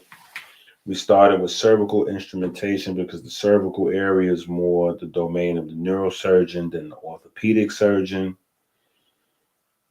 All right, so just for a quick reference, right? So you have orthopedic surgeons, and then you have neurosurgeons, right?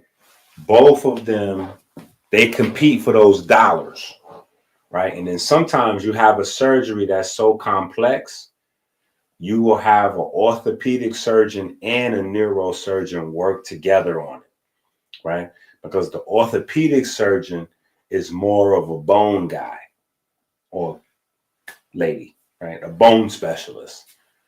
The neurosurgeon is more soft tissue, right? So that's nerves, neurons, white matter, gray matter, right? And because the spine is is the combination of the Jed Pillar is a combination of all those things. Depending on what you got going on, you know, you might have both. Right? You might need both. Right? Okay.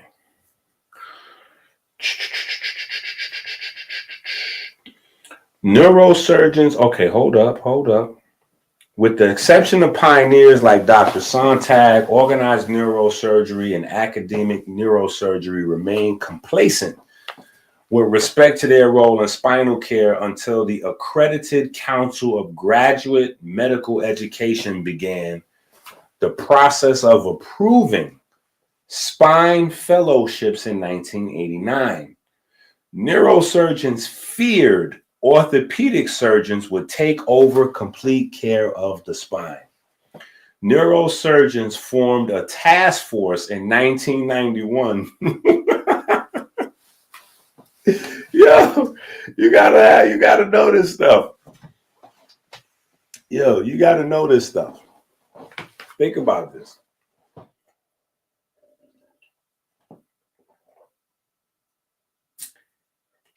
If you don't learn about this stuff, right, you're going to be running around thinking that this stuff they're telling you and this stuff they're talking about is like well developed.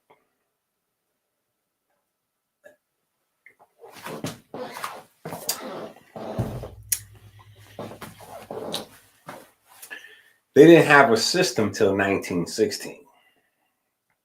And the system wasn't coherent until the 90s. The 90s. 20 years ago. 30 years ago.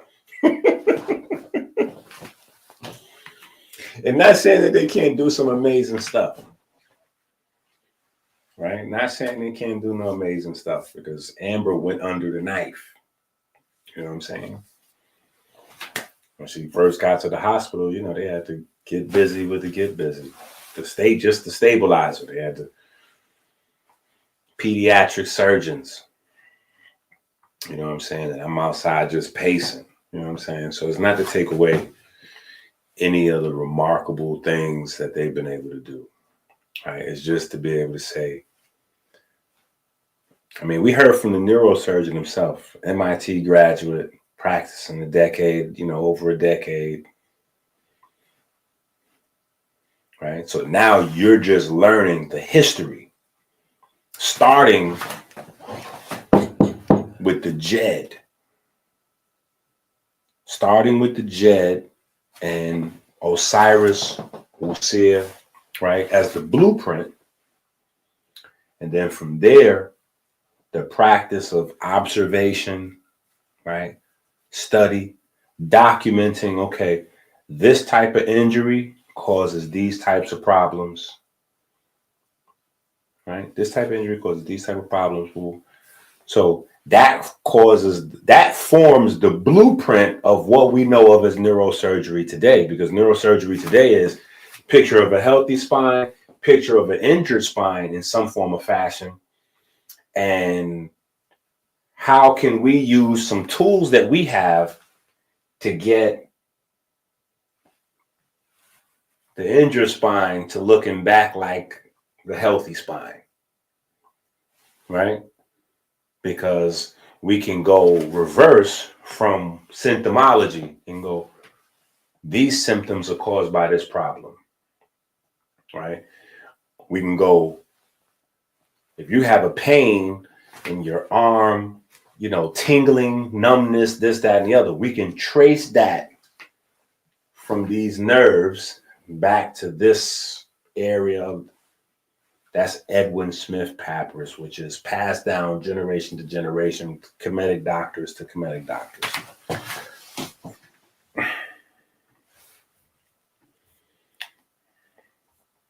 Okay. So they formed the task force to do their thing. Okay.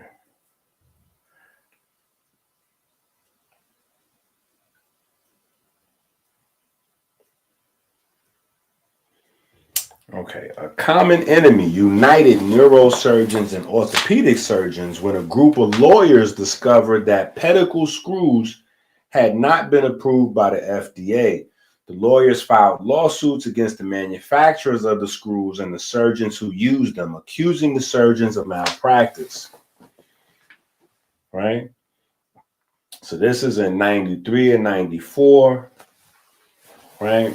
Newspaper advertisements solicited patients with pedicle screws in their backs, and ABC 2020 aired a segment December 1993. Right? So this is crazy stuff. The FDA reclassified pedicle screws in July of 98. Most of the lawsuits were dropped. Spinal instrumentation continued to improve, and the American Board of Neurological Surgery changed the definition of a neurosurgeon's role to include treatment by fusion and instrumentation. Now we have more sophisticated instrumentation. We have arthroplasty.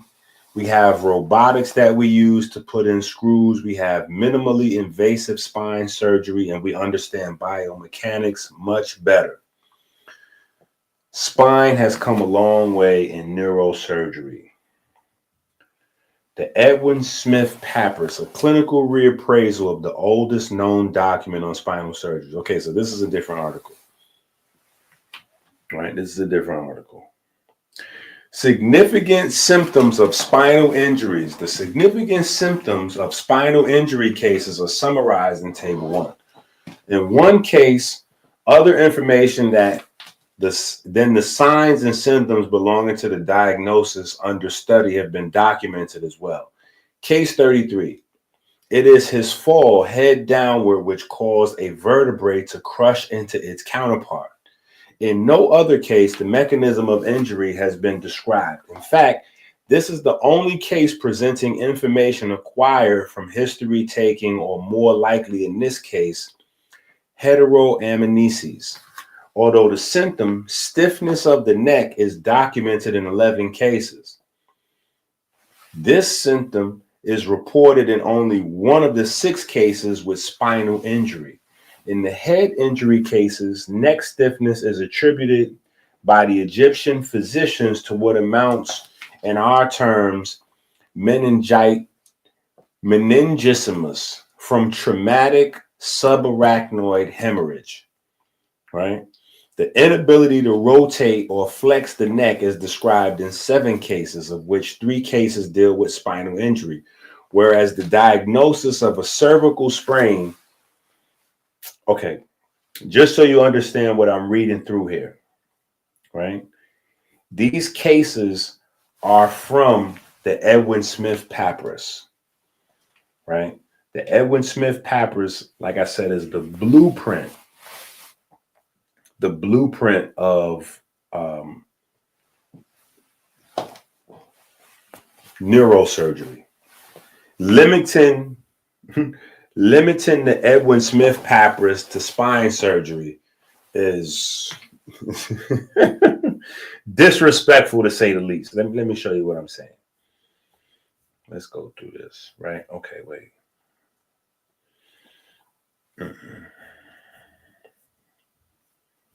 All right, so we got to look at these, right? You see these here, right? Cervical sprain with disc injury, cervical vertebrae dislocation with spinal cord and head injury.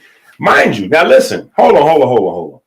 When we look at this, you got to ask yourself, right? We're using Reggie as an example, right? Reggie is our case study for all of these fake comedic teachers, right? When Reggie says he represents Dr. Clark and Leonard Jeffries and all that, right? I don't agree with that. I don't agree that he represents, because when you have students, you literally have the guy in the back that's barely paying attention. He qualifies as being your student. Like, for instance, if in the future I pass away, right? And you have different people saying they're students of Dr. Inky. Well, you're going to have the guy who might have watched a bunch of videos, getting high, going to sleep, listening to my voice. And then you also going to have the guy or the woman, you know what I'm saying, that has all of the books, notebooks full of notes, that been studying like to the T. Both of them have the ability, though, to say they was my student in a way. See what I'm saying? So just by saying you a student of somebody, that don't, you know what I'm saying, like, that don't really mean, you know what I'm saying, like, you can't really put that on the elders. You know what I'm saying? We just got to say this crop of Kemetic scholars is, right? Because when you saying these folks didn't know anatomy and woo-woo, especially in comparison to today, there is no today without yesterday. Look at the cases, what they're documenting. Look what they're detailing. Look at just some of these, right? Cervical sprain with disc injury. If we look at case 30, right? If we just look at this, right? This is right out of the Edwin Smith papers. Cervical sprain with disc injury. If you don't know what that is, right? But cervical sprain with disc injury, that tells you knowledge of anatomy, but it's advanced, because when you say cervical sprain, right, you're talking about muscle, tendon, ligament, bone connection, right? Muscle, tendon, ligament. Then when you say disc, now you're talking about the cerebral spinal, the disc, but you're also talking about the cerebral spinal fluid, right? If you understand the cerebral spinal fluid, you have to know about the blood-brain barrier, because that basically like forms a sac that the brain and the spine is in, where the fluid is at. Otherwise, the fluid would be the whole body if it's not separated, right? So I ain't gonna beat him up. He can't fight back. I'm just saying, be careful who y'all studying, right? Like, Inky, we up at 11:30 with you. Okay, my bad. I'm just saying. Hold on. There's a lot of stuff in the book we ain't gonna be able to go over tonight, right? At some point, I'm gonna let y'all go to sleep. All right, hold on. The Edwin Smith papers. Okay, hold on, because even the articles, okay, bam, right there. There are more than 6 neurosurgical cases. Can you spot them, right? Neurosurgical. It is the medical specialty concerned with the diagnosis and treatment of patients with injury to or diseases or disorders of the skull, ventricles, brain, spinal cord, spinal column, and peripheral nerves within all parts of the body. The specialty of neurosurgical care includes both adult and pediatric patients, right? So even the articles that give you some of the jewels, right? This is why we be having multiple article excerpts and all of this stuff, because an article will give you a little bit, but it ain't going to give you everything, right? And they say, oh, in the Edwin Smith papers, there's 6 cases that apply to neurosurgery. But now, if you look at the list of the cases from the Edwin Smith papers, you can see that's not a fact, right? When you read the definition for neurosurgical, that includes skull, ventricles, brain, spinal cord, spinal column, and nerves, right? You got 27 cases that deals with the head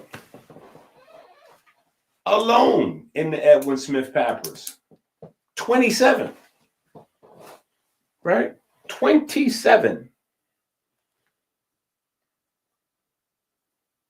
right? 27. So, right? Then you got 5 more that deals with the neck, right? 27 with the head, 5 with the neck. Like, you see what I'm saying? So,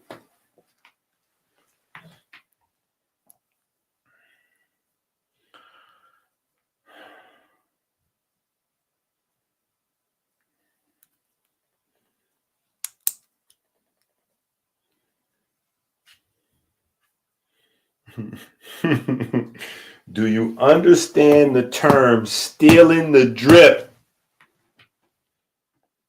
Right? What Hov said?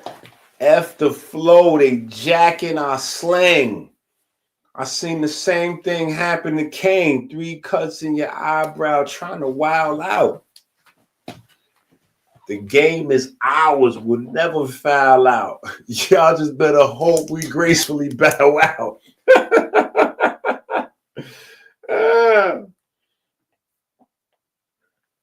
Right? All right, so what I'm talking about here. Dr. Yoshinori. Now, you know what? Y'all should know who this guy is. It's a shame that y'all don't know who this guy is. It's a shame that y'all don't know who this guy is. I'm using him as an example of stealing the drip, in case y'all don't know. Right? Because as we go through the book, you know how my brain works. Sometimes I'll be like all over the place. But using him as a prime example. Dr. Yoshinori. Right? Because Yoshinori himself was stealing the drip. But you got a whole internet worth of people stealing the drip from him. So here's an example of health trend telephone game or medical telephone game, right? You got a bunch of people on the internet, all these platforms, right? Where you hearing people talk about autophagy. Autophagy this, autophagy that. They don't know what they're talking about. They're just saying a term that they heard. And they know that other people are saying it, so it must be a real thing. So now they incorporating it into whatever their little spiel is, right? So, yeah, if you stop eating, then you have autophagy. You need autophagy to start healing, you know, like. If they don't know that guy, they don't know what they're talking about. Right?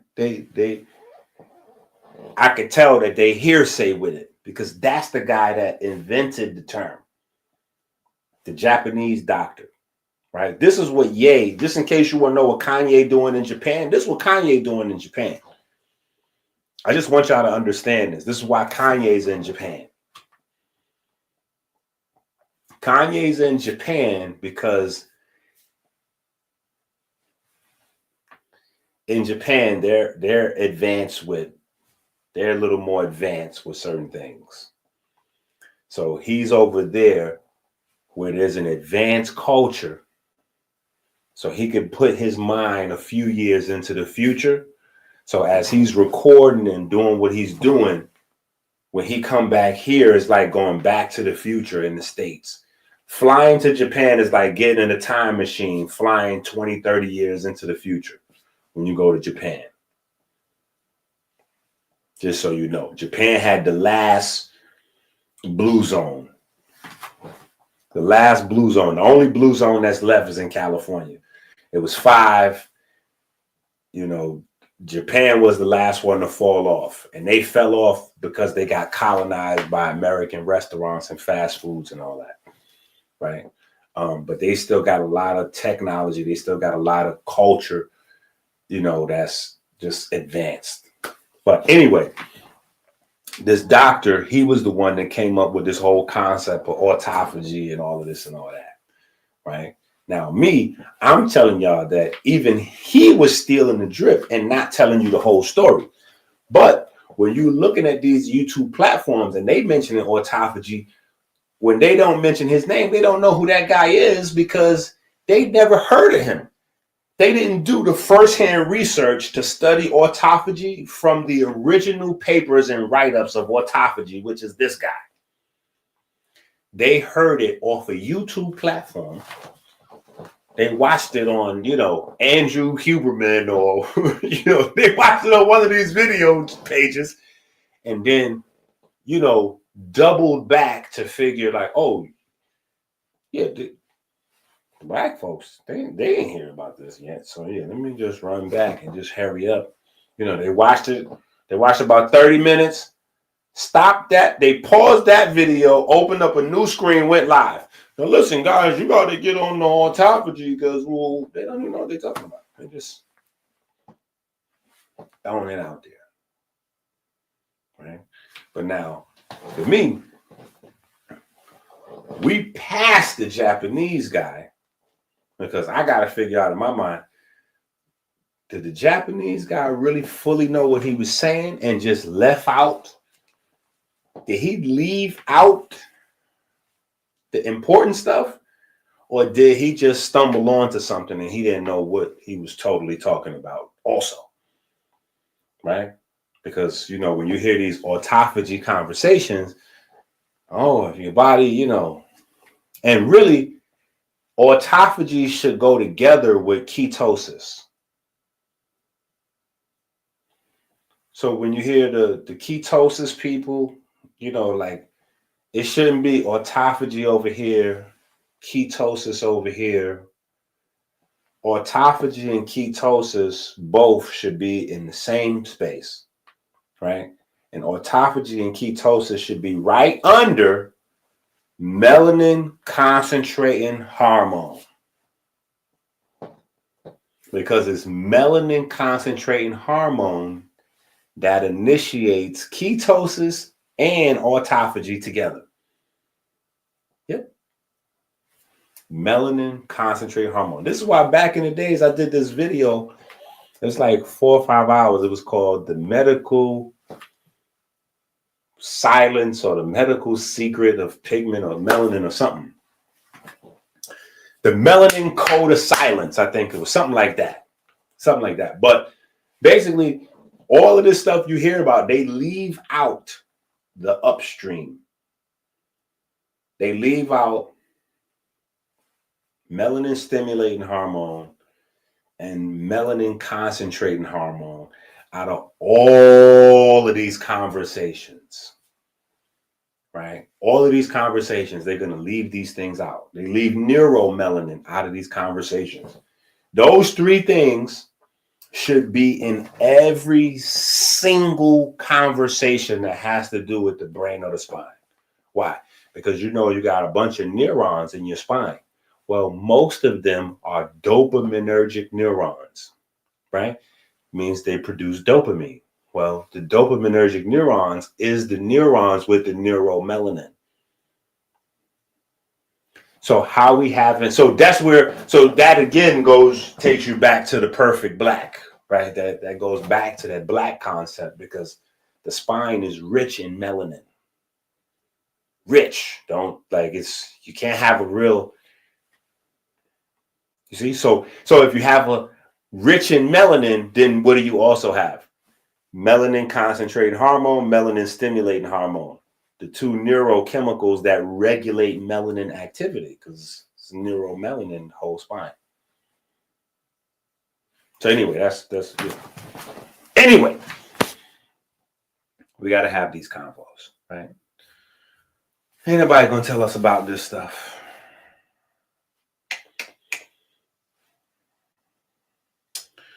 Okay, so how did this guy get so many awards for autophagy and never once mentioned melanin concentrating hormone? Blah, blah, blah, blah, blah. It's the same people behind the leptin melanocortin scam. You know, I'll be tripping sometimes when I be writing these books. I'll be on one, but make sure you get that though, because you need that work. Listen, that's a real thing. The leptin melanocortin scam. Go and get this book. Leptin melanocortin pathway fraud, not scam, fraud. Go get this book. The Comedic Origins of Genetics. You need this. If you don't have this book, you know how the saying go, right? Go to Amazon. Add it to the cart. Check out.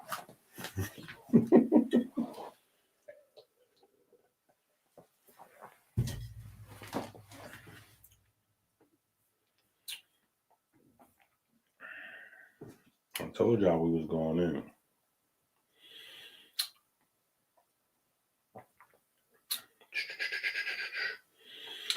Electrophysiological properties of melanin concentrating hormone and orexin neurons in adolescent rats. This is the first study to report an activity-dependent short-term plasticity of excitatory synapses to MCH neurons. These synapses show a robust short-term facilitation, which is sustained if stimulated at 10 hertz. At 50 hertz, the facilitation is followed by synaptic depression, likely due to synaptic fatigue. Synaptic facilitation was transiently attenuated at 7 weeks of age. Okay, we can skip this. This is about how electricity stimulates the neurons. Oh, wait a minute. Hold on. Yeah. So yeah, how electricity stimulates the neurons, right? The melanin concentrating hormone neurons to produce melanin concentrating hormone, right? But the conversation is melanin concentrating hormone also controls building up the bone.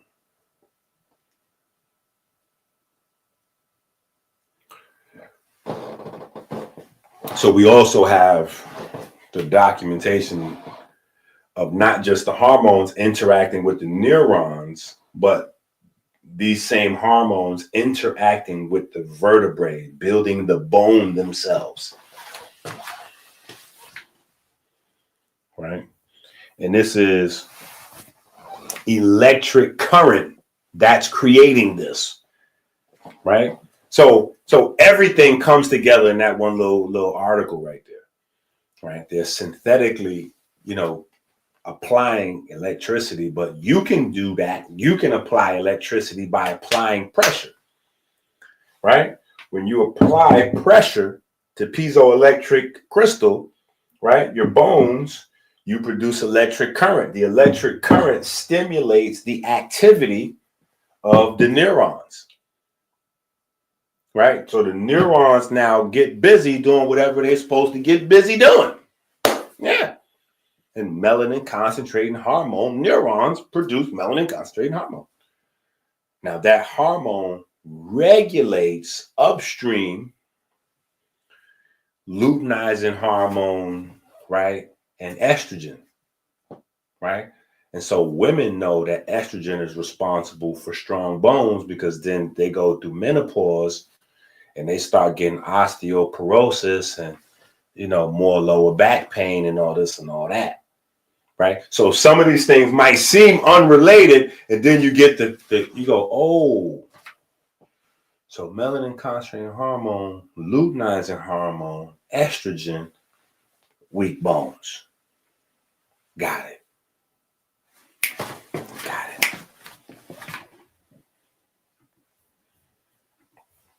Okay. All right.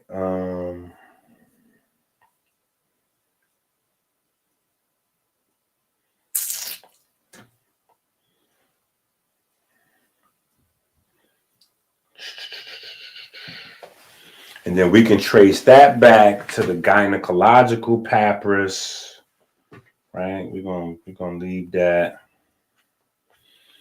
We're gonna leave that.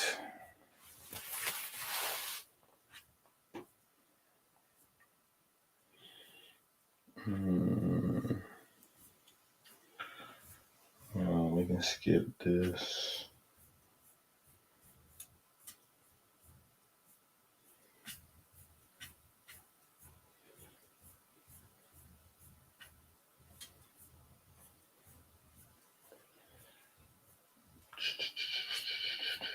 No, we're gonna skip this.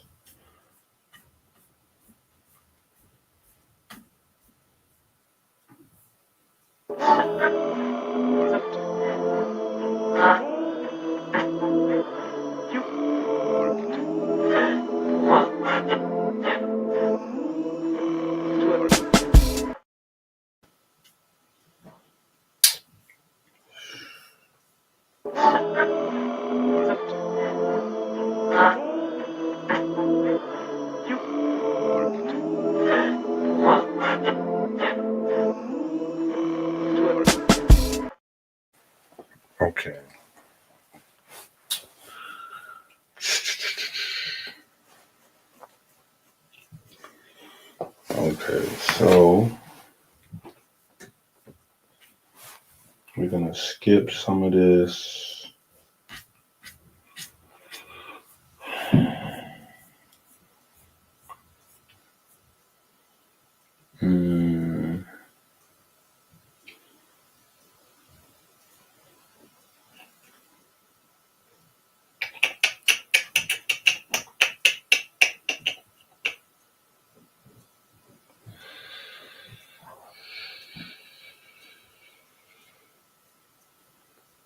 Okay.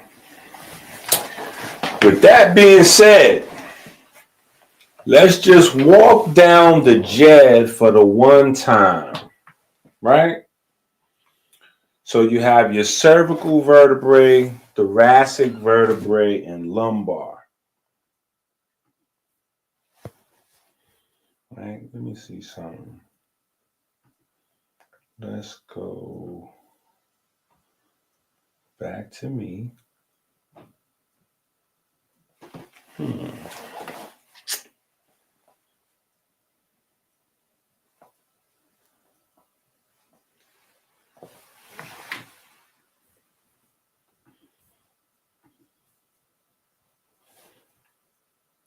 Let's go back to me.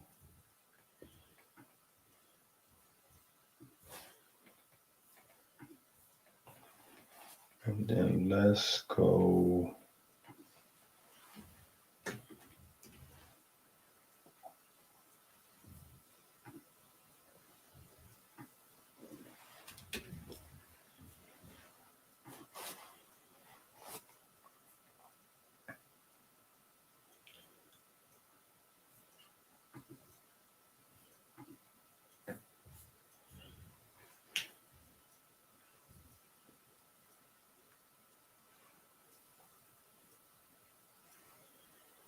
Yeah, let's do something like this.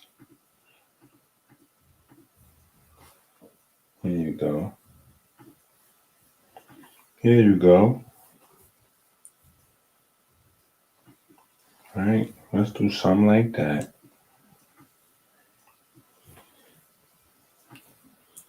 All right, so you have cervical vertebrae, which is the neck, right? You got your thoracic vertebrae and lumbar vertebrae and your sacral, right? You have your somatic nervous system, right? Which involves things you can consciously sense and do, right? Your autonomic nervous system works without you thinking about it, right? So all this is running through the spine. Then you have your cylinder, right? So we start with the cylinder, right? What's the cylinder? What's the cylinder, right? This is the cylinder, right? That's why you got to do the etymology, right? That's where the etymology comes in, right? Cervical means cylinder, right? Geometry, right? So you start with the cylinder, right? You start with the cylinder. That's the smallest, that's where the smallest of your vertebrae, right, can be distinguished from the thoracic and lumbar regions by the presence of transverse foramen, right, which is an opening in each transverse process through which the vertebral, okay, hold on, before we get crazy.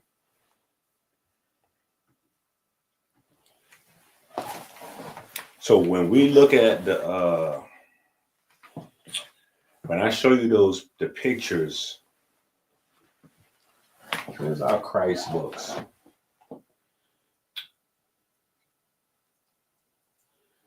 Where's our Christ books?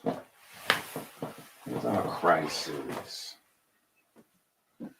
Electrician cardiology.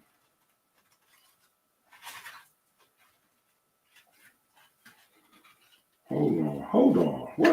What are we doing? How we didn't go into this book yet? We getting ready. We might be here for a minute. Yo, y'all might want to go get some hot tea or something. We might be here for a minute. I told y'all we was gonna cook. See, I ain't been live in a minute, but I told y'all that's why I might have talked y'all to death a little bit, because I'm kind of passionate about this conversation here. I'm kind of passionate about this conversation. I'm kind of passionate about this conversation, if you can't tell yet. So we might kind of sort of almost be here for like half a minute, like.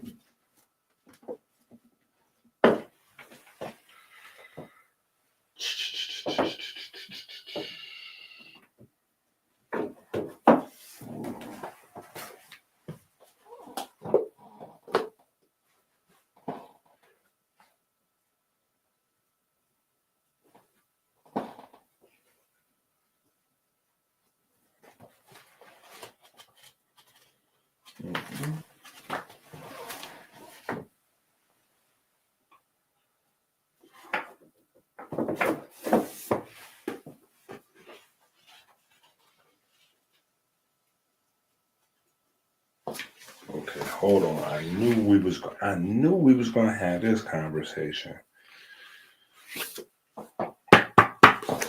They Not Like Us. The They Not Like Us book. I knew this was gonna pop up. Because, yeah. So here's one book. This isn't the book that I'm looking for, but this we start the conversation here. Right? Because the brain is made out of horns and the vertebrae are made out of horns. We're going to get to that in just a second. We're going to get to the horns. The horns definitely comes back up in this conversation. But that's not what I'm looking for right now. Mountain Dew. Radiochemistry.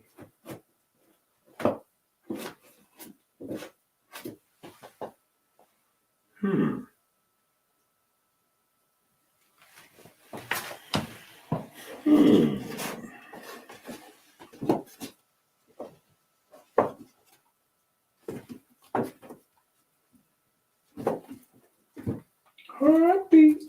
You make me feel so weak.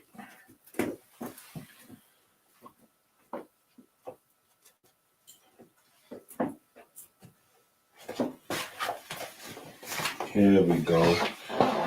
You a Wild Nature. I think it's in this book, right? Yep. Okay. If you don't have this, I want you to feel it. That's my little slap sound effect. That's me slapping you. Okay? You need to have this. Yeah, you need to have this. Right? Look at this. Go to page 50. If you got this, go to page 50. Look at this. Page 50. What that say right there? Jed. Right? Right? Why? Because this is what became the holy bull. This is where the worship of the bull comes from in Kemet. So when Akhenaten took over and got rid of all the gods, he didn't get rid of all the gods. He still was on this. Yeah, he still was on this because this is anatomy. This wasn't necessarily, remember, the gods are representations, right? The natures represent the forces of the universe, right? Those forces act through this, right? So he couldn't get rid of this science because this is the science that made him a pharaoh. This. You can't get rid of this because then you don't have a claim to being pharaoh. Your claim to pharaoh is that whichever god you saying is the one, Aten, Khepri, Wusia, Horus, the Horus king, whichever one of them you is acting through you, it has to. So this is where you get the depiction of the divine bull, right? So under Akhenaten, it wasn't Apis. right? The Apis bull that we remember so much associated with Osiris or Osir, it was Merwer, right? That's what it was called, Merwer. But you still, this is what's behind it. You got the anthropomorphication, but this is the science, right? So the reason why I'm pulling this out right now, to remind you, you have to go get this book, right? But so you can see these are called processes, right? When you're talking about the vertebrae, these are processes. And the foramen is little holes inside the bone where the nerves come out and goes in, right? So that's what the foramen is. I don't want to go through this anatomy like and start talking about stuff and leave, like you don't know what I'm saying, right? So inside the vertebrae, this bones, this little opening so the nerves could go in and out. Those are called foramen, like foramen grill. No, Foreman Mill. I'm mixing commercials. Foreman Mill is a store in Detroit. Where they be selling clothes on the low. It's like Marshall's, but in Michigan, they got Foreman Mill. Listen, I got to know where everything is on sale at. I got to know where all them locations is. Anyway, right? Where we at? Okay, cervical spine, the smallest vertebrae, readily distinguished from those of the thoracic or lumbar regions by the presence of transverse foramen, which are openings in each transverse process, right? The processes are those edges or ridges or points of the bones through which the vertebral artery, vertebral arteries and veins and ganglion pass. Ganglion means nerves, right? That's what ganglion is, right? Ganglions, right? That's where the nerves come together. So you have a bunch of nerves. A quick little clarification. Despite there only being 7 cervical vertebrae, there are 8 pairs of cervical nerves, right?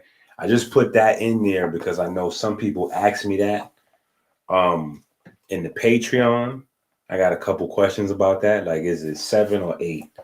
So the answer is both. It's 7 and 8, right? 7 refers to the vertebrae. 8 refers to the pairs of the nerves. Right. So sometimes you'll see C1 through C7, and some places you'll see C1 through C8. C8 is always going to be referring to nerves only. Right. The first 7 cervical nerves exit the spine cranially to their associated vertebrae, while the 8th cervical nerve exits caudally to C7. This has caused confusion, especially in the Patreon. People be asking me, blah, blah, blah. Okay, got it. So C1 to C8 is the neck cylinder. In that cylinder, C3 to C5, those nerves are strictly for breathing and the diaphragm. C5 to C8, that's the brachial plexus, the shoulder, traps, arm, and hand. Okay, so now what am I saying specifically? Right? Knowing which vertebrae has which nerves could tell you forwards and backwards what's going on with your body. So when we read those articles earlier, and it said that in Kemet, they was the first ones to document which part of the spine injury affects which part of the body. This is what they was talking about. They're saying, without saying, that Kemet was the first place to document the nerves and how they work, right? So, for instance, if you know that C1 to C5, right? These are the nerves that deals with your breathing, right? Your diaphragm, your intercostals, your breathing, right? Your lungs, right? if you have an injury to those nerves, you're going to have to go on a ventilator where the machine could breathe for you because you can't breathe for yourself, right? If you have an injury to C5 to C8, well, that's going to show up probably in paralysis or partial paralysis of the arms, right? Because that's where the nerves come out of the neck that goes to the arms, right? And what exactly does paralysis mean, right? So we could throw a little bit of love to the Sabaites or the folks that used to read the, the body electric and all that, right? What does it mean? It means that the signals generated by the heart and the brain cannot get to the muscle. If it can't get to the muscle, then the muscle stops operating, right? So we can take it further and put some love and some respect on our ancient ancestors, because again, they said the metu was for talking, right? Communication, right? So this is how the body communicates. Remember what I was saying is that a lot of times we split, concepts, and you can't do that with comedic science. It's holistic.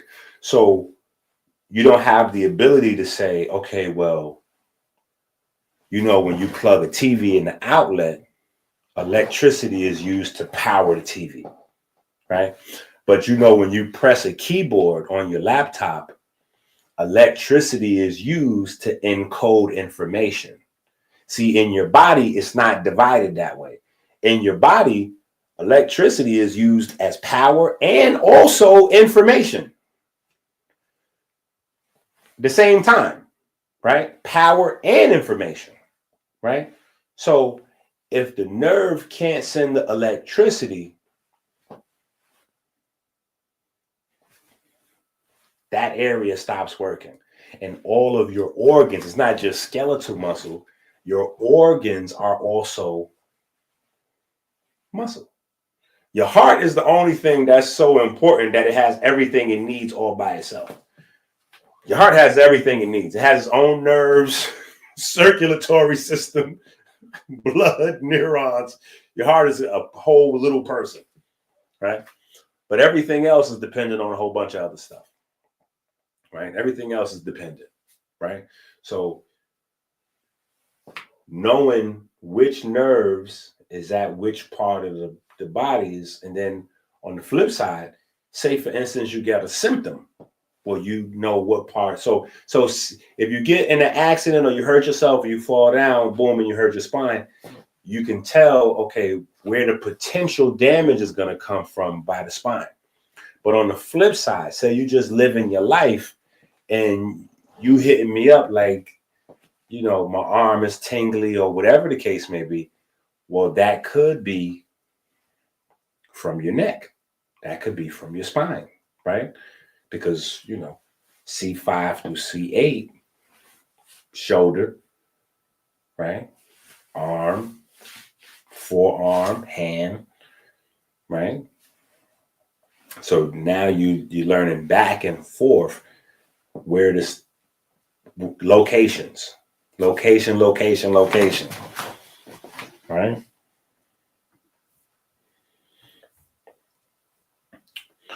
Now, your thoracic vertebrae. And thoracic vertebrae, right, that's the middle segment of the spine. That's between the cervical and the lumbar, right? This is the 12 thoracic vertebrae, right? So 12 thoracic vertebrae, like the 12 tribes, the 12 months, that part, right?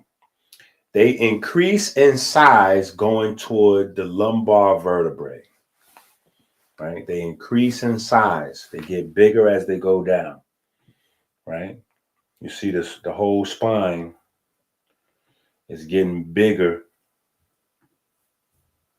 right? As it goes down. Now, we used to looking at pictures of the spine like this would make us believe it's straight, but really it's not. This is how your spine looks. It's a curve, right? So depending on what kind of conversation you having, the curve in the spine is a negative thing, right? Because we just been taught to see the spine as a straight set of bones, but it's not. It has a natural curvature, just like a snake, right? A natural curvature, just like a snake, right? And that curvature is there specifically so that our spine can manage the weight of our whole atmosphere and our body. Our whole atmosphere pressure and our body is our spine got to carry that. That's why, like, when you see comic books or superhero movies, the super strong superheroes are usually from another planet because their body is designed way stronger because their planet is supposed to have a stronger pressure. And so because they develop in an environment with a lot more pressure, their body is way stronger. So when they come here, it's like playtime. They could jump in the air or lift heavy, whatever. But the concept is based on the piezoelectric nature of bone in general and the relationship of muscle to bone, right? So when they come from an environment with much more pressure, right? That's generating way more piezoelectric signals, right? So their bones, not different processes, the same process. So their system is saying build. Now, where it goes outside of reality is because even if you had some super creatures or super people come from a different planet and they came to our planet, their body will break down to our system, right? Unless they went back to their planet every night to go to sleep and recharge in that environment. But if, like Superman, they just lived here, after a couple of months, they would be the same as us, right? Anyway.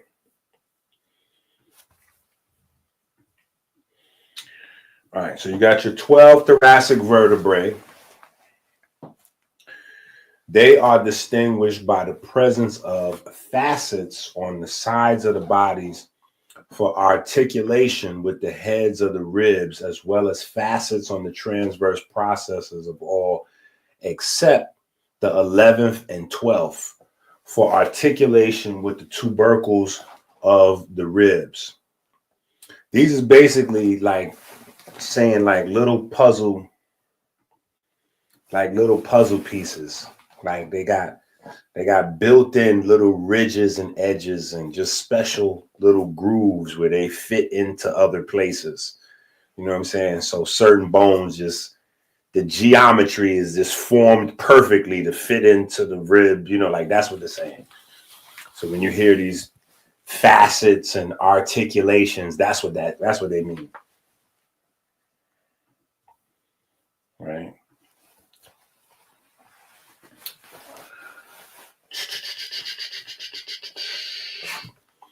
By convention, the human thoracic vertebrae are numbered T1 to T12, like the ribs and tribes. The first one, T1, located closest to the skull, and the others going down the spine toward the lumbar region. These are not to be confused with the 12th pair of cranial nerves. T1 to number 6, breathing and rib trunk movement in general. T7 to T12, your apron and your abdominals. Okay, so let's put this together for a second. So C3 to C5 is breathing and diaphragm, and T1 to T6 is also breathing, right? So this is the upper part of the cervical spine, and then the upper part basically of the thoracic spine is nerves that respiratory nerves. Right? We just covered that way. Respiration. Right? So these are 2 areas of the spine for your respiration. Right? So now when we look at Nefer, right? The windpipe and the heart, right? This is how these other things are included in that diagram, right? Because there is no such thing as operating a windpipe, right? Without the Jed Pillar, the stability portion, right? So anyway, right? This are we getting, right? T7, T12, this is your apron and your abdominals, right? Then you get to the lumbar, the 5 vertebrae between the rib cage and the pelvis. They are the largest segments of the vertebral column and are characterized by the absence of foramen transversarium within the transverse process, since it is only found in the cervical region, and by the absence of facets on the sides of the body, found only in the thoracic region. They are designated L1 to L5 starting at the top. The lumbar vertebrae help support the weight of the body and permit movement. Then you have at the bottom, the sacral or the sacrum, right? It's a large triangle bone at the base of the spine formed by fusing the sacral vertebrae 1 to 5, right? Between ages 18 and 30. Yes. That's 5 bones right there put together. Right? 5 bones right there put together. Right? And these your L1 through L5, your lumbar, right? Or L1 to S5, right? These nerves control your hips, your legs, and your feet. Hips, legs, and feet. So sciatica, right? My foot going to sleep, right? My foot going to sleep. Now, here's the thing with the nerves, and we'll probably say it over and over and over again. It'd be a recurring theme. The nerves have to get a lot of blood. So you can have nerve problems because, you know, you got a bone issue, spine issue, alignment, whatever, right? But then you could also have a problem where you're not getting circulation, right? This is why we have the prayer, you know, we get the blood to the feet first, lower legs, and go all the way up. Hammies, quads, glutes, right? Lower back, abs, chest, upper back, right? Bring it all together, right?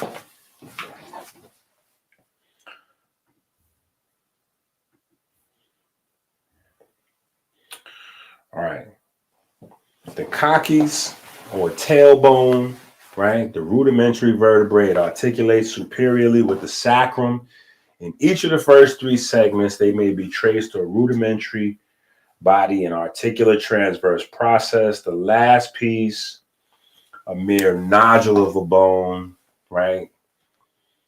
The tailbone, right? Damage to any of these nerves interferes with all or part function of the body parts they connect to, right?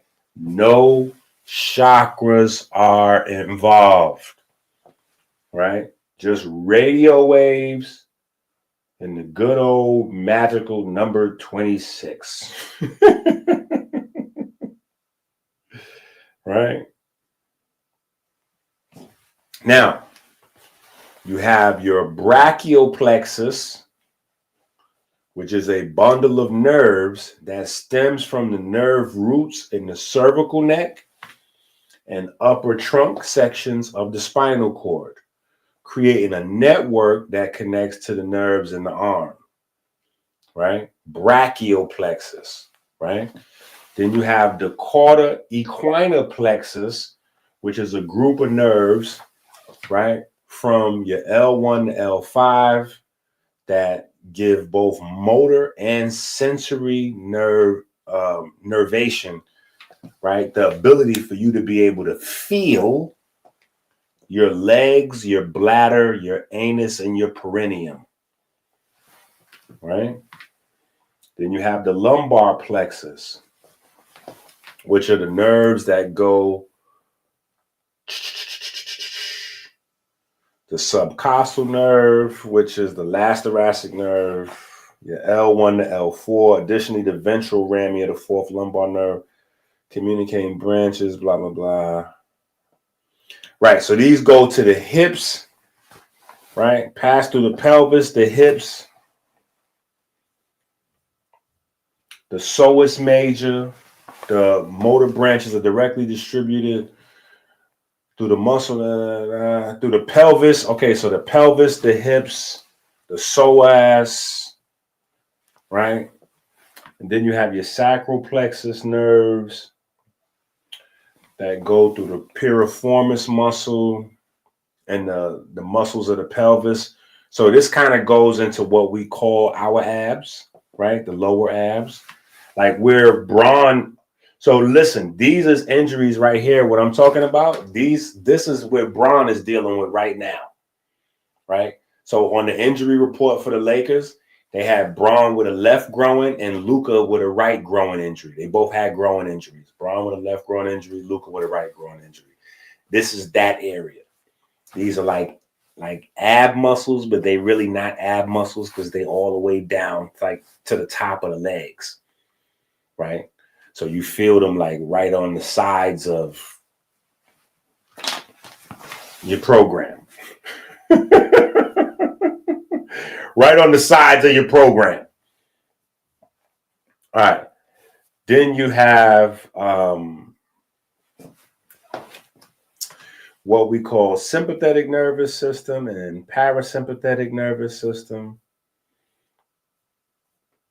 We can skip that. Right, and we can go back. We can go back through this again. So what I'm doing, in case you don't know, is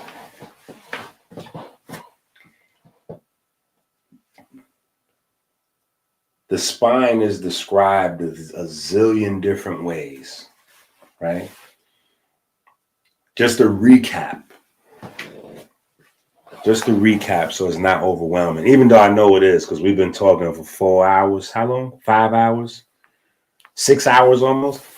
So I know it's a lot of information. So people get a chance to watch the video multiple times or whatever. But the spine is described a bunch of different ways, right? So you have, C1, C5, like those letter number combinations, right? And then even with those letter and number combinations, sometimes the conversation is bone, sometimes the conversation is nerves or neurons, right? And so in that space, that's where you had the beef that we was talking about earlier between the orthopedic surgeons and the NeuroAnatomy, right? The Anatomical, the neurosurgeons, right? The neurosurgeons, nerves, soft tissue, the orthopedic surgeons, bone. And because it's both, clash of the titans, right? Which I'm telling you, which I've been telling you for even just with medicine versus herbs. Rich folks is not making these choices. Only folks on the bottom of things is making a choice, either or, right? Either or. Rich folks is like, yo, I want the best. So I'm going to I need my orthopedic surgeon and my neurosurgeon Yeah, figure that out. Matter of fact, when we go into surgery, I need y'all in surgery together. Yeah, get that. Yeah, I'm gonna need both of y'all to get in there together. Yeah. You know what I'm saying? So if you got to work on the bone, I'm gonna need him to, you know, specialize what he. Then you come in with your program. Yeah, we don't. What I don't want on my spine is an intern. Yeah, we don't want a new resident doing my spine. Like, that's not what we. Nor do we want the old guy who hands is a little shaky, but he's still lingering around. Like, nah. I need the guy with the drop top. The guy with the drop top. He at his prime right now. Yeah, I need him. I need the guy in his prime on my spine. Two of them, right? Orthopedic surgeon. Matter of fact, give me a woman as an orthopedics lady. I want me an orthopedic lady, and I want a man as the neuro. Yeah. I got my reasons. That's what I want. Right? But you have different descriptions. So we're in the book, we cover them all. Right? In the book, we cover them all. So that's what I'm trying to get to tonight. You know, as we skipping a bunch of chapters, and it's a lot of information in this book. It's crazy. You know what I'm saying? And like I said, it's even mad stuff I left, like, because it's multiple books. You got to go get this. You a wild nature. Yeah, you got to get this. We already went crazy.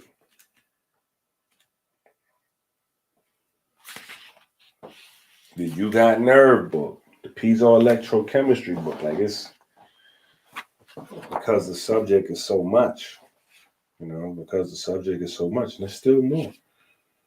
There's still more. It's still more. You know what I'm saying?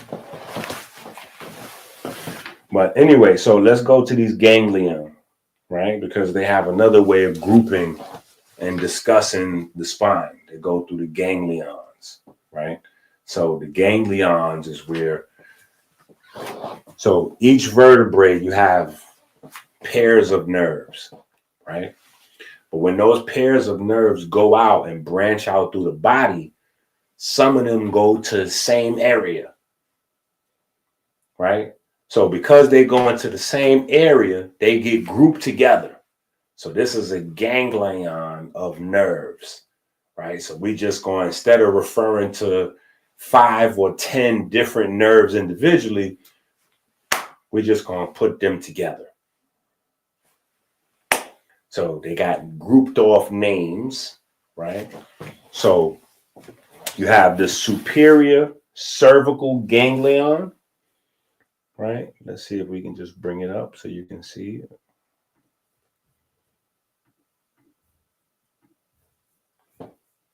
Right? Make sure y'all order this book. Let me see. Hold up.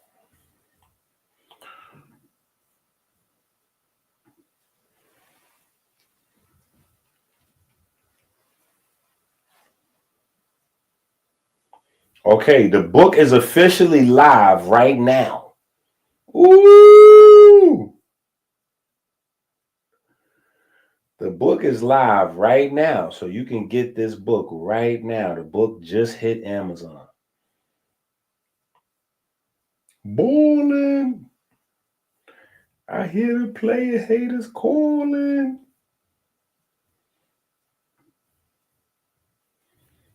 Yeah, hold up. The book just hit. Bowling.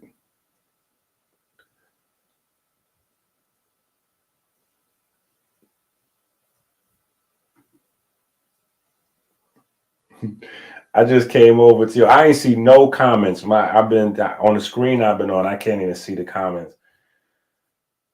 I got like 100 comments. Shout out to everybody over here on the comment. But I see this comment. She said, you know, you need to explain why a woman orthopedic surgeon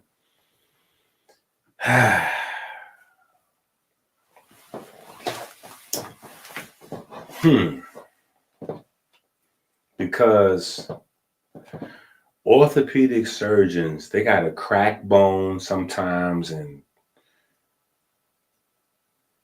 it's not that a woman can't be a good soft tissue, or that a man can't be a good orthopedic. Stuff sometimes just come down to comfort. What you feel better about, you put a better energy towards, and it just sometimes works out better for you. So for me, if I got to have somebody cracking my bones and making decisions about breaking stuff, I feel like, and this could be sexist or just my experiences or whatever the case may be, but I just feel like a woman is more neat and organized. Yeah, and just a little more gentle and just, a little bit more caring and loving. And so I would just prefer, I prefer to like not get dead. So if I'm in a situation where I need, if it ain't, I can take what I take what I got to get. But in an ideal situation, I'm going to go ahead and need me a woman to be in there breaking and, moving stuff around and filling stuff out. I'm going to need that. And then with the nerves and the neurons, again, this might be sexist, you know what I'm saying? But I just feel like, I don't know, in my life, I've met a lot more. Now, this might be crazy, but in my lifetime, I've met way more men that was better artists than women. So I don't know, it could just be my personal experiences, but I just met way more better artists, like people that could draw, men than women. Even like in the summertime in New York, if you go down to like 42nd Street or Central Park, you know what I'm saying? Like you see the Chinese guys, they draw you or your family or you and your girlfriend or whatever real quick. Like they draw you like, and it's just almost always men. So I feel like with that level of detail, I'm gonna need a man in there working on, I'm gonna need a man to deal with the cardiac surgery or the nerves, neurons. I'm gonna need to do bones. I'm gonna need some love. So I'm gonna need. I don't want the guy testosteroned up. He probably hitting the gym, working out. I don't want too much energy on my bones. I'm gonna need you to relax. So I'm gonna need that female energy on the bones. Yeah. And then I'm gonna need like the artistic, you know what I mean? Like for just, I don't know, just for some reason, I feel like the better you could draw, the better neurosurgeon you're gonna be. So yeah, that, that might not make sense to anybody else, but okay. So you feel me. Yeah.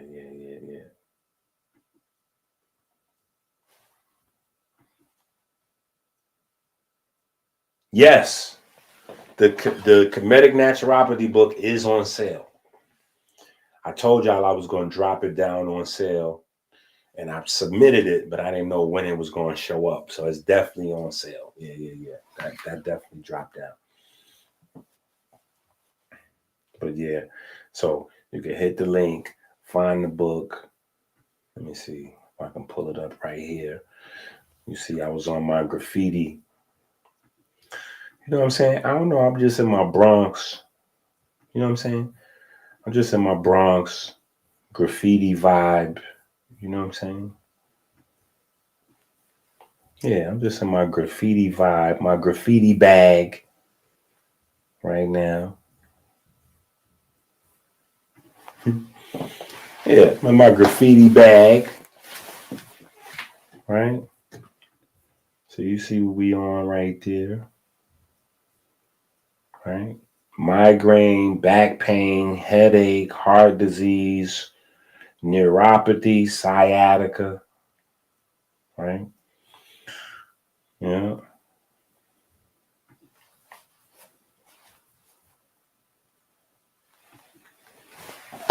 Yeah.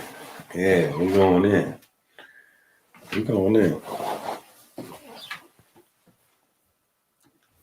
But yeah, when you get that book, make sure you add the Christ crucifixion. You a wild netcher. Make sure you add this book into your cart and check out with this book. Right? Because in a lot of ways, this is the segue. Ooh, look at this. Look at that. Now look at that. This is from the Wild Nature book. Look at this. Look at that. Look at that. This is a bull from Kemet. This is the divine bull. And then this is your vertebrae. Look at that. Side by side. Look at that. What are we talking about right now? You see that? That's crazy. Come on, man. They was at a whole nother level in Kemet. You can't even. Yo. That's pages 29 and 30. Right? And we got a couple different looks at them.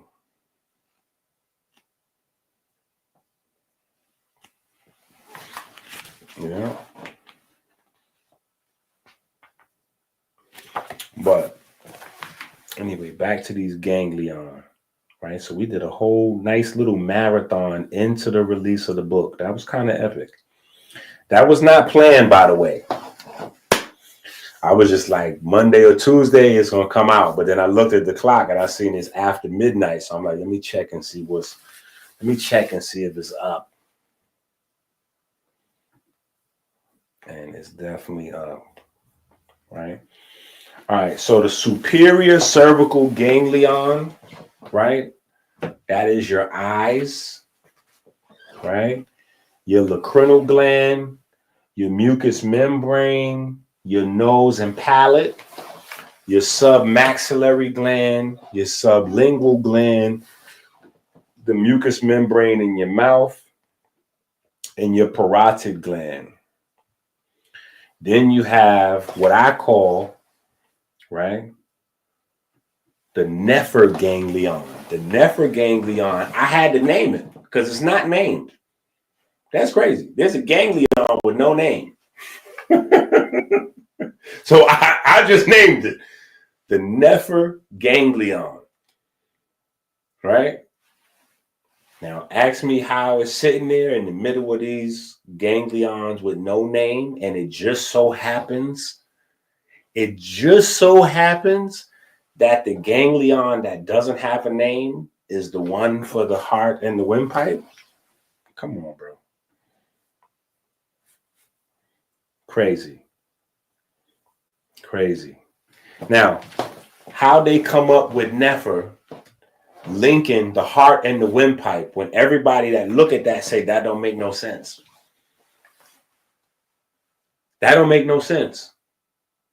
Why is it the heart and the windpipe? Why isn't it the heart with the lungs? Like, why isn't it this with that? Or why is it this and this?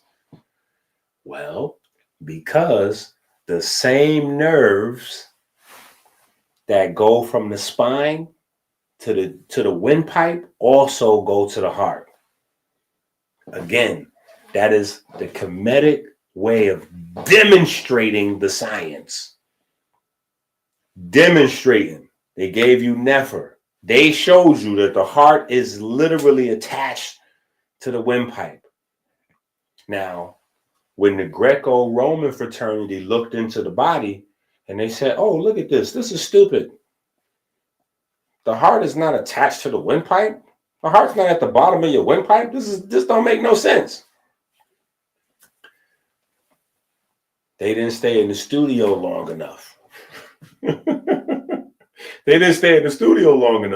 So they ridiculed the information once again, right? Getting caught in the lie, right? Just scratch a lie, find a thief. They ridicule the information and say, oh no, this is stupid. They didn't know nothing what they was talking about. Only to come back along later on, once they figure out the Jed, once they figure out the spine and go, oh yeah, Well, yeah, you know. Yeah, because you know so the heart and the windpipe is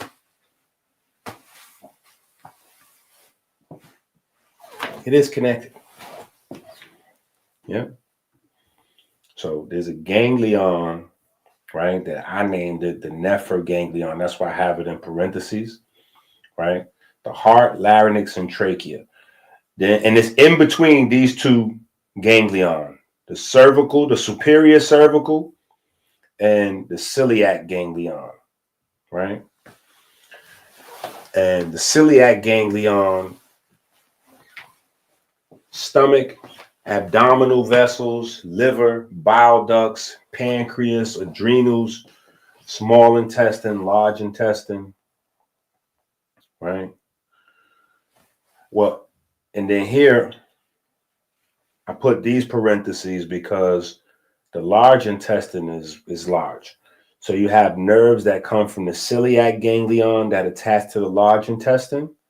And then you also have the mesenteric ganglion that goes to the large intestine, almost like exclusively, right?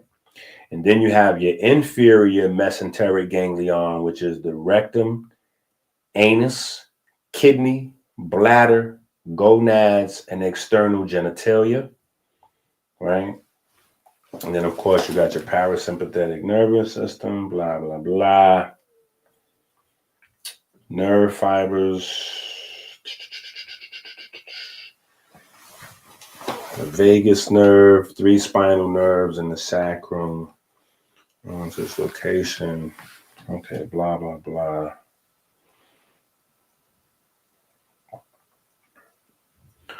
All right, then you got the vagus nerve, which is ganglion-ish, right?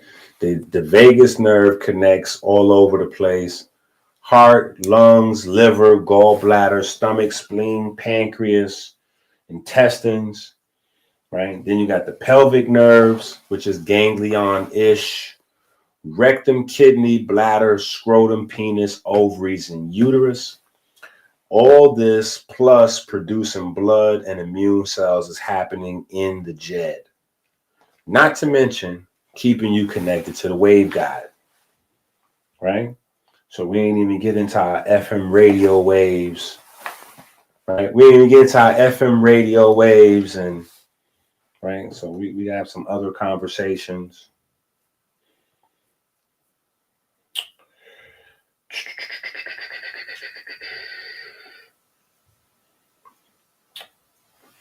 Okay. We went kind of crazy from Franks and cigarettes in your mouth. Pause. I know it may have seemed like we lost sight, but sometimes it's not that deep. Common things we consume mess with your blood flow, blah, blah. Okay, so the reason, so just for clarity, for some context, because this paragraph might seem crazy. The name of this chapter in the book is Hot Dogs and Cigarettes. Hot dogs and cigarettes. And so we start the chapter discussing hot dogs and cigarettes because of how hot dogs and cigarettes mess with your nerves.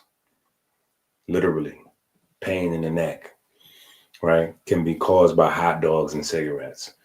Pain in the spine, hot dogs and cigarettes. And or, but definitely it's even worse together, right? Frank's, hot dogs, processed meats, all of those things high in nitrates, right? And then on the flip side, you have cigarettes that have chemicals along with nicotine that mess with your blood flow as well, that then turns around and messes with the nerves. So we start having that conversation, and then we segue into the anatomy so you can understand the intersection of all of the nerves and the circulatory system and the blood flow and blah, blah, blah, blah, blah.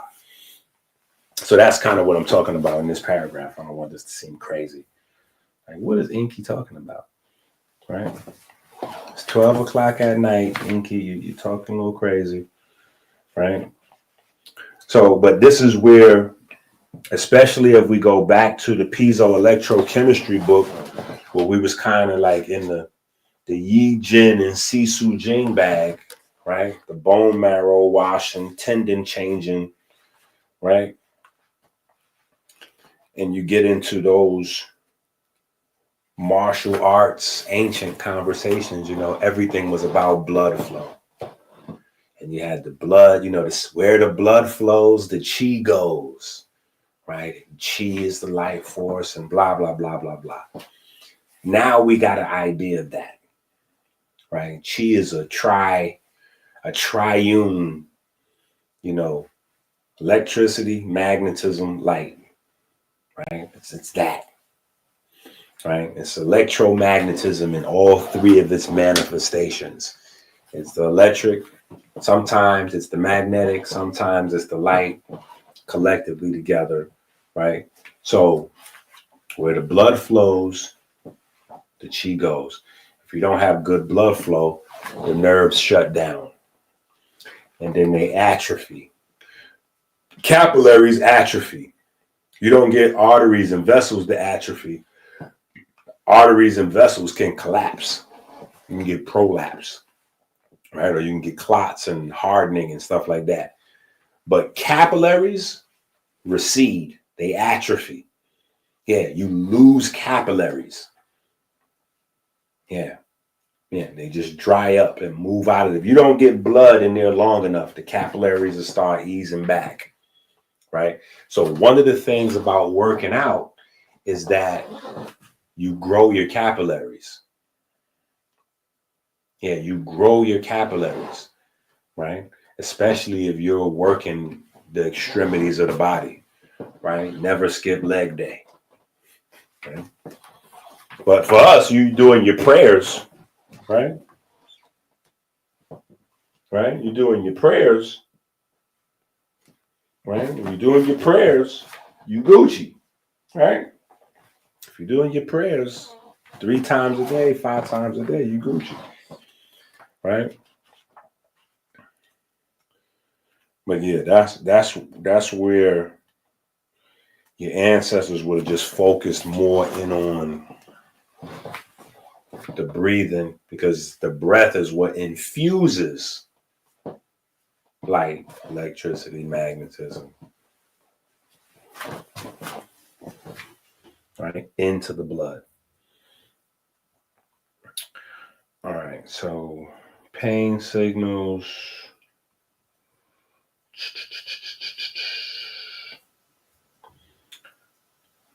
Spinal cord. Okay, so let's go a little bit. Let's keep flowing. Let's go in again. Right? Let's go in again. Right? Let me see if I could get us a different picture though.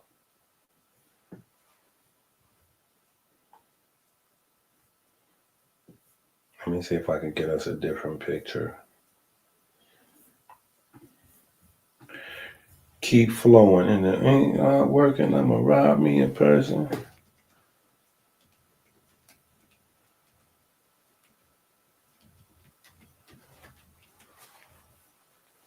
Even though what we do is wrong.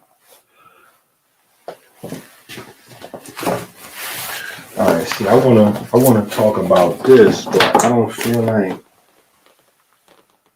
we might need multiple.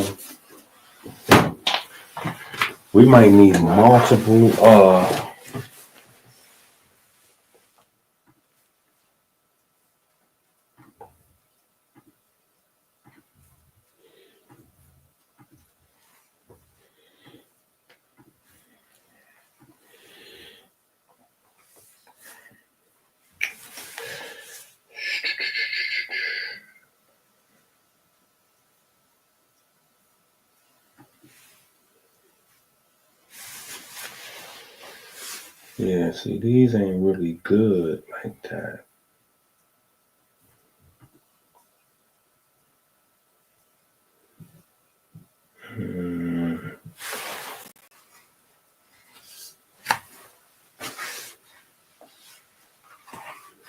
All right, you know what? This is kind of good right here.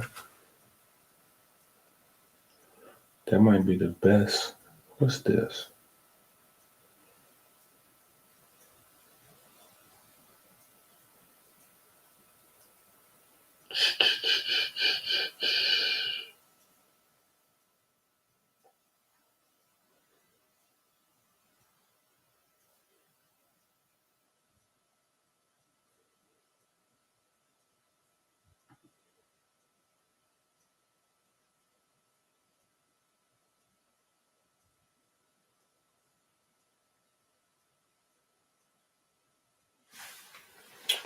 Oh, you know what it is? I didn't answer my own question. I guess they don't have a good one clear example. Right? They don't have one clear example.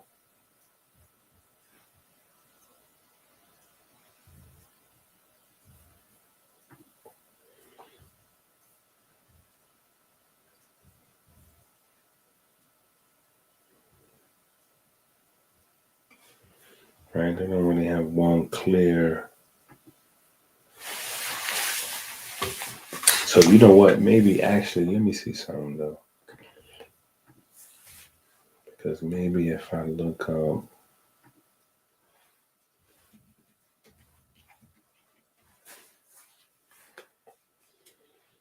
there we go. Might hit the jackpot here.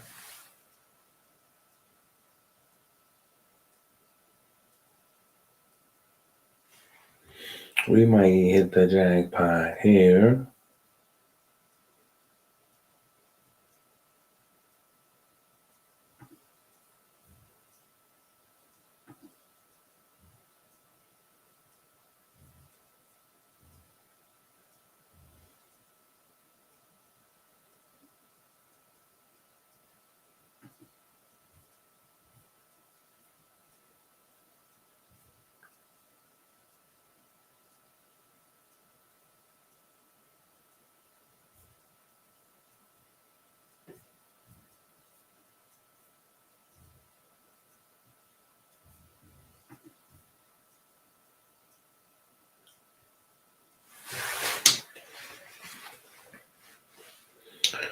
All right, so this joint right here, you got like problems in here. Like you got herniated disc, right? You see this right here, right? And this is kind of shown a lot.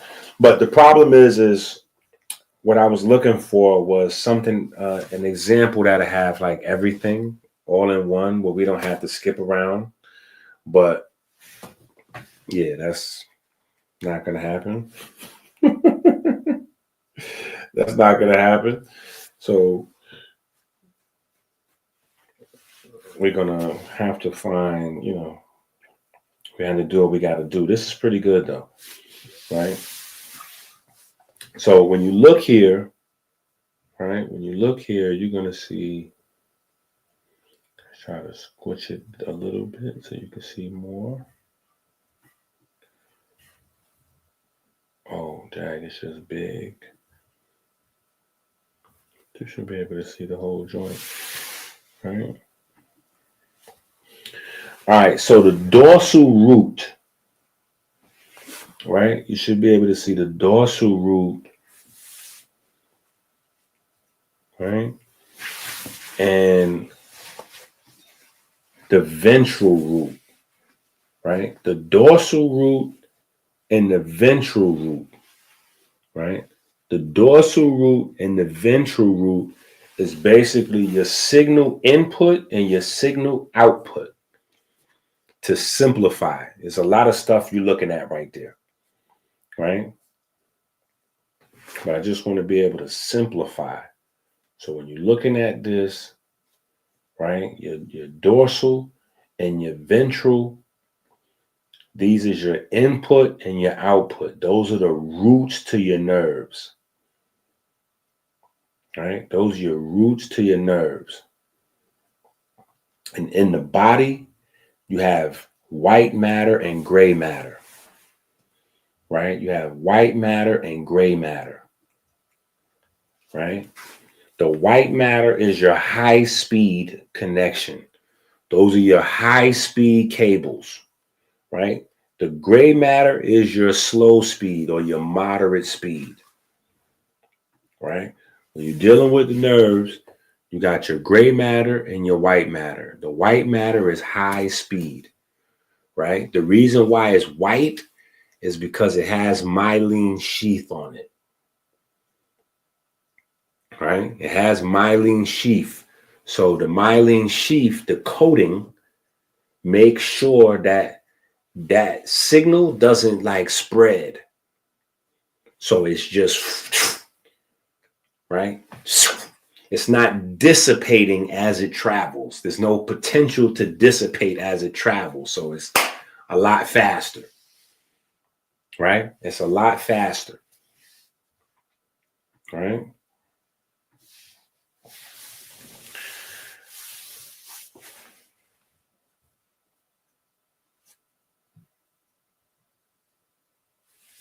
Now, with the gray matter, right, that's taking us back into electrician prayer manual and the They Not Like Us book, right? Where's the electrician prayer manual? Ooh. Right? If you don't have the electrician prayer manual and the They Not Like Us book, put these in your cart, check them out at the same time. You need these together, right? You got to get these together, right? Why does the gray matter bring us back to these books? Because in these books, we're talking about horns. Horns in Kemet, horns in the Bible, horns in today, modern technology. And it just so happens that horns are in the brain and all through the vertebrae, right? And the one thing that the vertebrae, the brains, Kemet, the Bible, modern day have in common is electromagnetic waves for communication, right? So there's that, right? So the gray matter, right? You have the dorsal horn, the lateral horn, and the ventral horn. The white matter is broken down into the funiculus, right? So you have the dorsal funiculus, the lateral funiculus, and the ventral funiculus. Then you have the dorsal median succulus, which is a division. It's just like a split. And you have the ventral median fissure, right? These split the middle of the vertebrae into a, just so you have what you have direction, right? Just so you have direction, right? Anterior, posterior, dorsal, ventral, lateral, median, right? Now, in the middle of the vertebrae is the central canal, right? That's for the river of life, right? The river of life, right? Inside these vertebrae, you have the sensory neurons, which send information to the brain centers. Then you have the motor neurons, which send information to the body. The sensory neurons connect to interneurons, right? Now, the interneurons are the snitches, right? The interneurons are the snitches. You know, snitches get stitches. The interneurons are the snitches. Why do you say the interneurons are the snitches, right? Because your spine doesn't always need your brain. That's why I'm saying it's deep. You know what I'm saying? Your spine doesn't always get your brain involved. It's like when you got children with different ages, You see how I got Chase? Chase is going on 16, right? So Chase can run as a buffer between me and some of the other issues that's going on with the other children, right? Sometimes you might hear him, like earlier, you probably heard him yelling at them to clean up, right? So I don't have to do it. Yeah, he gonna handle it, right? So the spine doesn't always have to come to the brain to figure out. The spine has its own thing, which is called a reflex, like a reflex arc, or sometimes just a reflex, right? Where sensory information comes into the spine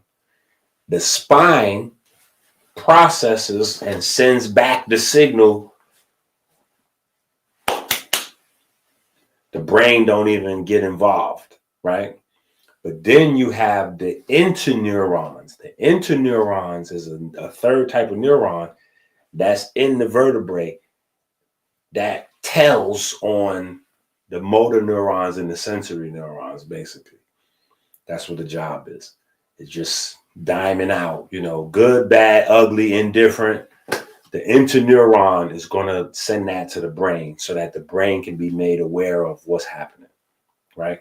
Now, why would you need something like this? Simple. Say, for instance, you touch a hot pot. When that heat signal travels from your hand to your spine, trust that you don't want the signal to have to then go up to the brain, be routed around different areas of the brain, for the brain to then send back a signal to the spine, then the spine to send back a signal to the hand for you to get off of the pot. No. When your hand touches that pot, that heat signal to the spine already has memory information enough to figure that on out. So the spine shoots the signal back down to the hand to get off of that. Let that go. Get off of that. Yeah, so that's reflex, right? Sensory neurons bring the information in. The spine sent the signal right back out through the motor neurons to act immediately. We don't even need to get anybody else involved, right?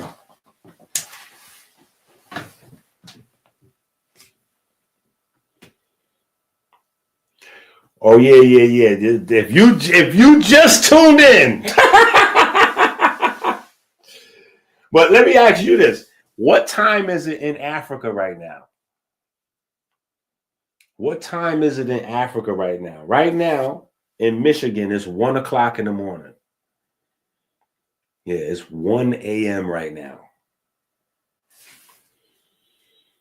in Michigan. So what time is it in Africa?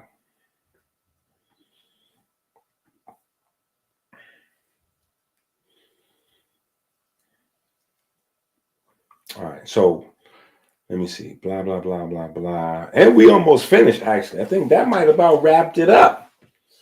Alex,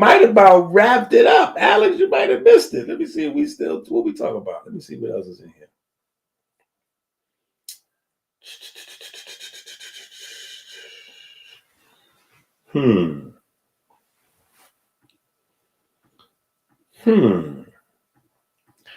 We ain't even get to the get down, right? We ain't even get to the get down. We ain't even get to the new epidemic, right? Text neck syndrome,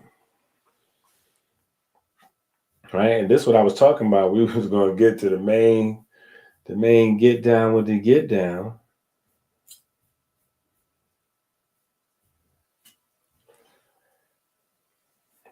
Oh, nah, we still got some time. We still got to work. Yeah, we still got some work to do. Yeah, we still got some work to do. Let me see what this is right here. Yeah, we still got some work to do. Yo, where's my hoodie? I want to be hard and cause some ruckus. Coming with the B-boy slang, I'm blasting suckers.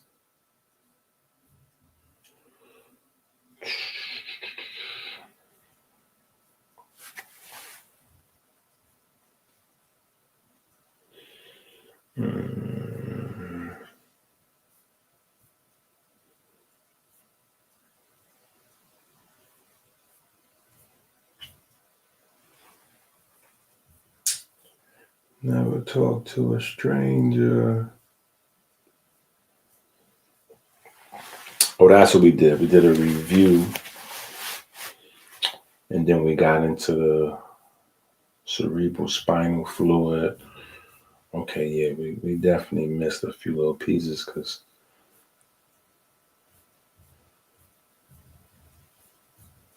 where's what I'm looking for though? Why do I keep feeling like I'm missing something?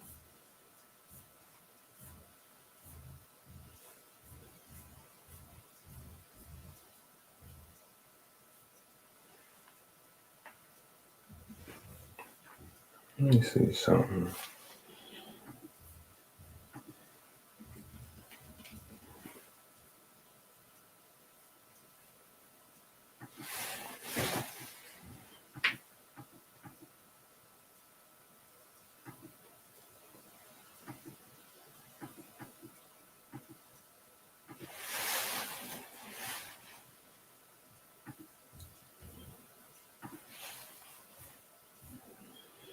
Okay.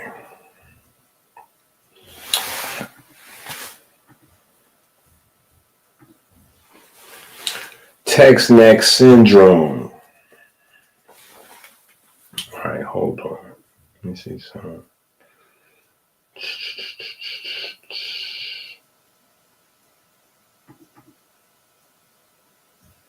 Never talk to a stranger.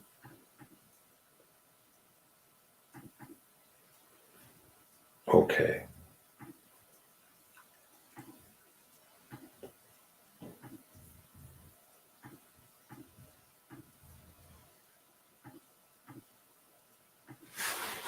Okay.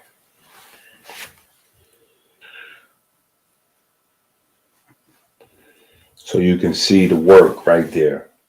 Text neck syndrome. Right?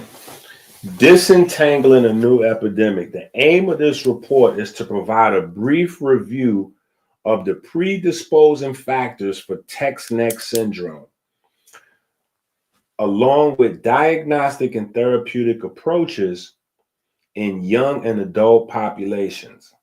Text neck pain is a worldwide public health problem largely reported nowadays. Currently, data have shown that the erroneous use of personal computers and cell phones might be correlated with the development of various clinical symptoms that are defined as text neck syndrome.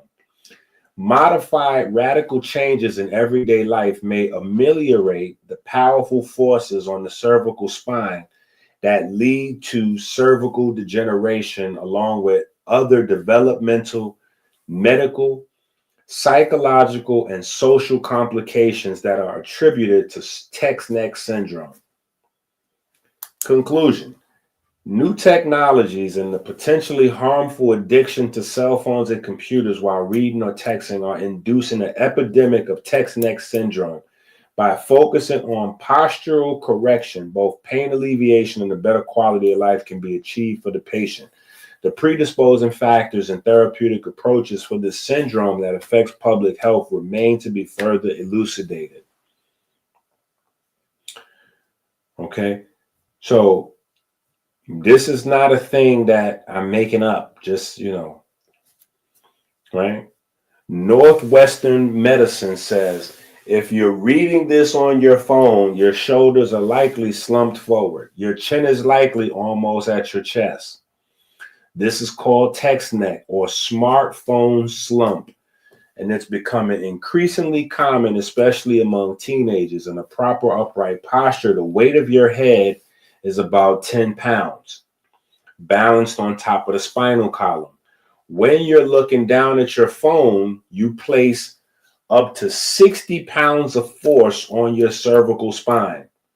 The muscles in the back of your neck and the top of your shoulders have to work harder. They become fatigued and strained, which causes pain inflammation, muscle knots, and tension headaches. You have to work this out, period. Right? What did the Wu-Tang say? What did the Wu-Tang say? Right? You best protect your neck. You best protect your neck. Matter of fact, let me show y'all what I got. I got this like a year ago, and it's really working well for me. Maybe a little longer than a year. Yeah, I probably had this for probably 2 years, but it's working out well for me. And I haven't even really been doing it. I just been playing with it here and there, like, you know what I'm saying? But let me show you this thing I got.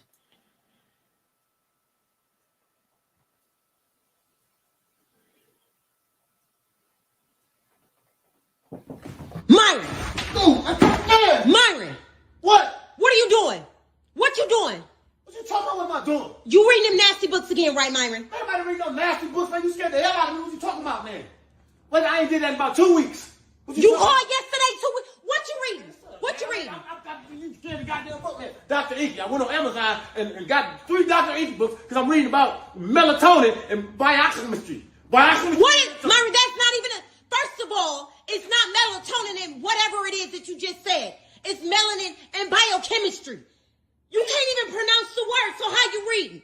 How you reading, Myron? I'm not looking at the pictures. I got the books right here. I'm looking at the pictures. You know, this ain't nothing nasty about this. So what are you talking about? I got all the books right here. What are you talking about? Myron, you don't even know how to read. Every time we get mail, you bring it to me. You think I don't know that? I got hooked on Phoenix. Now, what you talking about? I was hooked on Phoenix, so I know how to read. As a when?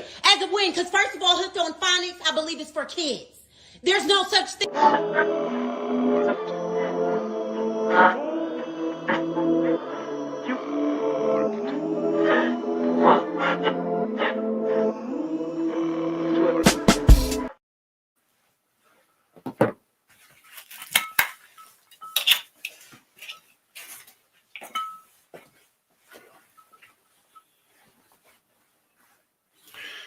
This is like $15, I think, like $15, $20. Now you could put any amount of weight on there you want. I would suggest getting like a 2 pound. This is a 5 pound, but you just, you know.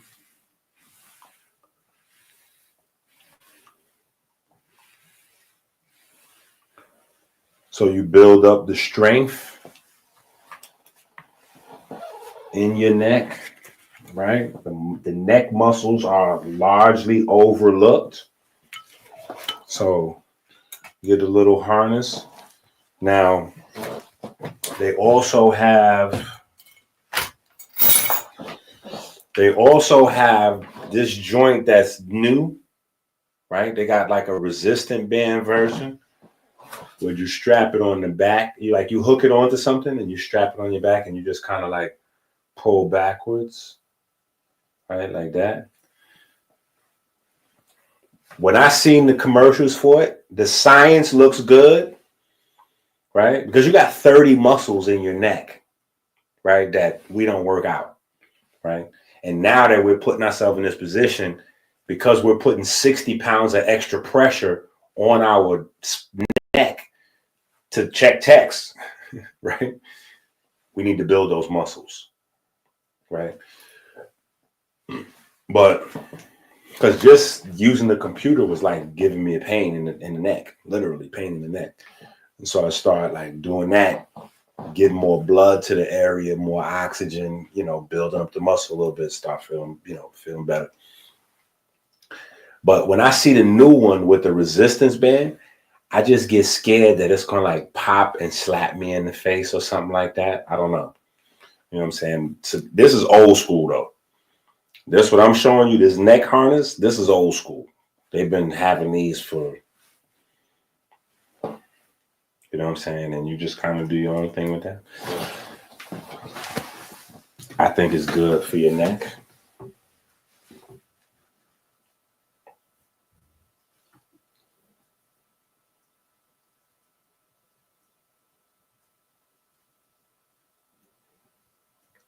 Alex must have tapped out. I asked him what time it is out. He must have tapped out like I missed too much. I got to start he might have started the video back from the beginning. Sometimes I do that when I catch a live stream and I don't catch the live stream in the beginning. I just go all the way back to the, Let me say this. I be doing that. There's a channel called Goat James Kingdom or FYF Sports. They like similar. They be doing long streams but they just talking basketball. LeBron James, Michael Jordan, basketball talk. That's like the digital sports bar where I be going to hang out type of vibe. I be going back to the beginning of the video, so I be out of sync. You know what I'm saying? The live stream be on for 2 hours already. I'm just tuning in. So he might have did that. Yeah, Alex might be somewhere in the beginning of the video. All right. You have 4 main muscle groups in your neck, about 30 muscles in total, right? The suboccipital muscles act to rotate the head and extend the neck. The rectus capitis posterior major, the rectus capitis posterior minor attach the inferior nuchal line of the occiput to the C2 and C1 vertebrae, respectively. Your C1 is called the atlas vertebrae, and your C2 is called the axis. The atlas vertebrae rotates around the axis about 170 degrees, right? So your top two vertebrae, right, is like a hinge, the way it's set up, right? So the axis, which is C2, is stable, right? And atlas, C1, rotate your head like this, right? So when you get to the side, right, you could check and see how good you're, so if you can't really get like looking straight that way, or you can't look straight this way, you got some, you got some work to do, right? You got some work to do. And if you're at the job, on the job, driving the truck, in the office, you could just do, like going back, right? Going forward. Yeah. Yeah, you don't even need weights. You can just bring your head down, bring your head up, bring your head down, bring your head up, over to the side, over to the side. Obviously, you want to do your repetitions, right? And when you're doing this, you're going to feel pain in certain places. What if you have stuff going on, right? But you'll feel pain in certain places, right? And then you'll know, okay, yeah, I need to get some massage up in there, right? I need to get some massage up in that space, right? And so you got a boyfriend, girlfriend, husband, wife, right? Children, right? You have to get somebody to, right? Or you need to get a gun, right? I got a gun somewhere around here. Chase been stealing it. I don't know where it is, but the massage gun. When they first came out, them things was like $500. Now you can get a massage gun, for the low. If I got one, we working on so for sale, budget, so yeah, you can get you a little massage gun, get you together like that.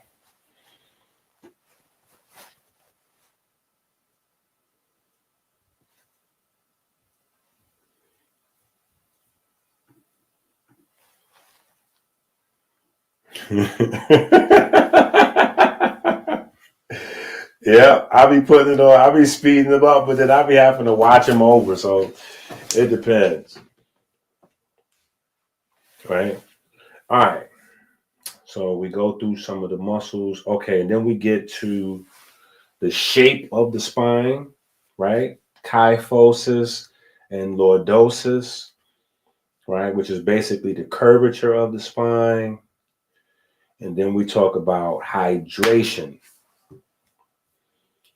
I don't think I want to discuss hydration tonight. Yeah, I think hydration should probably be like a whole video by itself. Oh, but here's some ways you can use, hold on.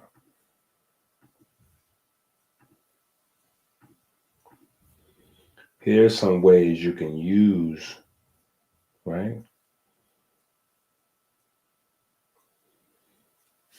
So you don't have to just do it forward, right?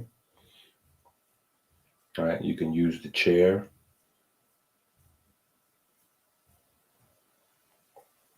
All right, just to give you some other options.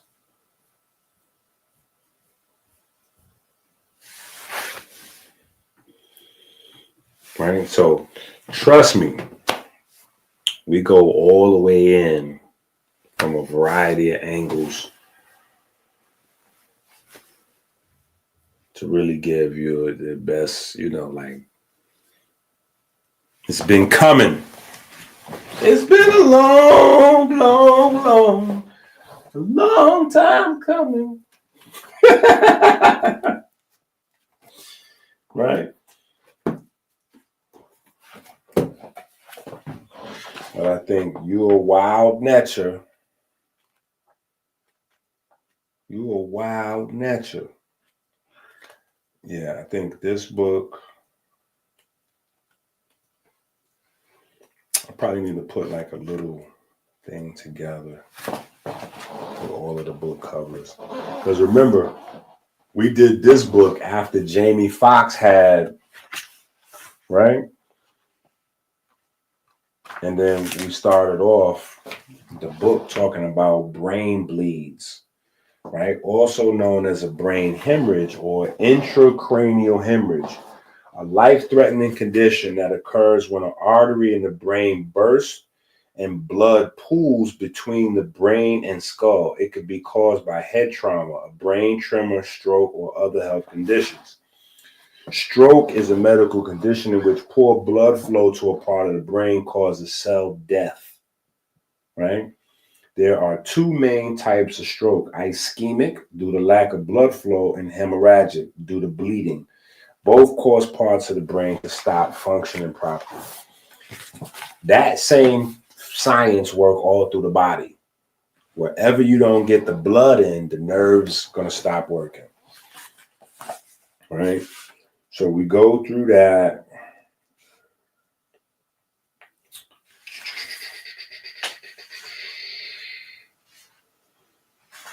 And then we get to the NVU. Where is the NVU?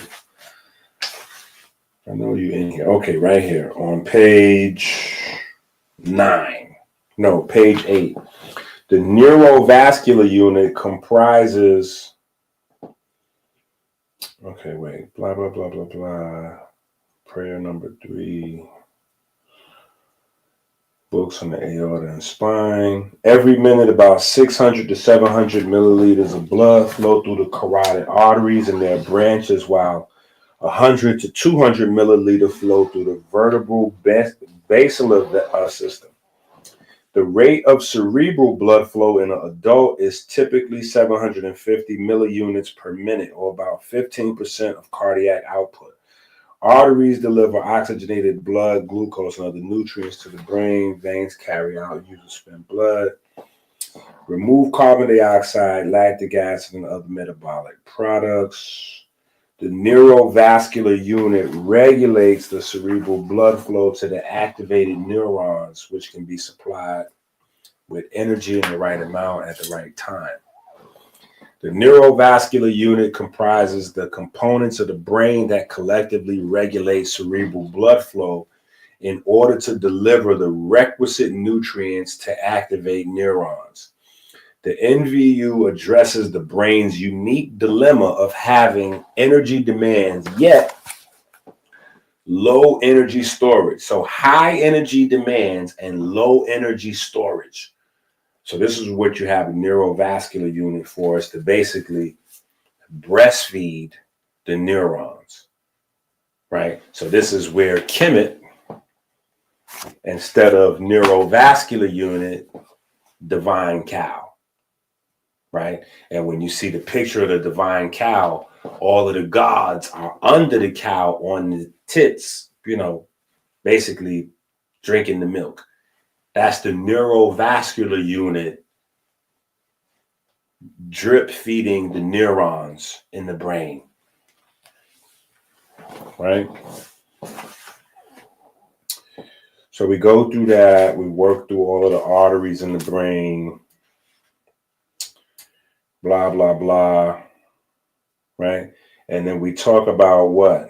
What do we talk about this concept in the Bible, right? We talk about this concept in the Bible of a stiff-necked people. Boy, oh boy, the Bible is tough. The Bible is tough, right? We talk about stiffness. The Bible is tough. The Bible is tough, man. Listen. So, yeah, you're going to need this book.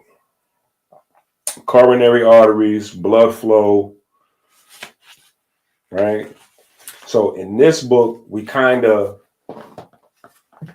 it's like complementary in a sense, because we talk about the blood flow that matches,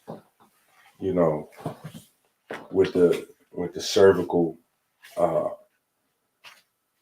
nerves. And we go into the Edwin Smith papyrus. Yeah, we go into the Edwin Smith papyrus.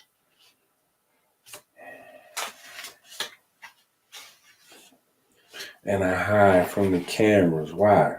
Because a picture is worth 1,000 words. And y'all herbs and get what y'all deserve. Right? But then, hold on. See, here's my favorite pictures. Let me show y'all my favorite pictures. Do I have them on this computer? Let me see, what's this? Nah, that ain't it. No.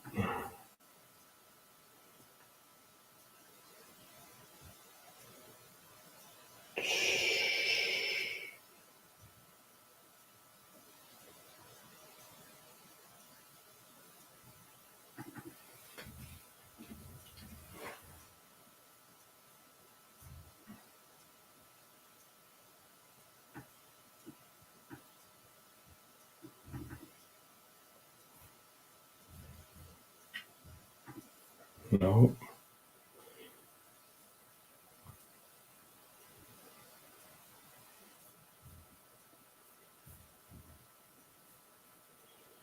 Man, I thought I had that on this computer.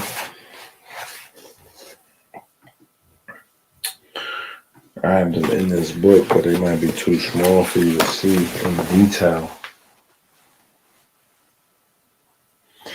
So if you got the book, page 59 and page 57.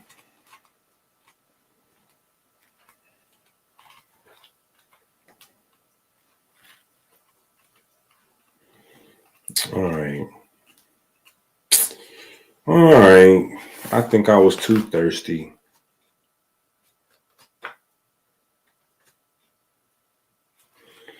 Yeah, I was too thirsty. That's why we on here for 7 hours. I was too thirsty.